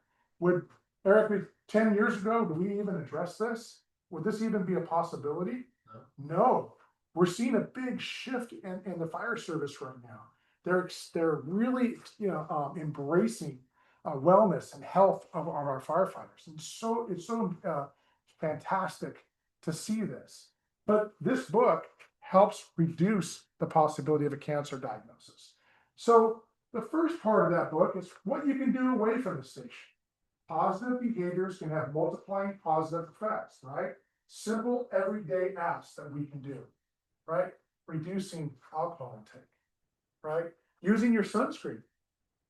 How about your healthcare? Are we really good in the fire service in getting healthcare? We're taking care of ourselves. Our male firefighters aren't. Our female firefighters are excellent. I went to a conference, Women in Fire. If you're familiar, Maggie, with Women in Fire, went to their conference. I've never had a conference where I've passed out every single thing and had to go print a ton more or go grab a ton more. Female firefighters are really excellent at taking care of themselves. Who forces us to go to the doctor? Our significant other or spouse, right? Mine's sitting right there. Mine's sitting right there. Mine's sitting right there. And I still have the handprints on my back and she's pushing me to it. But we're getting better at it, I'd say. But these little things we can do, and we're going to go into a little bit more to reduce the possibility of a cancer diagnosis. It's modifiable risk factors. We all have risk factors for cancer. Some are modifiable, some aren't. Age and genetics aren't modifiable. But simple things we can do. It's about moderation, right? We should only drink, believe it or not, they recommend no more than 1 drink a day for a female and 2 drinks a day for a male. Because if you're binge drinking, you can increase the possibility of a cancer diagnosis. I'm gonna say that the more recent stuff on that is 1 drink a day increases your risk of breast cancer by 30%, is the most recent information I got. And it doesn't matter if you're male or female. 2 drinks a day is not twice as bad for you, it's exponentially more bad for you. So now they're trying to study to see, well, how little can we have and not have it be bad for you? Pretty much they're just gonna have whatever's in your herbal tincture is what you get. And that, I haven't seen those studies, but, Yeah, you no, that's know, okay, I'm trying to help. no, believe me, I Yeah. appreciate it.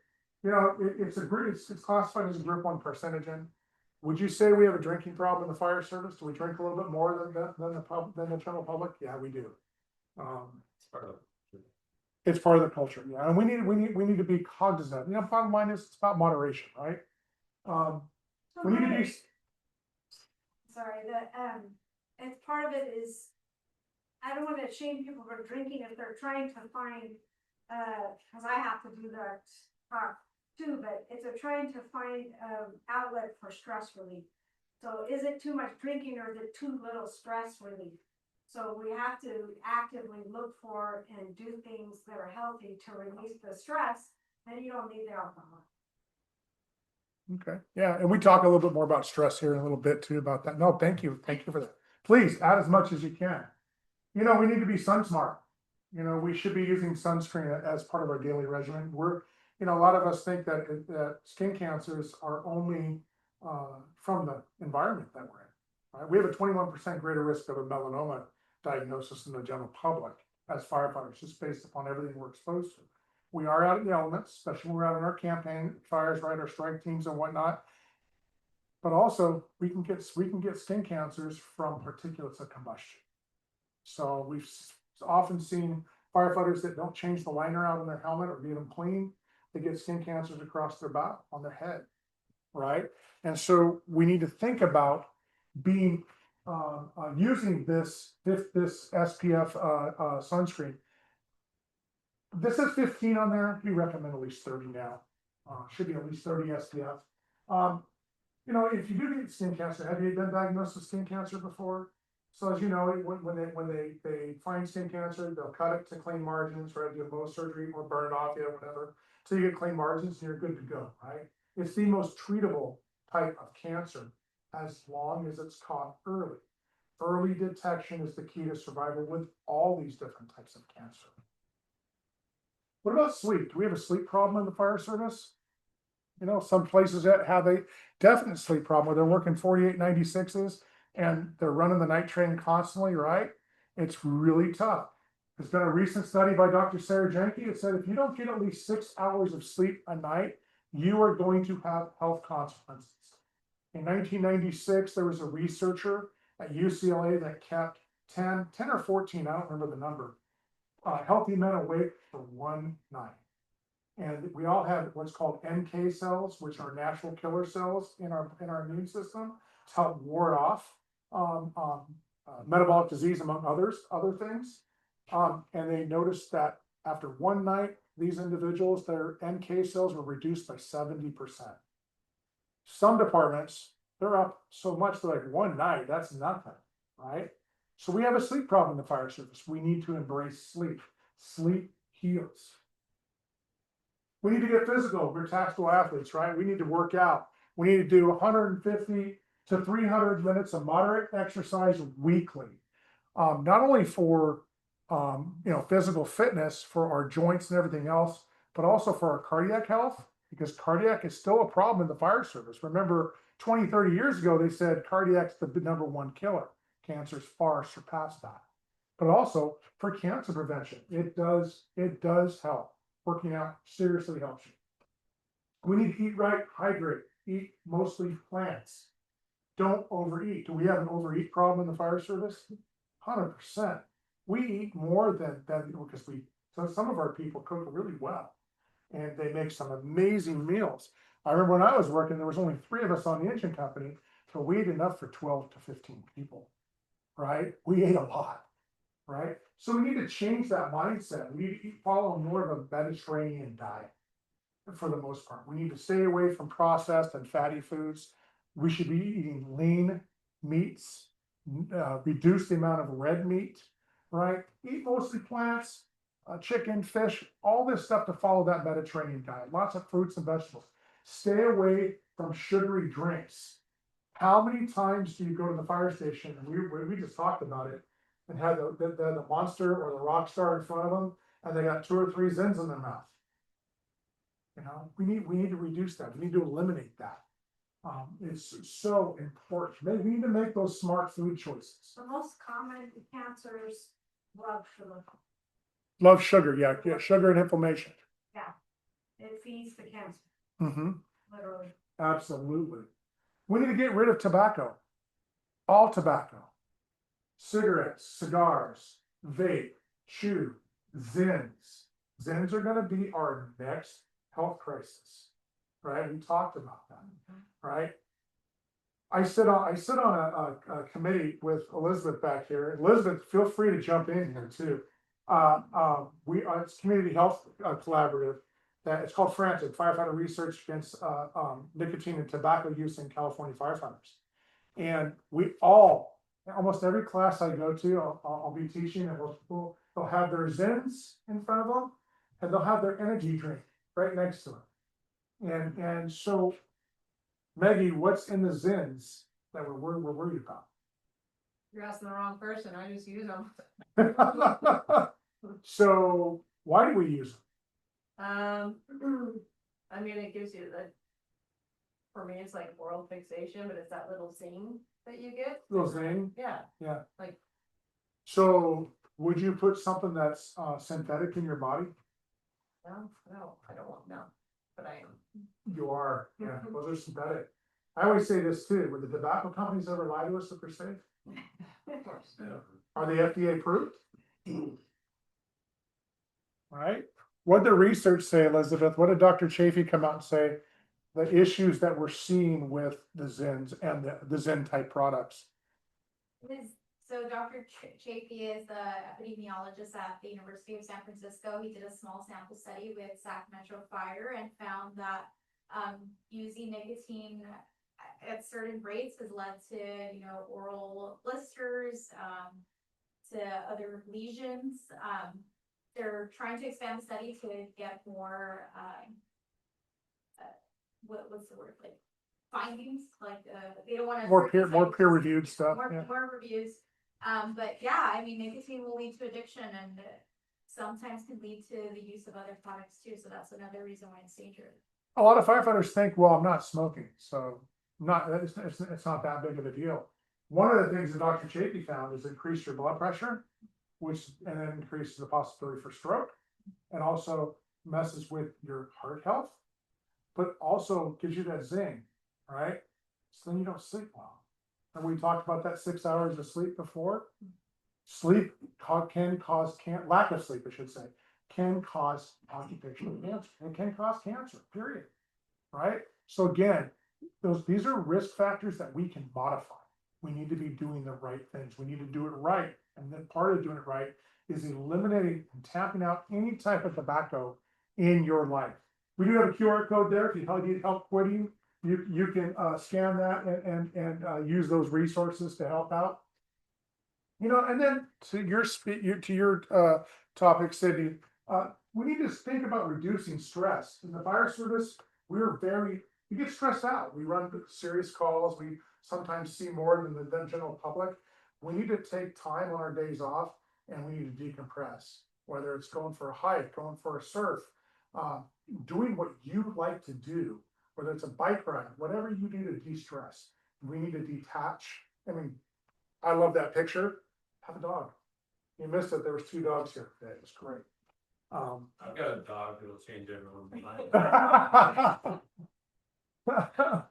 So, but bottom line is we need to get stress out of our life.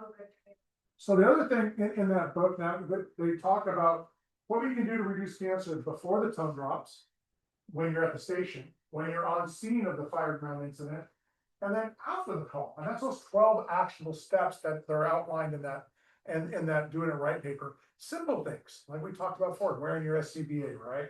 Doing your preliminary decon, getting scrubbed down with soap and water, wearing sunscreen, not bagging up, not transporting contaminated PPE in the cab of our apparatus, right? We go to these clean cab concepts. Well, the clean cab just means no dirty, contaminated equipment goes into this, period. In the video, you probably saw the big yellow bag that was standing behind the gal that was talking, Lisa Raggio. I wish Tony was back here, the gentleman that came in earlier, the assistant chief of their health and wellness division. they call them the big yellow Tony bags. And they're big bags that they keep their PPE in here at Sac Metro. And that's so they don't transport the contaminants in the rigs of our apparatus. But also, what about our personal rigs? So if now you guys are a 1-station department, so if you had to work at a 2-station department, or you're taking your gear home because you're going to a training, where do you transport your gear? Do you put it in the back seat of your car? I mean, that goes against reality. Most reality is a giant truck with, huge wheels. Yeah. No, most of us have. Most of us have trucks. We have self-enclosed vehicles. So yeah. we should be bagging up our PPE, right? We should have them in bags, right? What does our PPE have right now? That's the big concern. PFAS, right? PFAS, forever chemicals. It's constantly shedding. We should, when our PPE is not in use, we should be bagging it up. What about wearing our PPE recreational? Well, I hate to say it, but the PPEs are, not the PPE, but the PFAs are everywhere. They have it in all the recreational gear, all the Gore-Tex, all the, if you got ski stuff, then you clothes and you're wearing them.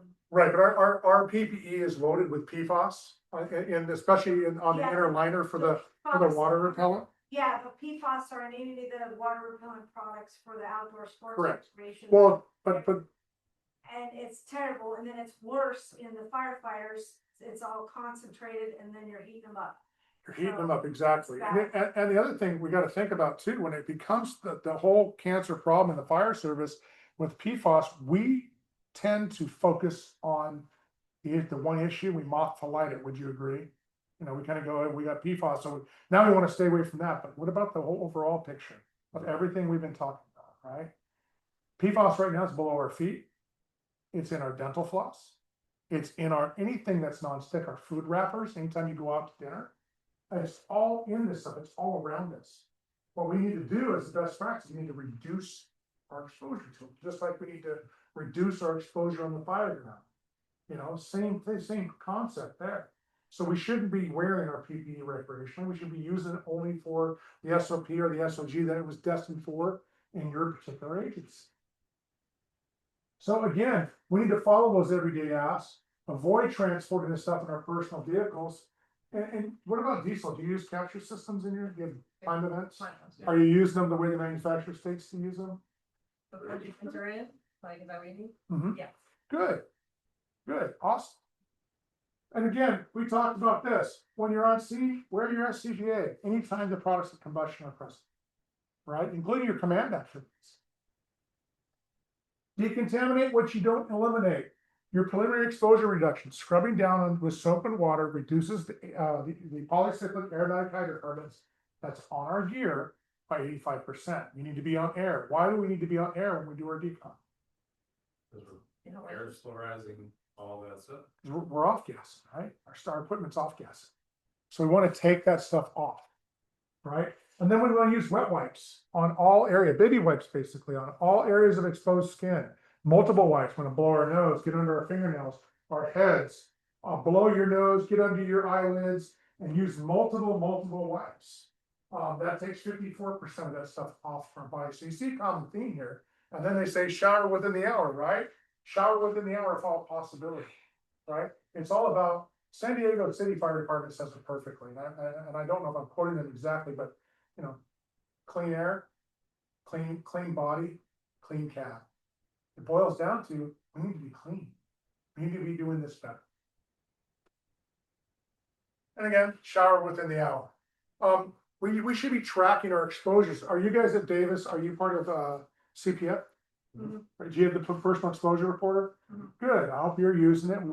Why do we want to document our exposures? Because God forbid we get diagnosed with cancer, right? We have a record of it. We have a great presumptive law in the state of California. But just because it's presumptive, does it mean it's automatic? Mm-hmm. No, we have to have proof, right? We have to have those records to show that we've been exposed, that we've been on the job.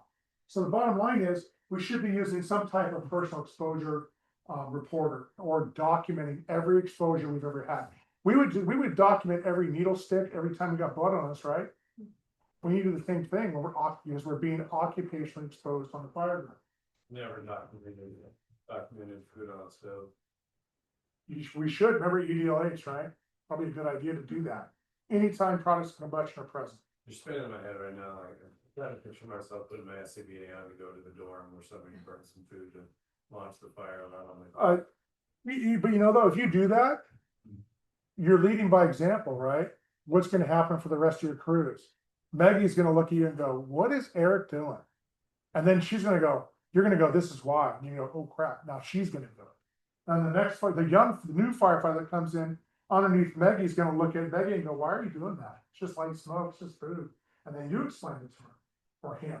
And then pretty soon, everybody's doing it, right? So it's all about leading by example. It doesn't mean you have to have policy to tell you how to do it, or you have to be beat over the head to do it, right? Does that work in the fire service? No. But if we lead by example to be cancer safe, others will follow. And then that culture shift starts to turn. That's what I'm saying here, 'cause it's just us right now.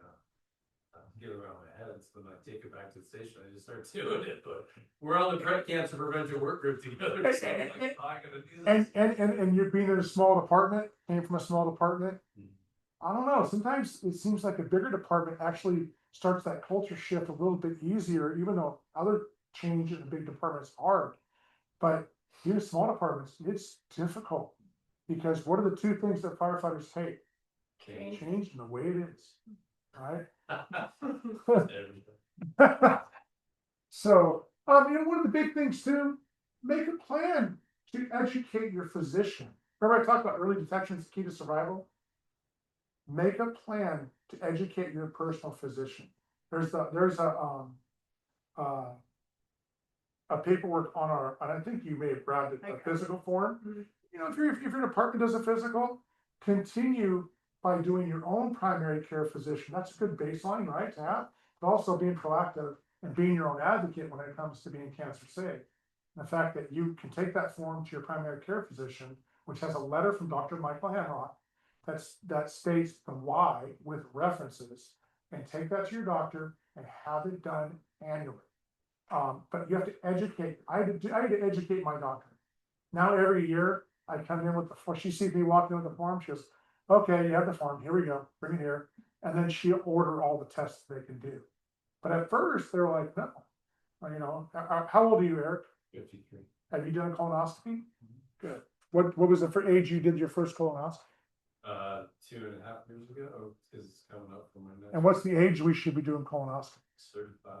40. 40. At age for 40 for firefighters. I'll be doing it this year, yeah. Yeah, 40 for firefighters. And, you know, they're going to ask, your doctor's going to look at you and say, well, the guideline from the U.S. Preventive Task Force is 45. But they're going to ask you, well, do you have family history? And you're going to say, yes, I do. I've had, who? Brothers and sisters in the fire service have had colon cancer.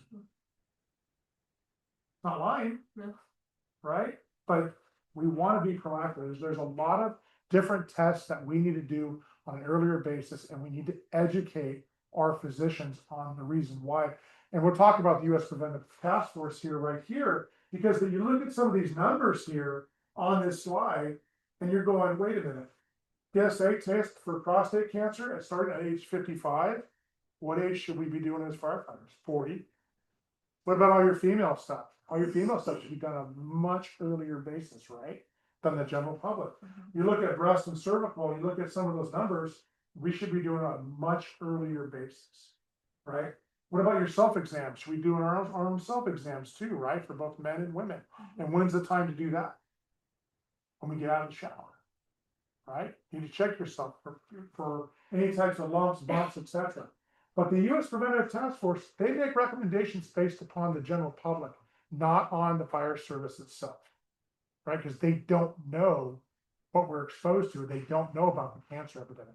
That's why it's so imperative to make that relationship with your doctor. What is one of the most subtle signs of cancer, or the signs and symptoms of cancer that you might think could be cancer? Fatigue. Fatigue, yeah, absolutely. Fatigue, a cough. It's a small, subtle, and persistent change that can last 2 weeks or more. We at the FCSN, we collaborate with another nonprofit back from the Massachusetts area called Detect Together. And they made a very simple plan for us to follow. It's the 2 week rule. Remember what your great feels like. You know when you feel great. Use the 2 week rule. I have a cough that just won't go away. I'm fatigued. I just can't catch up. Might be something, might be nothing, but you need to share it with your doctor. For the last 2 weeks or more, you need to share it with your doctor. That's so important because it can be the difference between stage 1 and stage 4. Right? That's the key piece here. Early detection is the key to survival. Yours So- is a cold. But Yours is a cold. Yeah. Your whole family got a cold. Yes. So we've been talking over about Been hacking coughs the through. last like a month and a half. Like, I can't get rid of this cough. Well, and that's something you need to think about too, right? So, any questions so far? All right, let's talk about culture change and responsibilities. So we need to engineer for prevention for cancer in the fire service. Is your fire station, is it older, like most of ours? 1973. Yeah, I mean, my oldest station was like 1932. So, our stations weren't built for health and safety in mind, right? We put the fire apparatus inside the fire station and ran exhaust all the time and didn't think anything about it. Now, diesel particulates are a group 1 carcinogen. So we need to engineer our stations for success, right? That's your big cost piece right there. We can retrofit our older stations to make it cancer safe, right? Set up the zones, like we should be as a best practice, setting up zones on the fire ground, hot, warm, and cold zones. Same thing with our fire stations. There should be hot, cold, and warm zones. I mean, hot, warm, and cold zones in your fire station. Where's the most hazardous part of your station? The apparatus, right? Because of diesel exhaust. So we need to retrofit stations. And the other thing we need to think about on these 3 E's is education enforcement. Education is what we're doing here today through action, awareness, and accountability, right? That's what it boils down to, those 3 words. Action, awareness, accountability. Taking action, leading by example, right? I have chosen to be cancer safe. I don't care if anyone's going to make fun of me because I'm wearing my breathing apparatus when there's just a simple food on the stove. Simple things, again, we have to do to be able to reduce or mitigate cancer risk and enforcement. That doesn't mean we're going to write people up. That means, Maggie, you're going to look at Eric and go, Eric, don't forget, we got to do that decon thing.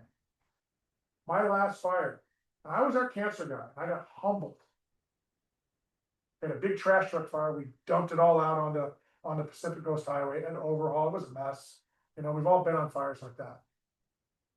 And muscle memory, right? 35 years of doing the same thing over and over again, basically. Where did my breathing apparatus go? Right off my back, right into the cab of the apparatus, into the officer seat, right? My coat was sitting on the ground, right in front of my seat on the floorboard of the fire apparatus. I get a tap on my shoulder. Adam Fugate. Holding wet wipes. Hey, Cat, aren't we supposed to do that decon thing? And then, of course, my engineer looks at me and he starts laughing, right? Well, you're just the cancer guy. And I was humbled. And you know what? He held me accountable and he did the right thing, right? I'm humbled to say that I made a mistake. It was muscle memory, but that's how we can hold each other accountable. Don't remember, we got to do this. Remember, we got to do that. Remember, do your medical exams. Remember to eat right, hydrate, right? Simple things to remind each other and to hold each other accountable. In order to affect culture change, and that's the biggest problem in the fire service, right? Like I said before, the 2 things that we that we hate, change, the way things are, right? So that's a true statement in the fire service. We get just set in our ways on how we do things. What's the thing that they say? It's the way we've always done it. That's one of the worst statements ever. Just because it's the way you've always done it doesn't mean it's the right thing. Right? So we need to think about, where we have buy-in from labor, management coming together. Are either of you company officers? Company officer. So labor and management come together, but it boils down to our own personal responsibility, our own advocating for ourselves to be cancer safe. But you as the company officer, you're the change agent right there. Because if your crews there see you going out and doing these things to be safe, they're going to follow you, right? Your younger firefighters will come up underneath you that you're mentoring. are gonna fall. Pretty soon, Maggie's crew says, look what Eric's doing. We're gonna follow what he's doing too, because we wanna do the right. Let's talk about survivorship as we close out. So the Firefighter Cancer Support Network, we're a nationwide nonprofit. We were born in 2005 in the LA County Fire Department by this individual right here, Michael DeBron. Michael DeBron at age 39 was given a death sentence. He was diagnosed with colon cancer and told to get his affairs in order. Happy to say that Mike went to the right treatment, got to the right doctors, etc. He's still with us today. He retired a few years ago, and he's living his best life up in Bonners Ferry, Idaho. He's having he's a great guy. Well, he started noticing at the time of his diagnosis that, oh, this person's diagnosed, that person's diagnosed. And they started talking, and they started networking together. And pretty soon, his vision for the Firefighter Cancer Support Network was born, and it took off. Like I said earlier, we're in all 50 states, and we're also building up into Canada. And our mission is to support you in the event of a cancer diagnosis. We have free resources that we get you in the event that you're diagnosed. And then we also provide badge-to-badge mentorship. It's that you get matched up with a firefighter who has the same or similar cancer, and they walk you through the path. This worked for me, this didn't work for me. Keep in mind, no two cancers are ever the same. But they really, truly, it's like the peer support piece, but you're sitting at the kitchen coffee table where we solve all the world's problems, right? We bust each other's chops and we solve all the problems. But the bottom line is, he created something that just took off and what it is today. And then we have an MOU signed with the International Association of Firefighters, and we do Firefighter Cancer Awareness Month every January. I'm sure you saw all the stuff that came out on social media, both on the IFF site and our site as well. The first thing that we do, we send you free of charge a toolbox. That's that box right there with your SOP manual. God forbid you're diagnosed with cancer. What's called the Firefighter's Guide to Cancer Survivorship. It is your Bible. It's 230 pages that was written by firefighters who've had a cancer diagnosis and came out on the other side. It talks about questions you can ask your treatment team. Goes over our presumptive laws. Every state of our nation has presumptive laws that are different and cover different stuff, as well as great articles and things to think about if you're navigating a cancer diagnosis. It's basically meant to help you navigate from diagnosis, treatment, hopefully into recovery. And then we do this education free of charge for any agency that offers it. The normal programs, and it takes about 2 hours to do, and we're working with Eric right now to see if we can bring it over to your department, maybe do something where other departments come around. It'd be great if we could do it. And we teach our education at every single conference across our great nation. Are you familiar with the National Firefighter Registry, both of you? I just saw them too. So the NFR, we want you to please sign up for it. You can click on that QR code. You can come over and grab the information from my booth. But the National Firefighter Registry, they're trying to, it's a longitudinal, I can't say it, longitudinal study from that NIOSH is doing. Dr. Kenny Fenton is heading that up, and they're looking at identifying trends in our work habits, our PPE, and everything of why the cancer stuff is happening and how we can change that environment. Exactly what we're trying to do here with the 12 steps. They're trying to identify anything we can do in the future to reduce cancer in the fire service. So we ask, it doesn't matter if you're volunteer, career, retired or not, it's completely confidential and it's completely free. So we ask that everybody please sign up for it. And this is a little bit on the FCSN. Cancer is a harsh reality in the fire service, but together we can take action to reduce risk and support those facing this battle. Remember, early detection saves lives, and adopting best practices can make all the difference. If cancer touches your life or that of a colleague, the Firefighter Cancer Support Network is here to help. No one fights alone. Reach out, take charge of your health, and lean on the support of your fire service family. Stay safe, stay vigilant, and thank you for your commitment to this critical mission. It all boils down to the personal choices in closing. Personal choices that we make for ourselves can either make or break us in getting the cancer diagnosis. So again, it's about advocating for ourselves and doing it right to be to reduce cancer in the fire service. So I hope you guys found this, educational. I hope that, we can make a difference, and I hope you can go out and make those changes in your own departments. Thank you for being here. I appreciate it. Thank you.